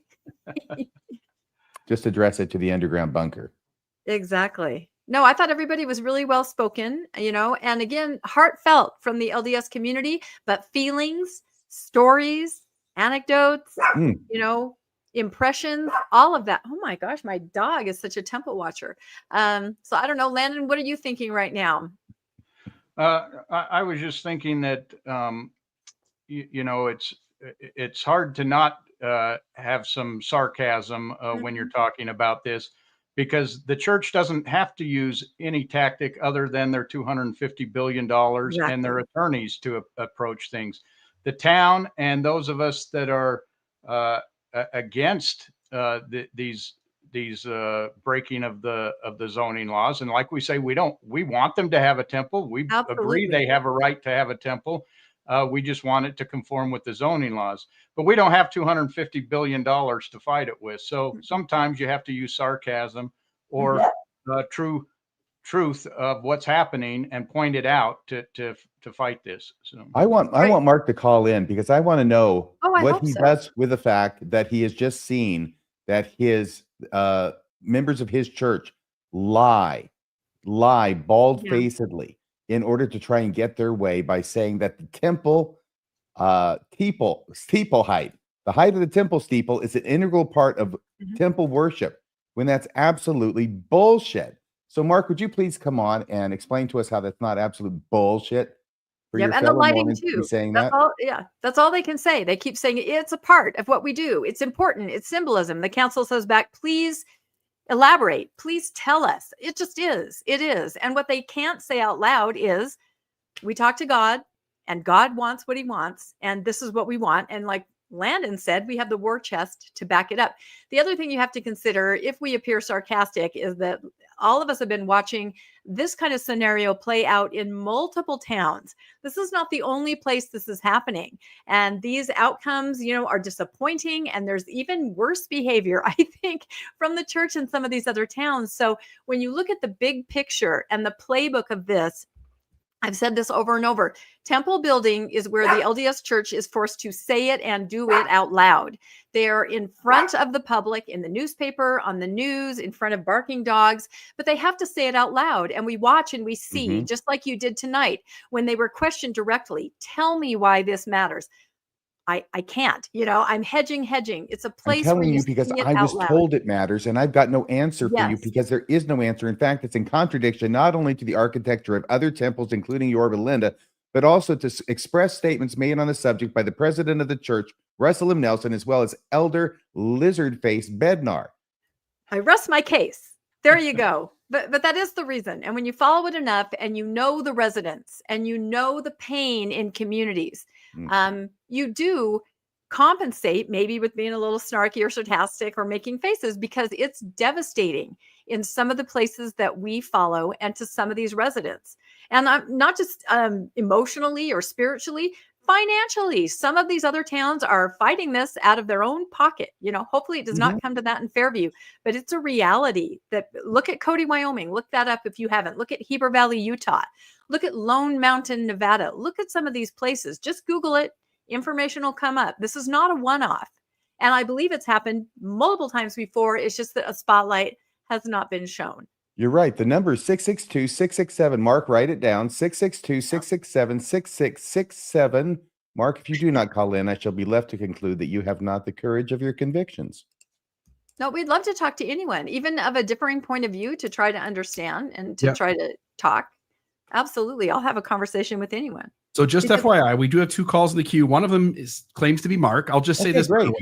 I really want to be soft with him because I want to ask. I want this call to go forever because I want to ask every question that puts him into a place to have to answer these to address whether he can resolve the issues that make this work. All right, we'll let you talk to him, Bill. You're the one that can do that. The rest of us too snarky. No. I sit back and I'll watch. I'll watch the master at work. That's right. No, seriously. Mark, how are you doing? I'm good. Thank you. Excellent. So you're the Mark that's been in the chat that's defending the church and claiming that that it's the critical side or the town council that's on the wrong side of things. Yeah, I've been the one that's been commenting. Okay, let me ask you. First question is, when was the first time in your life where you heard that the height of a steeple was a major thing in Mormonism? When's the first time? Was it back in primary? No.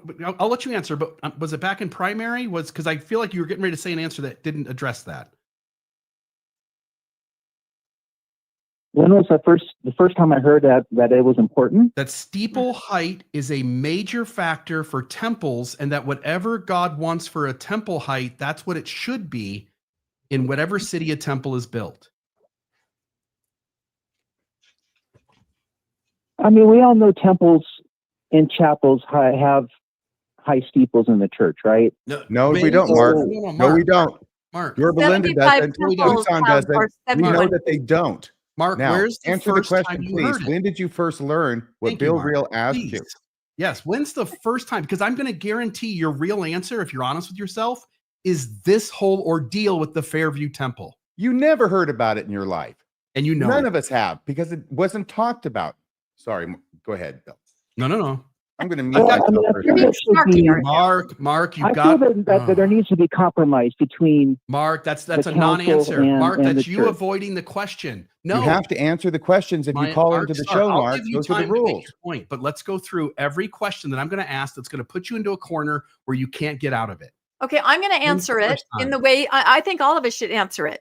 The first time I ever heard that a large steeple was important and an integral part to worship was in Fairview, when I was sent a letter from a stake president that was going out to all the stakes that said, please write to the town of Fairview and please tell them, include in your letter, how important the height of the steeple is to you. That's the first time I've ever heard anything about the height of the steeple. And that letter was sent out to many people. And those people wrote the letters, and those people stood up at Fairview town meetings and did talk about how important that height was. But the first time most of them had heard that, I think all of them, Mark, was is when that they true? were instructed in that letter. So I would love to hear someone Mark, else is that true? that heard Is that the first you heard it too? Mark, just Is he honesty. from Fairview? Just lay it on Maybe the- he's just not put it from out there. Fairview. Is the first time you heard it the same as Rebecca, that you heard it in regards to the Fairview Temple?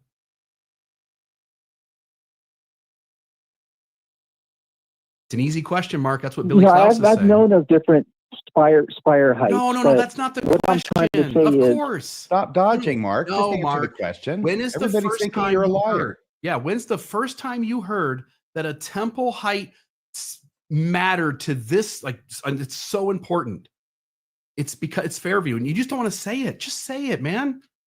This is why nobody likes talking to Mormons about anything, because everything is deflection. Everything is an obfuscation. You never heard of it before, right? No, what I'm trying to say is, No, What Mark. we're trying to Mark, ask Mark, you is, we're when asking you questions hear here. about it, Mark, It's if Mark, you it's answer not the gonna work that question, way. you can say Mark, it's not something gonna work else. that You way. have to answer the question It's okay. first. He's not going to answer. Let's let He him can't. say what he would like to say. No, Mark, those aren't the Mark, rules. let me ask you, when David Bednar and Russell M. Nelson both say that the height of the temple doesn't matter, the architecture doesn't matter, do they mean it?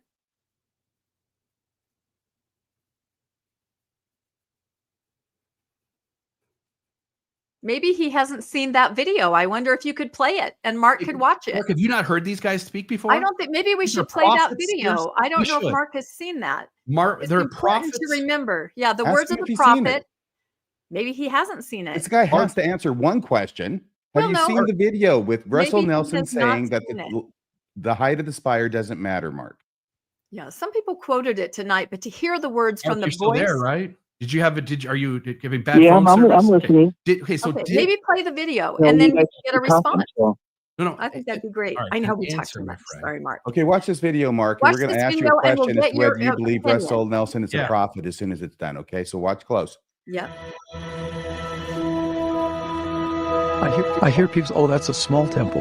There's no such thing as a small such thing. temple. They're just temples. Just temples. There's no such thing as small covenants or small ordinances. And see, that to me reflects this fixation on it's the building. Who cares what the size is if you have access to the same covenants and ordinances whereby we have a covenant connection with the Father and the Son? We're so blessed to have temples. We'll have increasing numbers of temples as the church grows. But it's not the number, and it's not the location. It's not the Not the architecture. architecture. It's the ordinances inside. Yep. Who cares what the size is? Who cares? It's not the architecture. It's the ordinances inside. It's the ordinances inside. It's the ordinances inside. You go ahead, Bill. Mark, those are prophets, seers, and revelators. Men you have raised your hand and sustained as the men who speak to God. Have you heard anyone in the church teach officially something different than that? This is the third question you haven't answered. You know, there needs to be good faith efforts between both sides. You understand that And by I not think the answering the church question, should- Mark, you are answering the I question. think the church should listen Mark, to the you've never ideas heard of it Fairview. before. You Mark, just answered listen the to the point. question by trying to not answer it. You have never heard it before. Mark, I'm going to tell you, here's the point. Our lupa stands in place to say if a religion has a important facet of their faith that no city or town or wherever can deny them the ability to do the thing that they can show is a facet of their faith. And when the church comes in to build the Fairview Temple and wants it to be umpteen feet into the sky, what the city said was we have zoning laws. And what the church said for the first time in order to beat that and to work out a loophole and get around it is to go, oh, suddenly steeple height matters. It matters now. It never mattered before. And you don't have a right to go into some city or town and to go, we suddenly get to declare in this very moment that steeple height matters. And so we just get to do that. No, that's ridiculous. And you're making that exact same argument that the town has to act in good faith. That's ridiculous. It's a made up doctrine of the church when the church needed it in the midst of the problem it was having about it. And the town recognized that, and they Well, at the feel end of the day, like they they're have being put upon and conflict of deceived. You have to conflict. understand that perspective. They feel like they're being taken advantage of by this. They recognize what's happening from the Mark's- lawyers yeah. and the residents. Mark says they've come to a compromise, Rebecca, but when the church gets told that it has to compromise to something less than it wants, it has threatened to sue these people using a made-up doctrine in the midst of the problem in order to explain it. Okay, so how about we give Mark 60 seconds to say whatever he wants. Let I'm him talk. expecting he will not come within 100 yards of answering any of the questions that have been asked to him. But you got 60 seconds, Mark. Let's Say all your mute. piece. That's right. Let's let Mark talk. Sorry, Mark.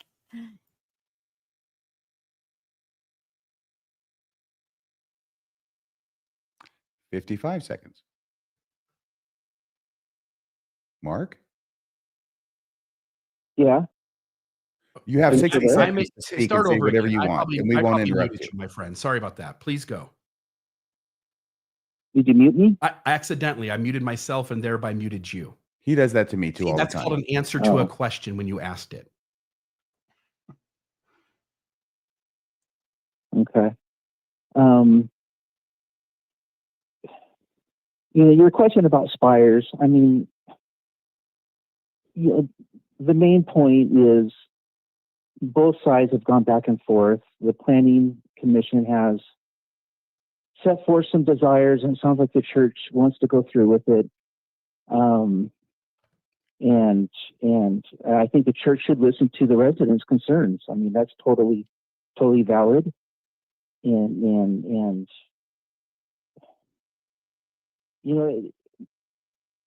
my point with my comments was more about the negativity and the hatred of the channel. I mean, that was my main concern is why such hatred?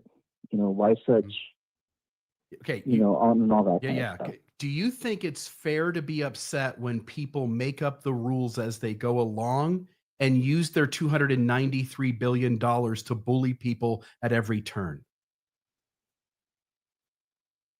That's the fourth question. I mean, it's a matter of perspective. I mean, I wasn't. You and I weren't there at the negotiating table, so it's hard to really know exactly. I've been at enough of what Mormonism to be able to speak my truth, which goes right with yours. Can I address the word hatred? It's Yeah, not but hatred at all. you We weren't there actually during love meeting, our you LDS know. friends and family. And in this case, I feel the LDS are being used in this scenario and pitted against the other residents in the town.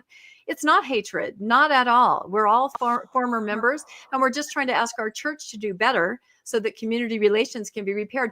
That temple could start tonight, honestly, if they would just say, all right, this is fair. It's all mediated. It's all discussed. Let's do it. Let's start repairing those relationships. Not hatred, not at all. could the church have Frustration done for better behavior. negotiations? Maybe. I mean, I wasn't there. Can I ask you one more question? What do you think that President Nelson, prophet, seer, and revelator for the church, and David Bednar, an apostle, a special witness of Jesus Christ, at least the name of Jesus Christ, what do you think the two of them meant by the quotes that we played?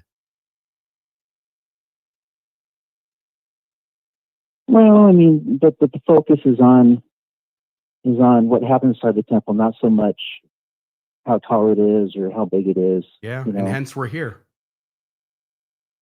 Have a great night, Mark. All right. Thank you, Mark. Ben. Thank you. I said I would be soft. I said I would. But I'm just telling you right now, when you give non-answers, it pisses me off. We can tell. It pisses me off because the questions are easy. They're But easy. no But Mormon wants to answer them. The Did last you time that catch- happened, I had to do a public apology to Justin, remember? Yeah. I know that's why we have to, whatever. But hatred, it's a misunderstanding. It is not hatred. And did you notice several people on the council said, please help us understand how the design right now, as is, with all the conditions, stops you from getting what you desperately want. There are people on the other side of the veil that need those ordinances done. The temple needs to be completed as soon as possible.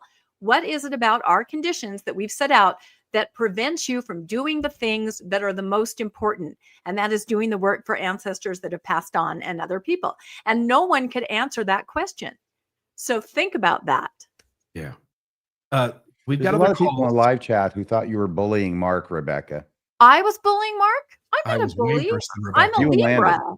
You and You and Landon. People are I'm really a, mad at you. I'm a Libra. I don't bully anybody. Landon, I think you owe the audience an apology. All right. I'm very sorry if I did appear to be bullying, but I was being passionate about a topic which I've, been immersed in for I like was 2 bullied. years. You So see what James I Tracy apologize. is saying about you and Landon, Rebecca? I just wish, RFM, that you would send me a cheesecake. I think that would soften my demeanor and that would make me feel better.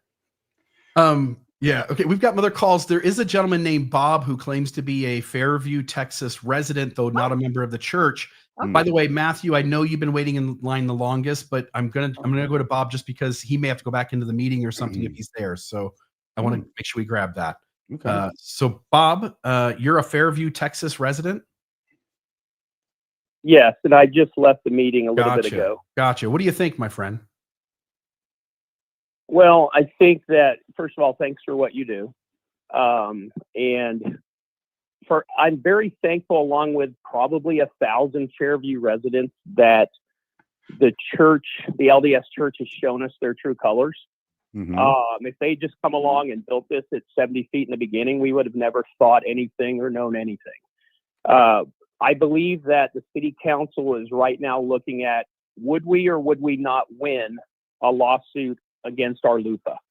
And based on the testimony of LDS leaders, the Creekwood Tower going out and not even being a part of it, the fact that they didn't even bring up the temple height at the lawyer at the end, and they only brought up the lighting, which was vaguely written. I think that there's no way the U.S. government would enjoin themselves to an RLUPA lawsuit in favor of the LDS Church. And if anything, Joel, the veteran, would have a much better lawsuit against the LDS Church for some of the tactics and intimidation. So I also want to talk about the EPIC East Plano Islamic Center if you have a second, but I'll stop for a second, see if you have any questions. Yeah, no, I wish you would talk about that. We've podcasted about that, and that's just right next door. So very interesting. Is that in Plano or McKinney? I thought that was in McKinney. Are you talking about the McKinney one? In Plano.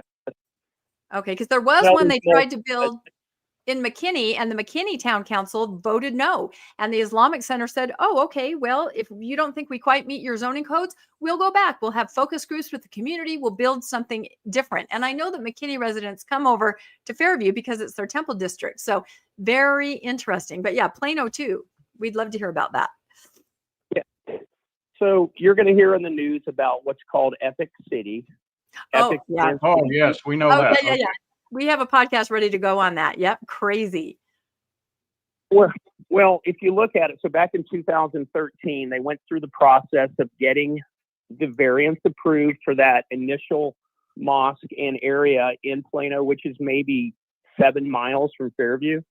They built a 33,000 square foot facility, which is almost identical in size to the newly proposed Fairview Temple. They got variances on height, lighting.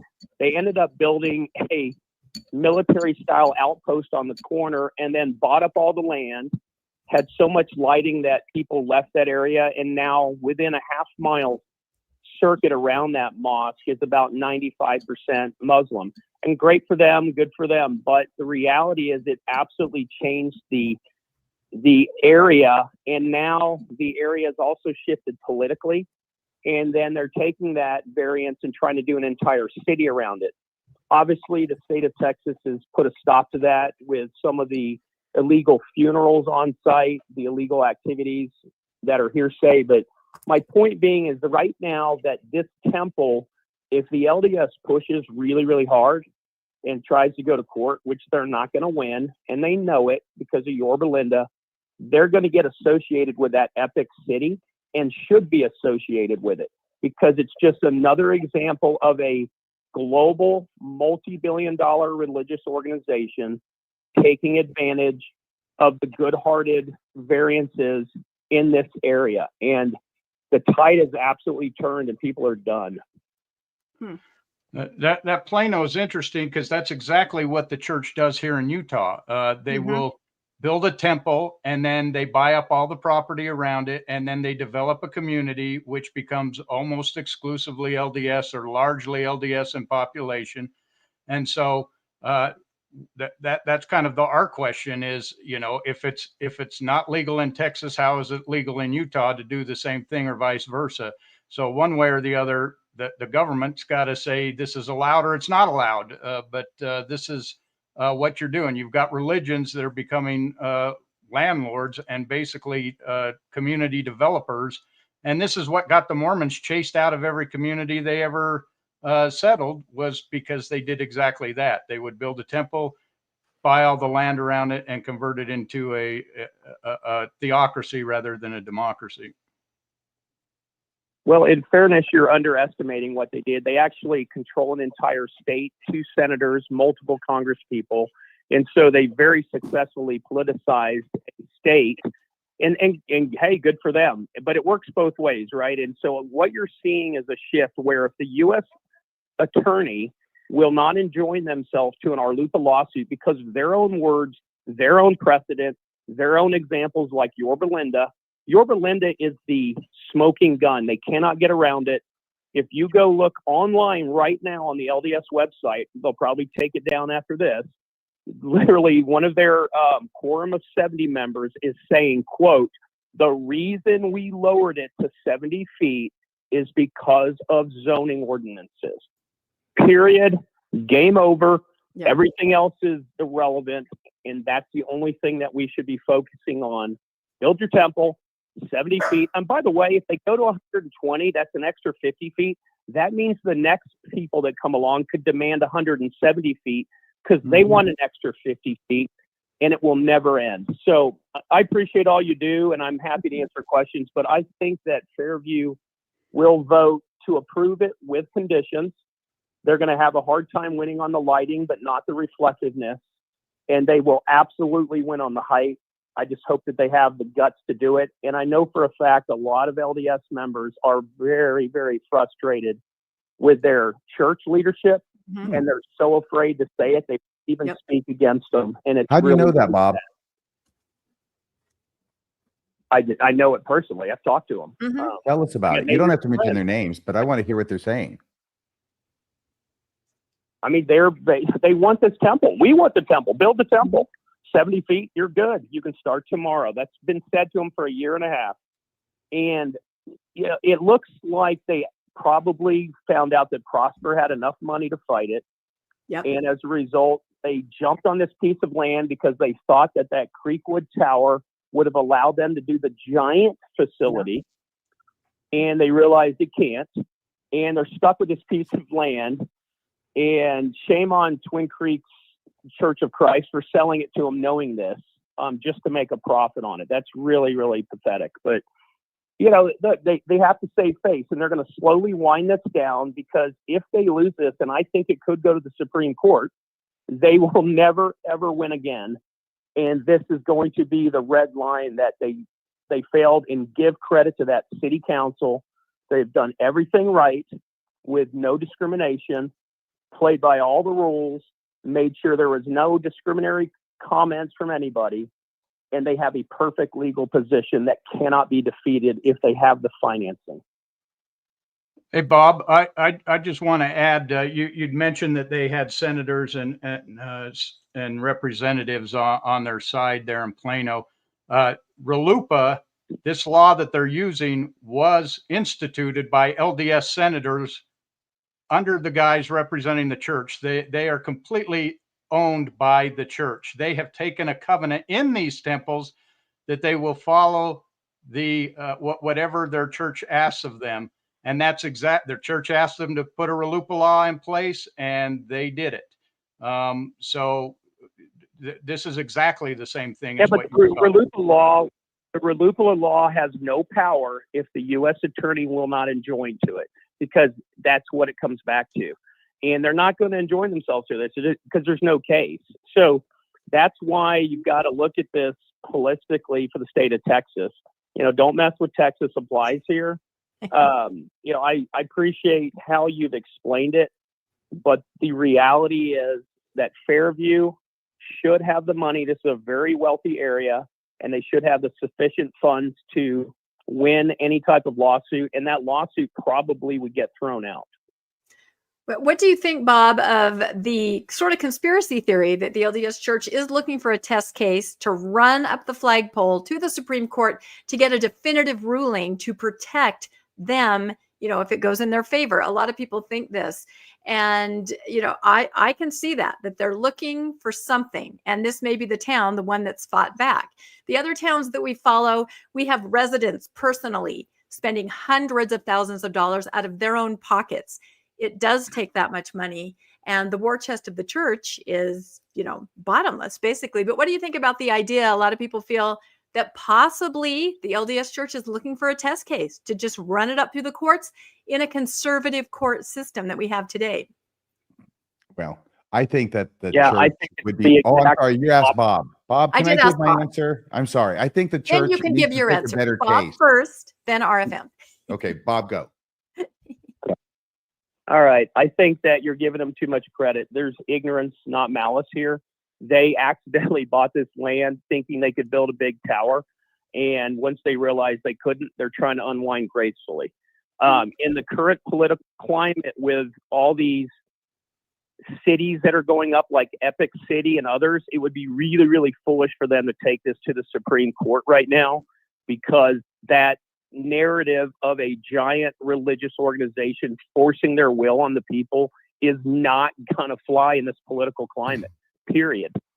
So the power is getting pushed back to the states right now. It's all about going back to the states. That's what Trump pushes. That's what the courts will push. And I think that they are just trying to gracefully unwind this, and they're not that smart. Well, no, because this is graceful. It's the best they can do, I think. No, but Bob is absolutely correct. It was originally supposed to be built in Prosper. Prosper said, oh, here's our zoning codes. They looked at them. They are locked down tight, right? So then they're enticed over to Fairview from various people who we shall not mention. And they're told, you know what? Fairview has looser ordinances. We have heard attorneys say this from the church. It's looser over here. And there's this bell tower thing, right? So I agree with you completely, Bob. They really thought they could do it, and they didn't anticipate what would happen. I'm going to let Bob go only so we can get to the other phone calls. Thanks for calling, Bob. Finish up your thoughts, Yeah, Bob. thanks. Really good perspective. For all you do. Yeah. Thank you very much. Take it easy. Thanks, Bob. All right, Matthew, you've been waiting a while, 21 minutes. Welcome to the show. How are you tonight? I'm good. Hey, thanks for taking my call. I'll keep it short. I know it's late for everyone. Go ahead, my friend. Well, we might have all night, so go ahead. Yeah, Who I ain't knows how going long we're anywhere. going to take? This is like No particular filibustering, place to right? go. Mr. Smith goes to Washington. I've dreamed of this. Yeah, I just wanted to call in because I left the church. It's been about a year, and my only understanding, the only thing that's ever taught in church is, temples are great. They reduce the crime rates. Like, even leaving the church, if you would have asked me, oh, they're building a temple here, I probably still would have said, okay, like, I don't care. It seems like a great thing for society. So I just wanted to really thank all of you, especially Rebecca, because I've become so involved in this case, and it's really opened my eyes to something that, previously I would have never, wasn't even on my radar, right? And you never even hear it as a member. And I think a lot of people who leave the church don't even hear it. And it's crazy to see how, something that I once believed was so beneficial for society, I'm really able to see like the harms it can do to people. And I've loved following this case, and I just really wanted to emphasize my appreciation for the coverage and everything. Yeah. Matthew, Welcome to the wonderful world of religion, Matthew. I got a question for you, Matthew. A lot of people stood up and talked about how having the tall steeple somehow connects to the safety of the kids who would attend that temple. Because it couldn't just be that a temple would save the kids, because then we don't need the steeple height. It has to be a tall steeple would help save the children or give them a better chance at a healthy life. And my question is, are kids who already are dangerous, the most riskiest of drivers anyway, are they more likely to get into an accident if there's a tall steeple or a short steeple? That's a great question. Yeah. To be honest, I don't think it would matter either way. I mean, I think you probably get used to it as a teenager and not even glance at it anymore. I think Just there's so ignore much it. emphasis placed on. Yeah. Well, there's so much emphasis, like, we're going to look up, and someone's commenting about, oh, I did the math, it's a 90-degree angle or whatever. And I'm just sitting here thinking, like, the second the thing goes up, I mean, it's old news after a month. There's just no way that anyone's going to even, And if So you're driving, I think the only people it really affects are the neighbors, like the immediate people there. if you're driving, you shouldn't look up. No, and I can speak to this because I raised all my kids for 20 years next to the Mount Timpanogos Temple, and there is an intersection there, and multiple times there are accidents, and they're like, I'm only can imagine that they are looking up because it's, it's a very ostentatious steeple, and you're looking up, and they're always rear end, like getting rear ended right you there at get all that the- intersection. You get all time. the oldest people in the Temple district together, and what's going to happen? And they're all trying to drive there, and they're all looking up. I love to see the temple, and then boom, yep, it does happen. Matthew, I want to say something to you directly, okay? I know Mark comes before you, or actually Matthew, Mark, Matthew comes after you in the Gospels.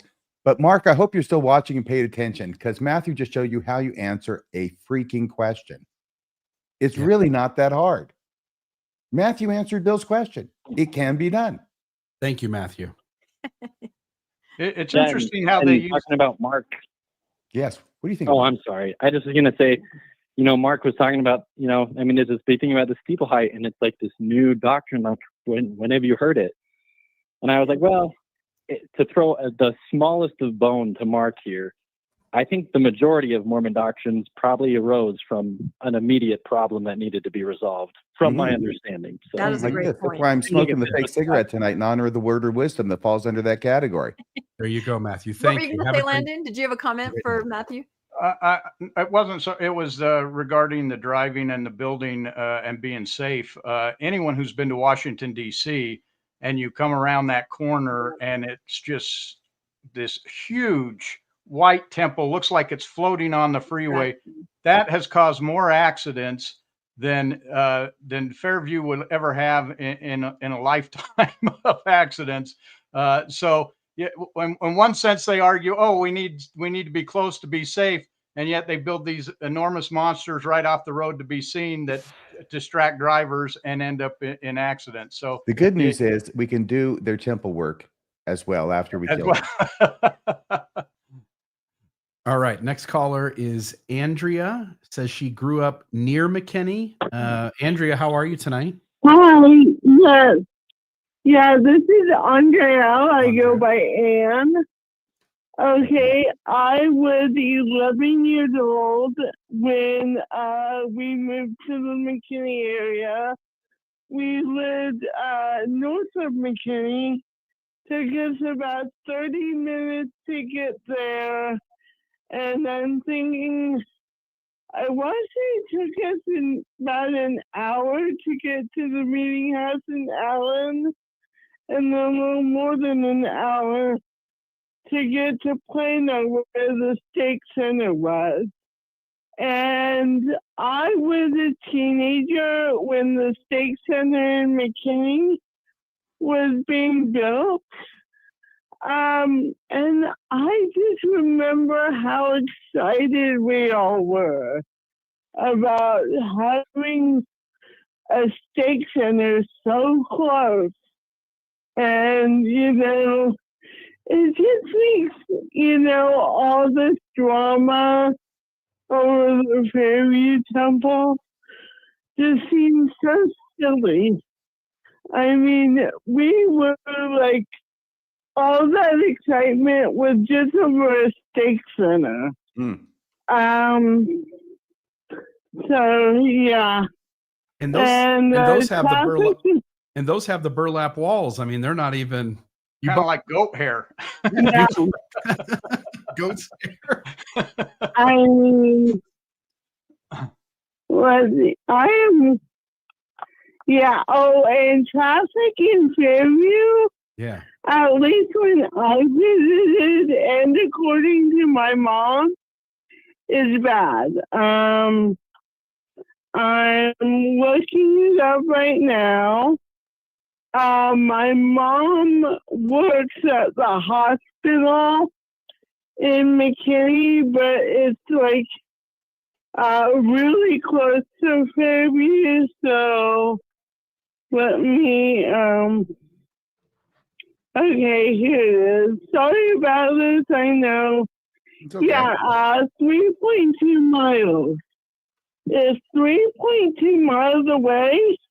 It took us 30 minutes to get to the Fairview temple site because traffic was so bad.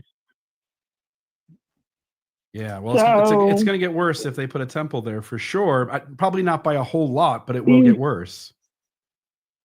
Yeah, it looks like it'd almost be, during rush hour, it'd be faster to ride your bike from that hospital to the temple than to drive there.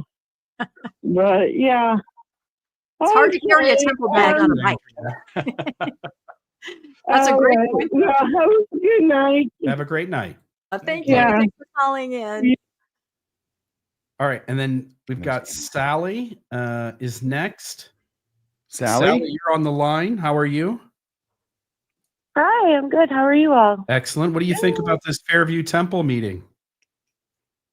Well, it's just interesting to me. So I've been following it since Rebecca brought it up the first time, and sometimes I get really frustrated. But I actually called my mom, who is a LDS believing member. I grew up in the church, but it was never a member. I was forced to go until I stopped going. But I asked her. I just was curious. She didn't know anything about it, and so I was just kind of like, "Hey, how important is it to you that your temple has a high steeple?" And her answer was predictably, "It's not." And I was like, "Well, how would you feel if you found out that your church was bullying people in a small town in Texas because they didn't want a tall steeple?" And she was like, "Well, that's terrible. I don't think they'd ever do that." And I have not disabused her. I don't see the point of breaking her heart, but I think if you ask members who don't know about this, that's going to be their answer every time. That was absolutely. You're right, Sally. This whole thing is like the setup to the Magnificent Seven. You got these bad guys bullying a small town. Yeah. Not going to end well. We need Yul Brenner. Where is he? He's on his way. He's picking up guys along the way. I had a crush on him when I was growing up. So Did you really? You're the one? I did. I loved Yul Brenner, King and I, and the Ten Commandments. Yeah, who wouldn't? I mean, who would make sense? Anyway, I really think that like the perspective of like people who don't know about this, like I have empathy for Mark, honestly, because I think he's probably coming from a place of, I just stumbled upon this and now I'm going to go watch this podcast and these people are so angry, but he probably hasn't been watching it the whole time. And yeah, I felt sorry for him a little there, but I get where you guys are coming from too. Yeah. Well, thank you. I was probably a little harsh, but he just wouldn't. I knew 2 words into his first answer that he was not going to answer my question. Yes, it's one of those things where you object before the answer's out because you know where it's going, and the judge says, "Okay, hang on, overruled. He's got to answer the question first," and then he doesn't, and then he, says the same thing he thought he was going to say, right? And okay, objection. Okay, sustain now. Yeah, but he was towing the party line. You're absolutely right. He was towing that party line and saying what he had to say. I actually thought it might have been one of my kids. Do you have a kid named Mark? No, but they use pseudonyms all the time in track meet. Out of embarrassment? Yes. They're humiliated. Have a great day. Thanks, Sally. Thanks, Sally. You can't blame Mark. Mormons aren't used to logical lines of questioning because they all lead somewhere they don't want to go. So the church has trained you to get out of a logical line of questioning with thought-stopping techniques as fast as possible. Yes. And when it doesn't work, it's just like, what happened? What just happened? They're insisting, they're following up. They're insisting I answer the question. They're not letting me get away with not answering the question. Yep. What were you going to say, Landon? So often I think they think that what's happening can't be happening because the church would never do that. So they're trying to figure out what's really happening here because it can't be what I think I'm hearing here because that doesn't work. So you have to come up with a reason. Well, after decades and decades of being in it, it actually does lead where you don't want it to. Yeah. It does. I did that for 10 years trying to figure out how Brigham Young could teach the Adam God theory when he wouldn't teach that. Yeah, well, he taught We it. gaslight ourselves. That's the bottom line, to keep our minds comfortable until finally, it's too much. And then you have to face that truth, and that's difficult too. All right, I'm looking at the screen. There's still no activity in the town council room, so we'll keep an eye on that. But our next call is Will, who's calling from near the Fairview, where the Fairview Temple will go up. He lives about 40 minutes away. Will, you're on the line. What's on your mind tonight? Oh man, I didn't expect to actually get on the show. Well, you did. Hey, Will. I was just kind of sitting here thinking, oh man, I hope I don't say anything stupid. But actually, I kind of want to apologize to Mark, because I was saying some pretty mean things to him in the comments. But man, he was just pushing the buttons. But honestly, I really wonder if he was. I mean, at first I was like, is he a missionary that was assigned to this or something like that? But then I don't know. Maybe he's a kid, but. Yeah. Or am I just delusional on that?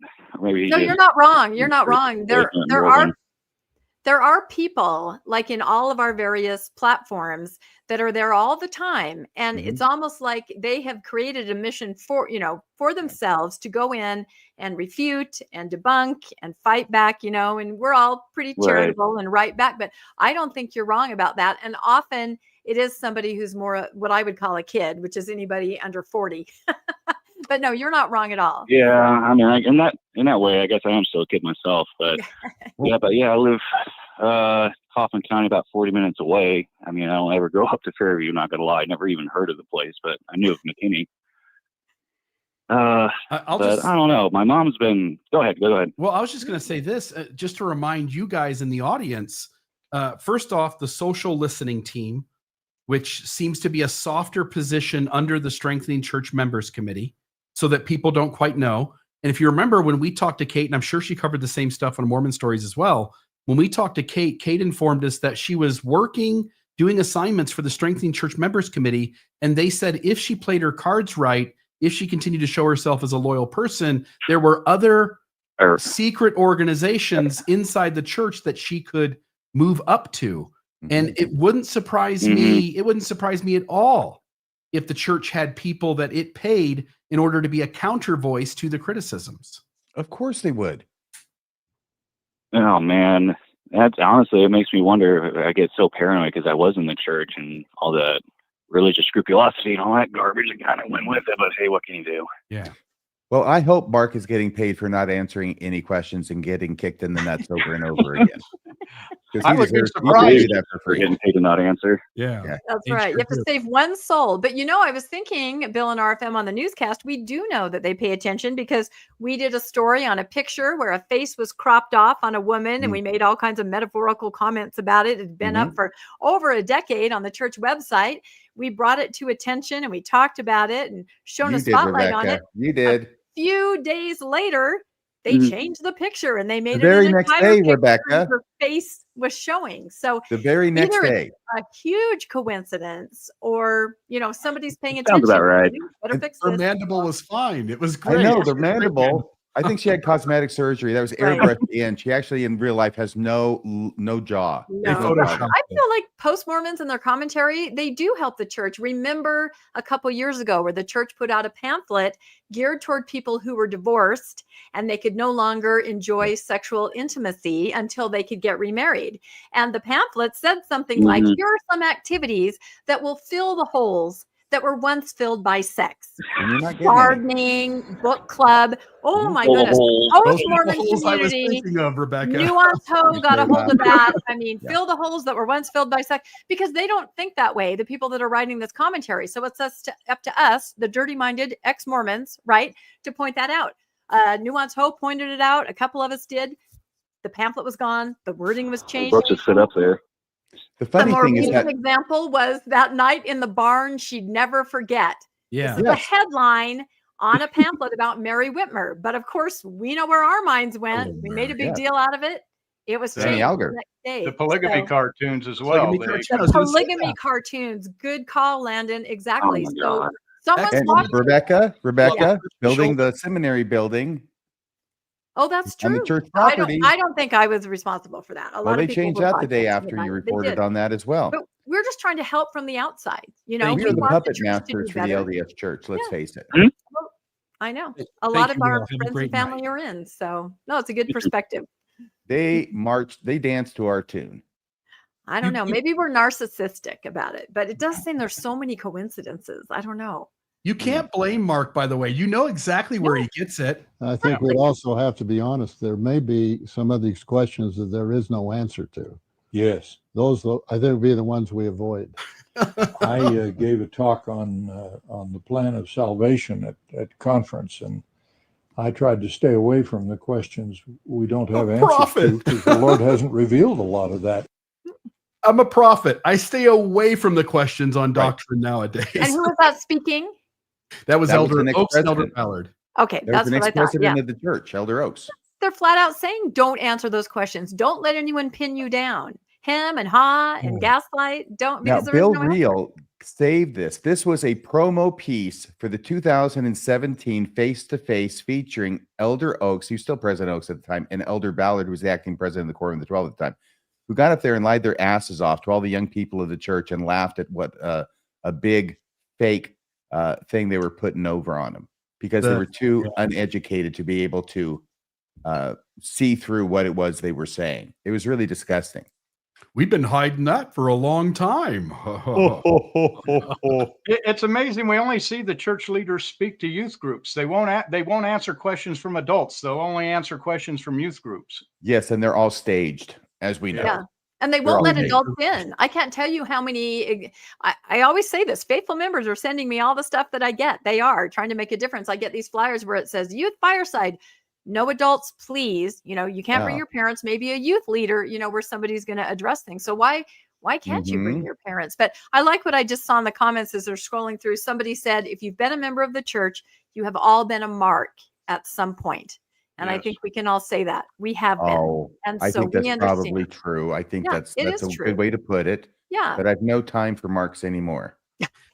Just a note, Sneaks is on the line. We're not going to go to Mark me no him yet. mark. He's the next one. But No, first- no. Put him at the end. No. Put him I- at the end. It's going to go He's gonna just as stink well up as the place. it's going I to don't go know who just this as well as is. it did with Mark. Who It's is going to this? Sneakers I don't know stink who as a that general is. rule. At least mine do. Well, we'll see what happens here. So first off is Cam. Cam's been waiting for 17 minutes. Oh, Cam, welcome to the show. How are you? Hey, thanks, guys. I'm doing well. I just wanted to Excellent. make a quick comment. Please. I feel sorry for members of the church who are put in a position where they are told by their leaders to go out and support something, but it doesn't pass muster with logical questioning. And then if they recede or the church goes back, all those people in Salt Lake City or some other places who are not local, who told them to try to influence, local decision making, and then they back away, they're left, with the collateral damage of these relationships in their communities, and they're still there. And so I feel bad. Prop 8 was another example. The children, of LGBT parents, that policy that was there, we went out, some of us did, I'm a member, and we went out and, tried to defend some of these decisions, but trying to come up with our own rationale of how to do that. We weren't given anything with that. And I feel the steeple height is kind of that same way. And then when this all passes over, what's going to be remembered is how these members are really trying to push this, and in hopefully, not too bad, hopefully they can be repaired. But I mean, some of these relationships are going to be damaged just in the community because of that. And I just feel really bad about that. And, that is the church influence. Is it intended? Is it not? That's there. But I just feel sincerely, bad just for the community with this, that the church came in and did this. Thank you. Yeah. Well, thank you. I mean, they're all collateral damage. They're all cannon fodder. The members of the church are cannon fodder for what the church wants to do, and they don't give a damn about the community and the fractured relationships and how they're not going to be able to, get along with their neighbors that they got along with for years before this. It doesn't just happen in the community. They do it to families. How many of us have left the church and seen the damage to our families as a result of it? And they don't care. They don't care that they damage your family. If you leave, that's your fault. And the damage is your fault. And they look at it the same way here. and they will also use elected officials to do their bidding. I look at the Vail School District, right, where there's a school board of LDS members. They've been in talks forever to try to get that seminary building built on school district land. And now the town is looking at those members who sort of did the church's bidding and saying, who are you?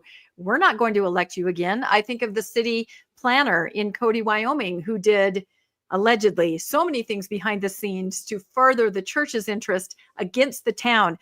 soon as the people in the town found out, he was practically run out of town, and the church kind of hid him away on a mission. So when Len and I first started podcasting about temples, that was it. We're like, it's not just residents. It's the collateral damage of the members. They may not know that they need us to try to help them, but I feel really bad for them too. I totally agree with you. All right. So here is Sneaks. I'm going to stay out of this phone call because I was a little harsh on Mark. Just give him a 15-second delay. Wouldn't answer. So 15-second delay on Sneaks. Yo, what's up, guys? Sneaks. Are you or are you not Jacob Hansen? It's what everybody wants to know. Are you Jacob Hansen? Oh, I could be with a voice changer. Oh my gosh. No, you sound like Jacob Hansen after he hit puberty. Yeah, yes, sir. Yes, sir. It doesn't sound like Jacob Hansen to me. So nice to meet you, RFN. Nice to meet you. Oh my gosh, I feel like we're best friends already. I watch you so much. It's like I feel like we've exchanged bodily fluids. I would like that, No, I wouldn't like that, but I share the same sentiment, Sneaks, where are you coming from, and what do we owe the honor of your appearance here? Yes, sir. So I live in Texas, believe it or not. Now I don't live close to Fairview. We're in Texas. I do live in great, best state of Texas, West Texas, actually. So it's about like 5 hours from Fairview. My mom is from Abilene. But yeah, that's cool. Yeah, so I live close to Abilene. Should I just say where I live, guys? It's okay by me. We're not going to send anybody out for you. You sure? Okay, I live in No, that's crazy. I'm not gonna say. Don't do it. Don't do it. How did you start following Fairview? How did you start following the whole Fairview scenario, or have you been following it very long? I haven't been following it very closely, so I don't know all the details. But I've been seeing what our British brother Nemo the Mormon has been doing about that. Watching his videos on it, and to me, it's like, okay, maybe the church at first was kind of off. They shouldn't have. They should have known what the zoning laws are going to be. Okay, sure. They shouldn't have made it that high. Okay, whatever. Okay, that's fine. I understand that. Okay. I think they did know that. I mean, they have lawyers, so they looked it up, right? Yeah. Steve? Do you They think did it's know what accidental? Well, yeah. Are you thinking it's accidental? The church goes into this not knowing? No, I probably thought they probably thought they could get away with it because it's a religious That's it, exactly. I like that answer. Yeah. So, but okay, like I understand it to an extent. Like you want to have your neighborhoods and yada yada yada, but like, okay, they tried to lower it like multiple times, right? And every single time it's rejected, and then they start acting like communist North Korea. Okay, and they're like, you can't name it McKinney, Texas. It has to be Fairview, Texas. Okay, that's dumb. Okay, well, just let it be McKinney, Texas. You know what I'm saying? Like, and then we talked about like the lights. Okay, like to an extent, I understand. Like, okay, you don't want blaring lights in your windows when you're trying to sleep. Okay. Have you seen an LDS temple lit up at night? Have you ever seen one or driven past it? I live quite close to one. Yes. Okay, so you do know. Okay. Oh, that kind of gives away. Can you see the screen in West Texas? I'll look it up and we'll find out where he's from. Can you see the screen? I'll just tell you. I didn't know there was one in West Texas, though. Is there? Rebecca or anybody? Maybe is it Fort Collins? El Paso? Does El Paso have one? El Paso, maybe. It's Lubbock. It's Lubbock, Texas. Lubbock, Texas. Lubbock has a temple. Yes, sir. Can you see your screen, Sneaks? Can you see the what we're putting up on the screen? If you lived within, let's say 100, if you lived within 100 feet of that temple in the top right there, don't you think that would come in your bedroom window? I mean, you'd have to get dark out curtains. Wouldn't that intrude on your ability to sleep at night? I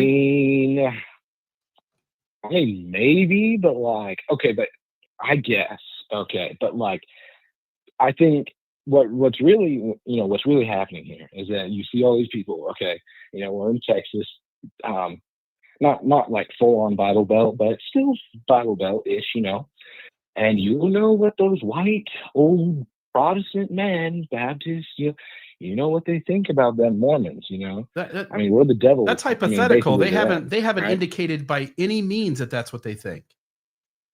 Well, that's true. I mean, obviously they're not going to do that because that would Yeah, but you're making an scummy on their assumption. part. You're making an assumption when all they've done is said, we want a temple here. We just want it within the zoning law. So I you know think what you're it's saying is religious because they persecution? haven't said it, that's what they're Religious thinking. persecution is what you're going with, or religious bigotry.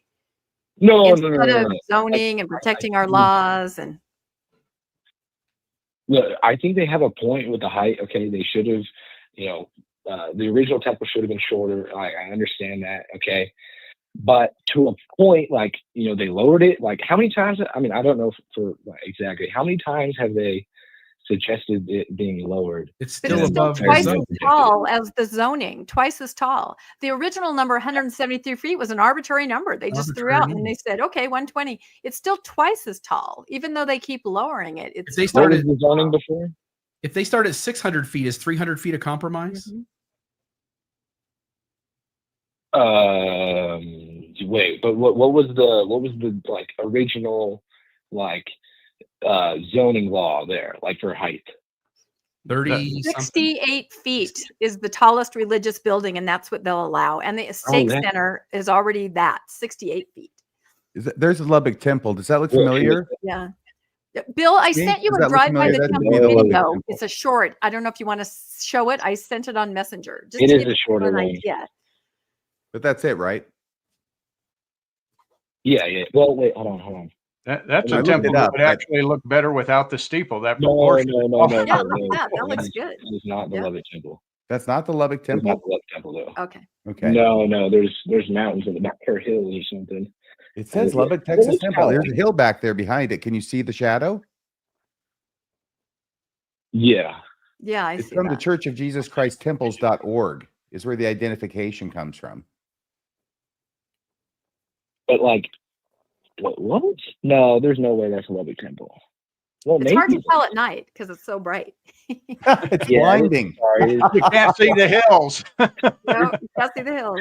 Hey, Sneaks. No, there's no hills in Lubbock. There's no hills in Lubbock. I Sneaks, promise you agree that when the church comes in with a number for the height, it's arbitrary. Like the church could say 600 feet, and I assume you would agree that making it 300 feet isn't a compromise on the part of a town. Anything above the zoning law is a request that you make in kind that can be turned down, that can be approved, but isn't an anchor to a conversation.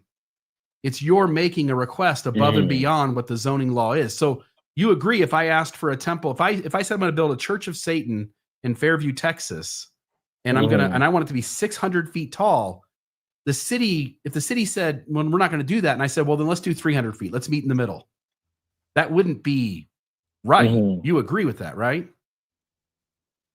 I mean, I guess. Yeah. I mean, sure, but like, I still think maybe once I become rich and famous and have $1 billion, maybe I'll pretend to be like a Protestant. I'll go to Fairview and build like a big building, like a Protestant one, and we'll test. I'd pick a We'll different test it out and town. see. You're going to have a hell of a battle if you go to Fairview, Texas. So I'm getting Hold some on. Yeah, that's indications that it's going to be pretty quick here. They'll be coming back. So Okay. just keep watching that screen, Bill. I mean, not right now, but it's going to be soon. So. Did you want to play this at all, Rebecca? I What just was this? thought this was a great short. After the last planning and zoning, I took a drive past the This Syracuse is bright Temple. as hell. It just gives people. This is not even open yet. This isn't the open, yeah. house is coming up in a few weeks. And it has music and sound. Past the Syracuse Temple. It's not midnight. It's actually like We'll let you go, 9 o'clock. Stacey. But still, this temple is going to be having an open house really soon here.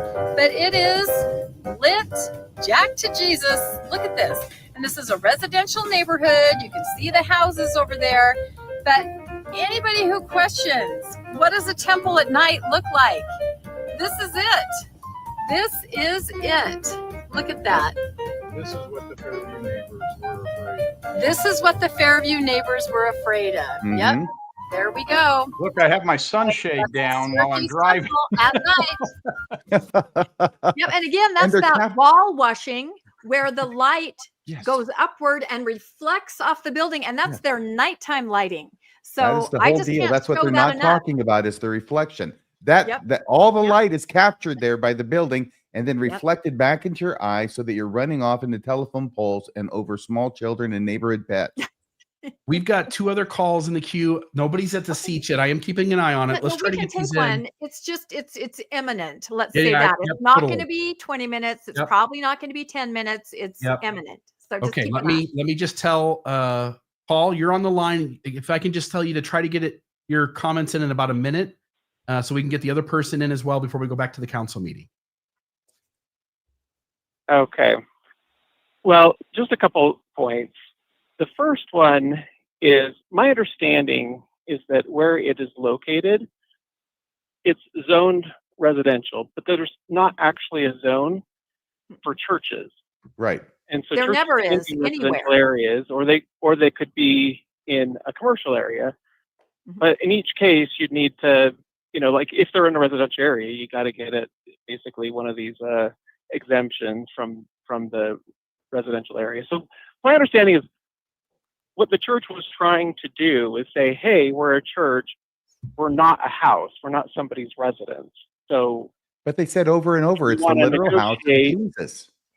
They just say it was the house of the Lord. Over and over, I heard that. It's the They said he literal house actually of dwells Jesus. in it. He literally lives there. and that's true. Now, your No. doctrine of the steeple thing, I mean, that it's kind of cute what you've made up there, but I No, think whoa, whoa, didn't whoa, make whoa. it We up. did not make that up. We did not make that up. The The church Mormons leaders. made it Yeah. up, yeah. right? I can Well- show you the letters where they instructed the members to write emails to the city and tell them that the steeple was the most important part of their worship. Absolutely integral. Will you So- agree with me that the Mormon church made this up Yep. recently? It's a recent vintage. It's not Made even what up? alcoholic yet. That temple height, that steeple Made height up is the steeple idea height is that a there's doctrine. steeples on their temple. No, that steeple No, height is a no. doctrine. That the steeple Oh, height no, is there's no doctrine about a steeple height being a doctrine, and I don't think that's what anybody. Exactly. So what do said. you think when they're lying and saying They that said- it is? Over and over they lied. What do you think And about they your need fellow that for a Mormons? legal workaround to prove, that it's the most important thing. So that No, It's the only way to get no, through our lupa. I think that's a bit of a stretch of No, what it's they're- exactly Why else what would they they tell said. their residents specifically to mention the steeple height? RLUIPA lets you build something that you must have for your worship. Mhm. Why else would they tell the residents to say, I must have a tall steeple? We has to actually be have this. recordings of the So- church attorney telling telling the stake leaders that is the reason that they're telling them that. The is only way they because can they win need our it for lupa. We Yes, do. the only We way have they it. can win We our have it. lupa is to have this be a doctrine. So they told people to promote it as a Just true have it doctrine. be. So this is. Let me just take a step back. From the very first temple that I know of, which was probably the Tabernacle, and then the first modern temple, which was Kirtland, and then the next one was Nauvoo. In Kirtland, the Lord gave Joseph Smith exact dimensions of how that temple should have been built. Teeny Right? little steeple. That is part of the church doctrine, is that the Lord can instruct on how a temple should look. In fact, it's in the Doctrine and Covenants, the exact measurement. Right. Do you So what if the agree? Lord So said build a steeple 173 600 versus feet high? Fairview, To say and that then it's the Lord not, said to say that 120. it can't the be Lord a can part kind of of. switch it up a little bit. No, I'm just saying the whole premise that the shape or size cannot be something that is part of the doctrine. I think that's not true, because we've got scriptures that in fact lay that out, both But in the that's Old not for the Testament McKinney as well Temple. as Now the in Fairview LDS, Temple. It's Paul, inapposite going unless to you're the saying, Fairview Temple. and if I'm going to try and understand you, okay, what's your name again? Who's this? Paul. Luke Hansen? Paul. Paul. Huh? Is what you're saying that whatever the church says has to be complied with because it's coming from God and therefore it's part of the doctrine? Is that what you're saying?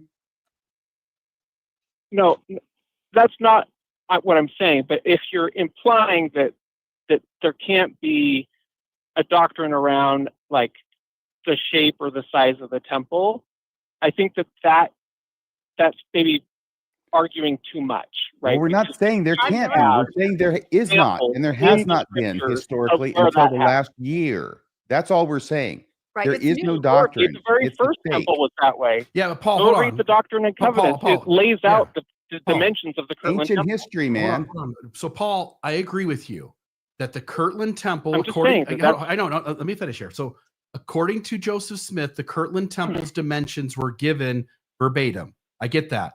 Do you also acknowledge, too, the counterpoint, which is the church has amended its temples in various moments over and over and over again, meaning that either A, they got the revelation wrong from God, or God changed his mind? Of course, the temples have been amended. I don't think it's every case that, like a specific feature of the temple is some revelation. Okay, I'm not sure that that's including true. this temple, because But God what I is am the, saying, hold on. Doesn't God know that Fairview is going to put up a fight? Doesn't God, the master of the universe, the creator of all things, Mr. Omnipotent, omniscient, he's everywhere in all places. He's flesh, and he's as God is, man can become, and as man is, God once was. He's He-Man. And you're telling me that I think that's an argument Let me from finish. someone who Let me doesn't finish. believe in God. Let me finish though. In Mormonism, it seems like God's really good at the little things, and the big things he gets wrong, and he has to self-correct over and over again from generation to generation. It's the reason that dead prophets are worth as much as collector cars and comic books. Even the location. So First, I think that's an prosper. atheist Prophet argument, and announcement, I get it. I think it's a Right? Like, Mormon 70 argument. if you don't have faith in a God, so for example, like a Christian would say that Jesus Christ is God and that he has, supernatural abilities. Okay, but Jesus Christ chose Judas Iscariot. Now, couldn't he have foreseen that Judas would have betrayed him, and why would he have done that? And all of the hardship. Because he that came out of wasn't that. God then. He wasn't. That's He wasn't omniscient at that I don't point. think he got betrayed omniscient him. later. I think he believed believe everything Jesus said. Sure, kill him. He'll come back. I What think stopped he us didn't getting betray things him. right on race? What stopped us getting the race thing right? Why did all the prophets, seers, and revelators for generation after generation not be able to get that right? Why did they not get that right? Yeah, well, from 1852 to 1978, why did they not get it right? I don't know. That's a great I think question. it was really the influence of the time. Okay, I'm going to let you go. They're And- pulling back into the room, my friend. Thank you very Oh, much. wow, they're coming back. Thanks so much okay. for Here we calling, go. Paul. I just wish the Mormon prophets were able to see beyond the influence of their times. That seeing around corners bit that we hear about that That would take a they can seer. do. Stop It's amazing how they do that. He didn't have a good answer for that question either, I did think he answered and Those are said, I hard don't know. So I got to questions. give him credit for that, Paul. Thank you. Yep. Yeah, thanks for calling. Okay, I'm going to end. If you believe in God, then it's, you do whatever he says and go along with whatever. I think that's what the bottom line We is. That did is have the a call in lamest thing queue. about I'm Jesus really in sorry I general. had to end it. Yeah. So sorry to the person who we did not get a chance to take their call. The folks are coming back into the room. So I'm going to end the call in studio. And Rebecca, I'm so sorry for talking over you. Oh, no, keep I was talking. all It's fine. fired up. I am so sorry. I want to say, Bill, you did a great job there with the technology. You're trying to watch what's happening in the room there. You're getting callers in. You're pulling up things. That's not an easy task. So He's great amazing. job. He's amazing that all way. He's on a the fly. wizard. I like sassy Rebecca. Dear. I haven't met her yet. I've seen her tonight a lot. I'm going to text you guys. Really? I wonder what you're going to say. Mormonism cannot stand up to logical questions. It can't. It just can't. Anyway, I'm fired up. You are, my friend. Well, remember the Alamo. 13 days of glory, baby. Yeah.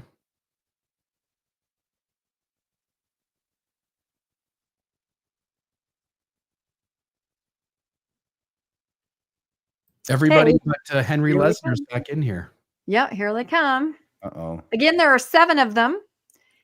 A vote of 4 majority is what is needed to do whatever they're going to do. And we went over all those different options. It could really be anything. We do not know. This is crazy. I'm thinking you're going to owe me $50, Rebecca, at the end of the night. No, I think it might mean something different than what we think. So let's just watch and listen.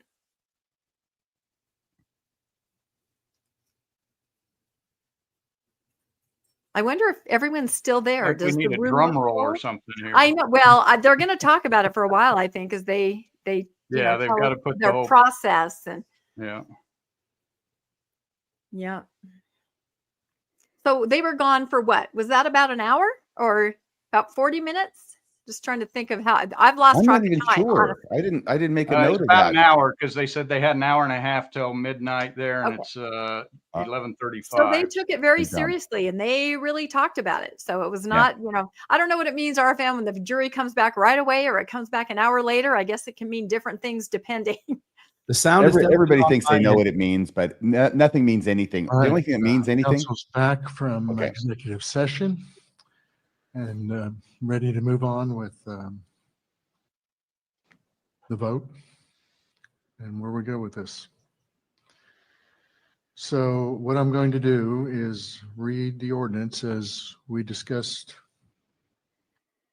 and have a motion. I'll make the motion that we accept it. Someone will second it, I hope. And then I will call roll call. We'll go around and each council member will have an opportunity to vote and say something if they choose to. I'll be the last. So this has been an extraordinarily difficult decision how to deal with this.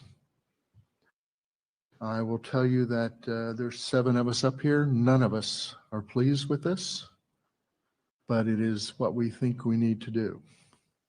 So you might guess where I'm going with this.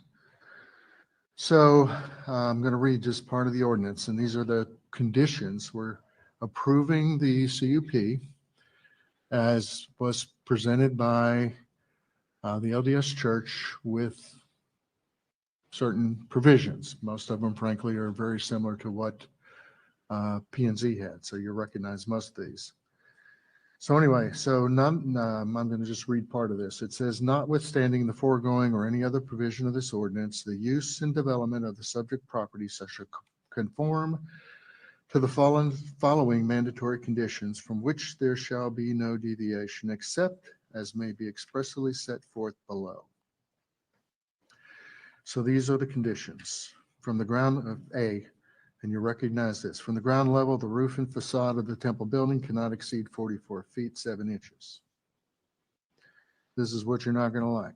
From ground level, the steeple and spire and any other element of the temple structure cannot exceed 120 feet. The development shall connect to the Allen sewer system. The excess drainage capacity to the west shall be used to limit the stormwater discharge to the east. Impervious coverage shall be a maximum of 38.9%. The temple building shall be limited to a maximum of 30,742 square feet. Lighting will meet town code requirements and be subject to the following limitations. All exterior lights shall not exceed 3,000 Kelvin, except that parking lot lighting and security lighting may utilize lighting up to 4,000 Kelvin. No exterior lights from 11 p.m. to 5 a.m. except for safety and security lighting. All exterior lighting shall provide shielding so that there's no light trespass beyond the property line, and any element capable of emitting light, such as a bulb or LED, is not visible beyond the property line, whether the light is turned on or off. No exterior lighting fixtures are permitted other than what is shown in Exhibit F.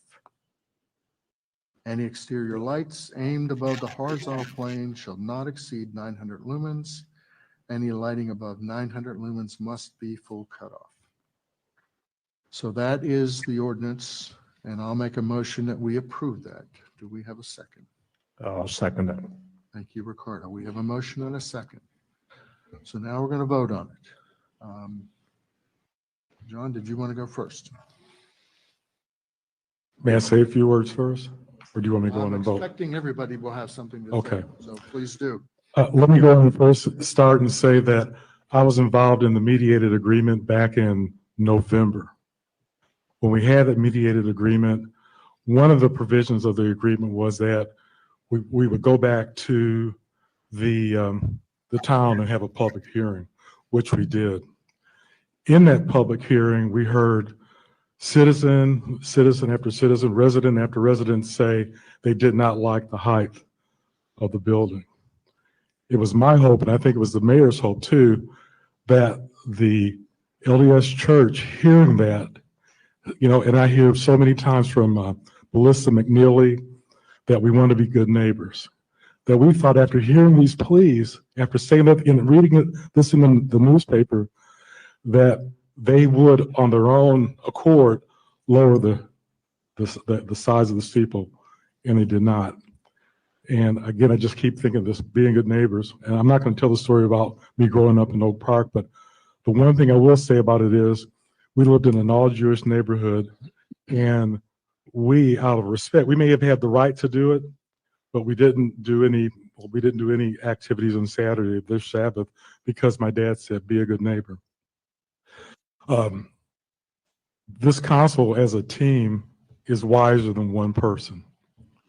And I disagree with my council members on this, the way I'm going to vote, but I support the process.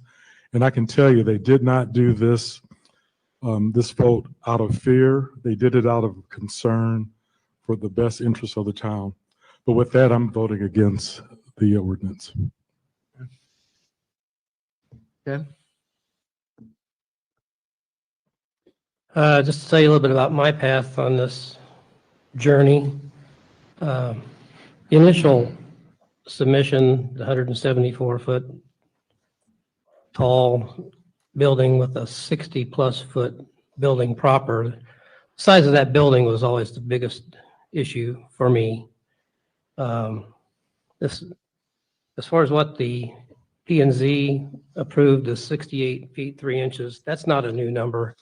That's a number that the council gave when we denied the original application without prejudice, that would be a number that would be acceptable to us. There wasn't anything happening. We went to mediation, and my personal expectations were not great. When 15 feet reduction had been previously expressed as a major give up, I didn't think it was going to be fruitful. And much to our surprise, the overall height of the building was dropped over 50 feet, but more importantly, the building itself was drastically reduced. That makes a whole heck of a lot of difference to me. I'm just one vote. The new building has a top of the tower itself at 108 feet. The last 12 feet's a thinner metal rod that will extend to the 120 feet. But my primary considerations are, there have been discussions about our chances of prevailing in a lawsuit. The lawsuit, even at the initial design, was described as uncertain at best. With the compromise design offered through mediation, the reductions made the risk of losing a lawsuit substantially greater. Our town has incurred cost into 6 figures for legal fees already, and there's no circumstance in which the town can recover our legal costs from the plaintiff, even if we were to win. So here are the additional potential costs beyond what we've already spent. One federal lawsuit defending ourselves. If we win, we have to pay our own legal costs. There's no way to know how much that is. I think $500,000 is probably a conservative estimate. That same lawsuit, should we lose, we would be responsible for not only that $500,000, but the cost, legal costs of the plaintiff, certainly more than ours. Could be $750,000, could be $1 million, we don't know. The second layer of that is defending against an appeal. If the losing party of the first suit decides to appeal, you can take that 1.25 million conservatively for the first round and probably double that. So these aren't known numbers, but they're plausible and conservative in my view. But you can do your own math. So we're elected to represent the town, the residents who are also elected to be good stewards of the town's resources. And we have a fiduciary responsibility to make sure that those resources are spent in the best possible way. It's not a matter of being brave or being a hero or not. It's a matter of doing what you think, I think, is best for the town overall. And I believe that the best interest of the town from a financial perspective is to remove the height condition of the P&C decision and accept the height as submitted. So I will vote in favor. Thank you, Ken. Larry? Can you abstain? You may abstain. No, I'm just kidding. First of all, I'm kind of disappointed that the church wouldn't talk to us anymore about the height. That was the main stumbling block. And like Ken said, when we had the mediation, when Henry and John came back, we were very surprised that there was as much movement as there was. And my biggest concern in the beginning was the building, okay? Not, we'll call it the Spire or whatever, it was the building. It was just unbelievably too big. So that was a big deal to me when we came back from the mediation, and it was downsized to something that was something we could live with. But we still have the problem of the 120-foot height with the steeple and spire and all that. Again, when we were talking in the meeting just a few minutes ago, you know, it's not a law that you have to build, or the height has to be 68.3 feet. That is the precedent that was set in their previous church, but it's not a law that has to, you know, or a definitive thing that's in the ordinance. It's just a precedent was set when we did the cup for the, well, whoever did the cup for them 11 years ago. So I guess you could say we're maybe setting a new precedent, 120 feet, but I doubt if that'll ever come to fruition that, you know, the next 3 years, 4 years, 10 years, you don't know. It's been 11 years since it's come up. How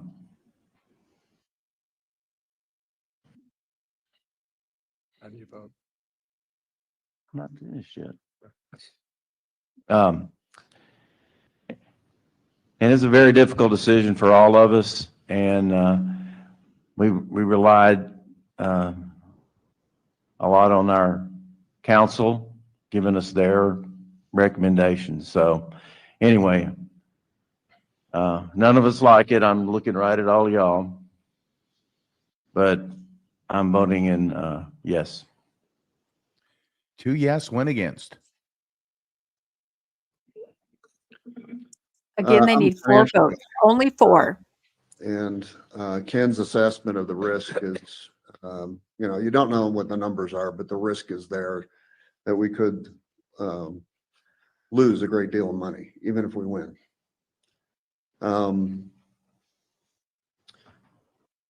There's some pluses here I think the way it's laid out and after discussions with James on the lighting, I think the lighting is going to be acceptable to everybody when you see it.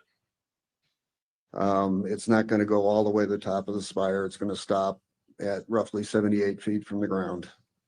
So the rest will not be lit. The brightness, I don't know. We'll have to wait and see what that looks like. But I We'll think see. it's going to be acceptable. I looked at pictures of other temples that have been lit, and some of them are very, very bright.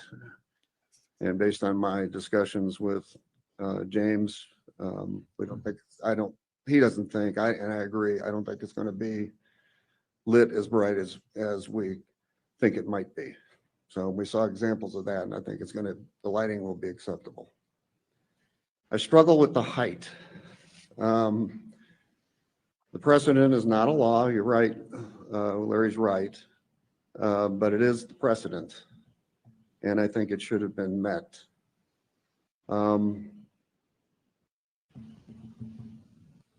Another risk that we have is if we vote this down, we run the risk of, I had this conversation with a couple people. Just because we have reserves doesn't mean we can spend them. The reserves are there at 50% or a little over 50% because we need to keep our bond ratings up. We need to have money for a rainy day. And if we were to spend the money on legal fees or potentially spend money on litigation, our bond rating would be negatively impacted. Any future bonds would come in, would be issued at a higher interest rate. That's the business guy in me. Since I've been on council, I've become a politician. So it's a little different. I got to listen to the people. And there's great angst about this. The process itself is bad. It's a bad process the way it's set up. We are constrained by Texas law, the Open Meetings Act. We can't meet individually with the folks on the other side to negotiate the way that you negotiate in business. So that's bad. And the fact that Henry was not able to speak to anybody with the decision-making power is also bad. You can't negotiate with someone who can't make the decisions. So having said all that, I'm going to vote against the CUP. Wow. 2-2. Right? Greg. First of all, I want to express my sincere appreciation to our outstanding town manager, Julie Couch, and to the exceptional town staff for their diligence and professionalism in managing the details of this process. Special thanks are due as well to our town attorney, Clark McCoy, and our outside counsel, Bill Christian, for their expert legal guidance. You've kind of heard how we feel about this. There are things I would like to say. As a Christian, I'm going to choose not to say them. We're doing what we believe is best for the town. God help us. I'll vote yes on the motion. Wow. 1 yes with a God help us. 3 in favor, 2 against. Well, it's been a very long process, and I'm not happy with the outcome. To say that I'm disappointed at the applicants, I think that'll be an understatement. For one, I don't really appreciate the initial approach that the church took, and in terms of threats of lawsuit, and I don't think that shows a neighborly attitude. Well, that said, we did have the mediation, And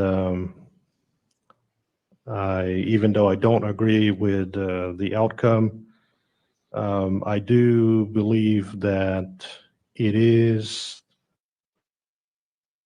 a good outcome for the city, for the town.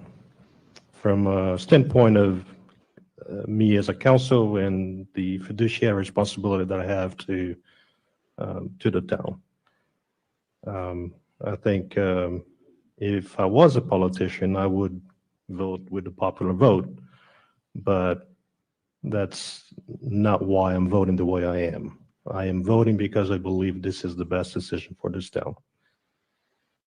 We do believe that the lawsuit would happen and that we would not have a chance of winning that. So we would be left with potentially a building that would be 174 feet tall. So given the odds that we have in front of us, I choose the 120 feet. Also, I'd like to clarify, there were quite a number of people that still come up to the podium and implied or stated that we're against the church or against the temple. That's not true. It took this long because we wanted to make it work. And I think we all, I think I speak for all council, we all want the temple to happen. But the neighborly approach just wasn't a good one. And the issue here was not accepting the temple or not. The issue here is conforming with the previous precedent that we had set as a town. And the church took advantage of it. Going forward, I would hope that future council will change our ordinances and establish maximum heights for churches so that no other council will have to face this decision again. I don't think it's right for anybody to have to make this decision. And I heard the church folks talking about the importance of architecture, steeples, and so on and so forth. And I still don't understand or still don't know why it is important to have a steeple that tall here, but not somewhere else. But you're gonna. I'm not saying don't put a steeple on them. We're just saying limit it to what we think is reasonable, of course, with our surroundings. So with that said, I will vote yes to this UP. And it passes. The pressure's off the mayor. And it passes. The mayor does not have to make that final decision. Yep. But he'll vote for it anyway since he proposed it. Let's reflect on what's been happening over the past 15 months. The LDS Church is asking the town of Fairview for a variance in our town zoning ordinance to build a massive structure in a residential area of our town. That's key. The way this has been approached by them is they've been telling us what to do. The town's zoning ordinances have been in place for decades, and the LDS Church was fully aware of these ordinances. I'm especially upset about those who are leaders in our community and surrounding communities. They know what this was going to do to our community. I don't know how I'm going to get over that. I am really angry at you people. Just a couple of you. You knew what was going to happen. The town has multiple religious buildings in place. All of them went through the same process that the temple is going through. One of those religious buildings is the LDS Meeting House on the adjacent property where the temple is supposed to be located. I was on the council when the LDS Meeting House was approved, and the only concern had to do with lighting. The Meeting House has done a great job in complying with the town's dark skies ordinance, and I thank you for that. But my point in that is, to what Ricardo said, this is not about the LDS Church. This is about a really big building in an area where it's not supposed to be. The issue with the temple is that the initial version of it was grossly out of scale for the residential part of our town. The zoning in this part of town allows for a maximum building height, as we all know, 35 feet. The proposed temple was going to be 65 feet high, 43,000 square feet, with a spire went up to 174. And I took all the folks that came from Salt Lake City and other attorneys, press people, and we stood at the stairs down here and looked up at this building and said, this is what the problem is. What they were proposing is twice as big as this building, just the building. Inexcusable. Since the original proposal, thank you. We downsized the building, which we said was our main concern, so I appreciate that. And they're about 30,000 square feet now. It's still a really big building, but we're willing to accept that. The issue is the tower still goes up to 120 feet. And just for completeness in all this is the town offered to help LDS organization to find a location, a suitable location in the commercial side of our town. They were building in the residential. We explained that. We took tours so people could see what the difference was. We would have helped them find a place on this side of town where they could have built as big a building as they wanted to, up to 9 stories. This project got off to a really bad start in the introductory meetings.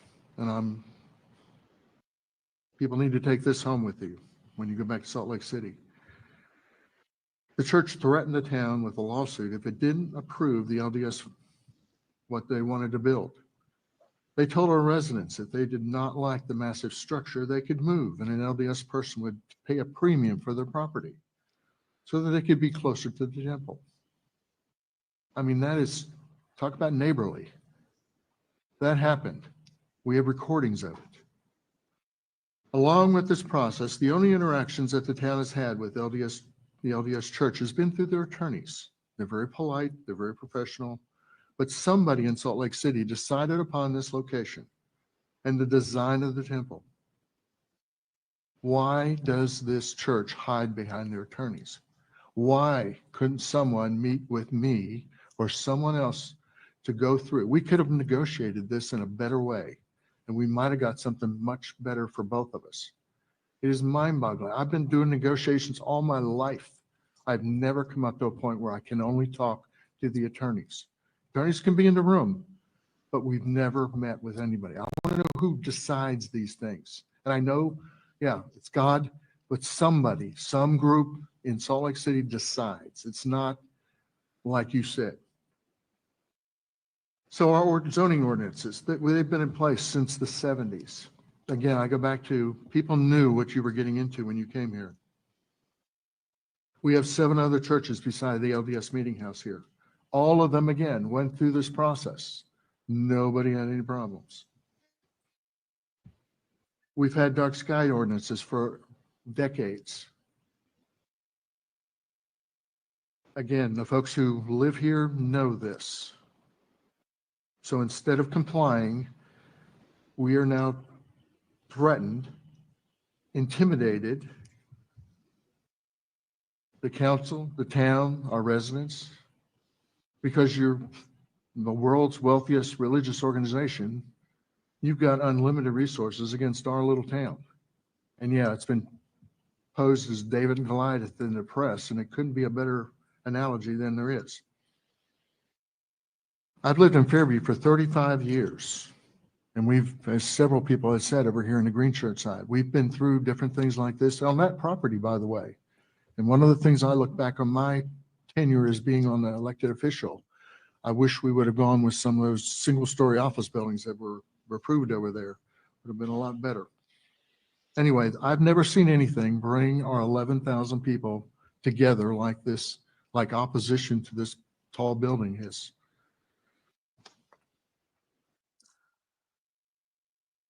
The correspondence I see, and I get all sorts of stuff from your people, and I see your official stuff as well. People send it to me. And the issues were neighborliness. You know, we weren't being neighborly. I would reverse that. Y'all have not been neighborly. You come into our town, ask for a zoning variance that far exceeds anything that should have been built on that piece of property. Threaten to sue us if we don't agree. And therefore, here we are where we are tonight. None of us up here like what's going on. We don't like the way it's being handled. I go back to when we started this conversation tonight, why can't Yorba Linda be in Fairview? It still makes no sense to me, other than you just don't want to, which is not a good thing. So I do a thing in church, and I coincidentally, this was done on this past Sunday. Some of you know this. The church is not a building. The church is not a steeple. The church is not a resting place. The church is the people. So when we look at big buildings in places where they don't or shouldn't be, I asked you to think about that. It's the people. The issue is zoning. And I want to make this real important to everybody in the room. This is not about us versus LDS folks in the room. As you probably noticed, I know many of the LDS folks that are here tonight. They are good people. They're my friends. I've known some of them, like Ms. Manowitz is still here. I've known them for decades at least. Anyway, so we made very reasonable things that came through planning and zoning. I thought they were very reasonable. You know, we were going to give you the same height as the meeting house had. And, you know, tonight we've also said we go up to 70 feet to be like Yorba Linda. But the threat of the lawsuit, the financial loss to our town is potentially huge. And I think what Ken put, when I think that was really conservative. We're talking millions of dollars here this could be, and totally dominate what our staff does. Anyway, needless to say, I'm not happy with this, but I'm voting for the 120-foot thing. So we passed that 5-2. So congratulations, you guys can start your temple now. If you want to change your mind, you know, we're always willing to listen. I know that's probably not. We can get you a copy of the ordinance when we're done here, okay? So anyway, so that passes 5-2, and we're going to go on to other business, okay? We have 2 other things to talk about. No, there's not. We looked at that, and it's not required. Yeah. What's that? I know exactly what you're talking about. We studied it closely. Both the staff, our attorneys looked at it. No, there's not a supermajority required. So we vote 5-2 to accept the CUP that we've, you know, at 120 feet is where we are. All right, so we have 2 other things to do tonight, real quick. One of them is a settlement on right-of-way acquisition. I think we can probably end it there. They're leaving So, the building okay. from both sides, like after a bad Just- divorce. They're This not is talking. They're not shaking hands. no, and it's going to be interesting. Let me just reiterate really quick. So it was 5-2. They needed 4 to pass it. And the conditions that are included in this passing of it are that the lighting has to meet the city code and it has to be turned off from 11 to 5. Now, I don't know if we'll have to talk about this. And the lighting stops at 78 feet on the tower. So not that little metal part. Interesting. The walls are not going to exceed 45 feet and the height is not to exceed 120 feet. So now the ball's in the church's court. The walls were 44 feet. Not, I think you just said 120 feet on the walls. No, the spire is 120. The spire is walls are 120 feet. 45, exactly. 45 feet, yeah, which is what they already are. So what do you think, RFM? What does the church do with this? What if they want to light it up all night? What do they do? Uh-oh, muted. I'm sorry. Boy, you're really lucky I had muted myself for a lot of that. No, they don't want it on all night. They never wanted it on all night. That's why the first application was to not have it on all night. All of this was kabuki theater, and I hope it's not too early for me to say, I told you so. That this is exactly the way it was going to end up. And I think I've been saying that for months. Yeah, you have. I mean, the lighting, that's a win right there. And that's probably the most obtrusive part. What do you think, Landon? I don't know that the lighting is a full win. They've got to turn it off. This is exactly what I expected to, simply because risk is what you're about when you're managing a city. You've got to manage your risk, and it's the decision any business person's going to make. The risk is just too high for the result. So I think they made the decision they had to make, but I thought they fought all the way, and I congratulate that city council. The church won the church won the battle, but they lost the war, I think. This is a Pyrrhic victory for the church. Yes, exactly. They've won the battle, but at such a cost to themselves that it would be better. They would have been better off never to have engaged in the battle in the first place. Yep. Bill, what do you think? It's just to what you guys just said. It's just one temple in one town. But what it has done is it has caused so much bad publicity, much further in scope than just a few thousand residents in a small town. When you have $293 billion, you don't have to play by the rules. You are the wealthiest religious entity inside the United States, and you're like the 7th largest corporation inside the United States. You literally can just spend yourself out of problems or put others into them. And this is a church that claims to be the one true church, led by prophets, seers, and revelators. And the SEC, this and a whole host of other things really shows that it's 15 old men conniving behind the scenes to get what they want. And I can't imagine this town has any good feelings about Mormonism for decades. It is the abomination of desolation as far as missionary work goes. Yeah.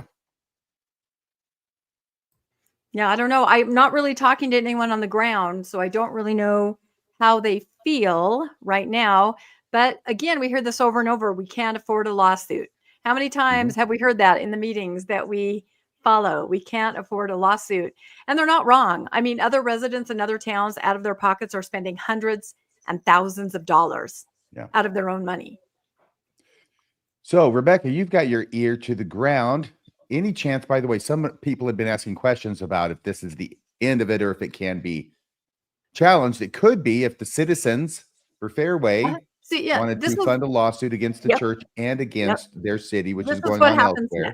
Yep, and this is what the other residents have done in the towns. Once they perceive that the council didn't protect them, this is going in, they can now turn and sue the city for some kind of perceived problem in the process. Then what happens is the LDS Church will join the city with its war chest. This is what's happening in Cody. This is what's happening in Heber. And the church and the city will go head to head with their residents. And this is what happens. And then, like I said, if you are a resident trying to sue, the ones that we know, hundreds and thousands of dollars out of your own pocket. And the church will just drag it out until the residents can't afford to fight anymore. Or out of money. Yeah, we've seen that. Yeah. But I'm just curious what the church thinks about that lighting. Will they comply to no lighting at night? I mean, we haven't really seen that before. Between 11 and 5? Yeah. Sure. You think so? Like no lighting, not even like mood lighting, like no lighting. Most temples have some kind of mood lighting in them, you know, have some lighting on it. Otherwise, I don't know, bats are going to fly right into it. There has to be some kind of lighting on it, I'm sure. Possibly. Yeah. I don't know. I guess we're not totally surprised. Who won the bet? Who gets cheesecake? We all had kind of a different perspective. You won. No, it was me. It was all me. I think Rebecca still deserves a piece of cheesecake from the Planning and Zoning Committee. I think I deserve some cheesecake, no matter how I get it. I think so too. But I just can't believe we're 6 hours in. Are we almost 6 hours in? 6 hours. Okay, give me your address and I'll have it delivered right now. Where are you at? 900 people between our two say it out loud, Rebecca. Tell us what your address is. Yeah, no, I'm not going to give anyone my address, but you can certainly donate to Mormonish Podcast donor box, always in our links, and I'll buy tons of cheesecake and I'll just drown my sorrows on my podcasting couch for the next couple weeks. So, but I don't know. The church is going to make a statement, and who knows what they're going to do next. I mean, honestly. Yeah, they made a statement. They made it tonight. We're all sons of bitches. Well, okay. But I mean, once building starts, honestly, it's not over. Do you know in Lone Mountain, I thought it was over, but the residents are petitioning the Nevada Supreme Court about the process there. So things do continue. It's not always reported on, but it's not over till it's over, I think. The one thing they did say is the church could come back, and they said if you want to lower it, you're still welcome, But Oh, can yeah. you imagine how that would look after all of this? And then they say, "Oh yeah, we're willing to lower it. We could have avoided this." I think there's a better chance that they go, "Phooey on you, town. We're just going to take it somewhere else." And but that's not happening either. The chances of any of that is slim to none. And I agree. Slim isn't here anymore. What both sides should do is what I tell. Okay, look, I'm in court. I'm with a client. The judge kind of split the baby, but the client is anxious because the client didn't get the whole baby or more of the baby than they thought, the other side got. And what I always tell them is this: look, declare victory and leave the field. Call it a win. All right. Don't call it a loss. Call it a win. You be triumphant. You be the winner here. And it's up to you how you portray this and how you receive this. And I would say that to either side if I were representing them. But I think the citizens of Fairview who are not in favor of the temple, who talked against it, need to realize this is a win. Yeah. It's a huge win from what happened originally. And I know it's a compromise and everybody hates compromise, but the problem is that that's kind of how we get along. So the Deseret News will call this a victory probably in the next 48 hours. Yep. So the Dallas Morning Herald has to get ahead of that. Rebecca, can you see to that? Yeah, I'm actually texting a reporter right now. So there you go. Tell them what the headline should be. Small RFM town beat a big corporate church. Yes. Yep. Yeah. I know. Small Nope. Texas town kicks Mormon church in nuts. Because it could have been so much worse. We all know that. Bill 9/11. So much worse. I mean, maybe that's a small consolation, but so much worse. 78 feet lit up and dimmed at night.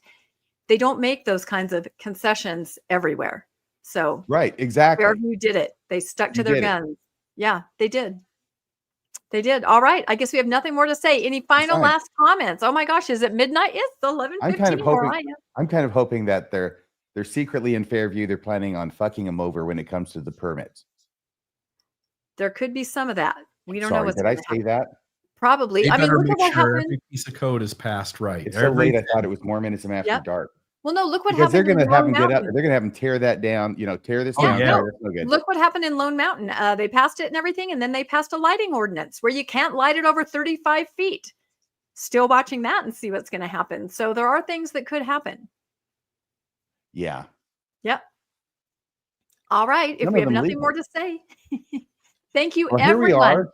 And so what was this tonight? This was the Fairview Town Council meeting. We were just kind of doing this as a special episode of the newscast. Is that what we're That was doing it. here? It was a special episode of the newscast, and it replaced a Mormonish episode, which was typically on Tuesday nights. So that's it. But we'll still keep everybody updated as things go along, the aftermath and what's happening next. And like we said, we don't know. This is just the beginning of kind of the next phase. And I mean, think about this. We're still reporting on Cody, Wyoming. And that was like 2 years ago when that all started. So things do drag out. So we'll let everybody know. We will keep everybody in the loop. All right. Really good. So who's taking us out of this thing? I don't know. I guess why don't we all Landon, just say you haven't goodbye. been saying a lot. Okay, I think Landon you need to can close sign us us out. off. I don't do the closing. That's all Rebecca. I think we should do it together. Let's just say signing off for the Mormon Newscast and Mormon Discussions in Mormonish. And thank you all for staying with this entire process. And we love you, Fairview. And we love you, the Fairview Town Council. So Good night, thanks, everybody. Yep. Good night. That's a wrap for this week's edition of the Mormon Newscast. We appreciate you tuning in and sharing this time with us. Keep the conversation going and stay informed on all things Mormonism. Until next week, wishing you peace and joy. See you next Monday at 6 p.m. on the Mormon Newscast.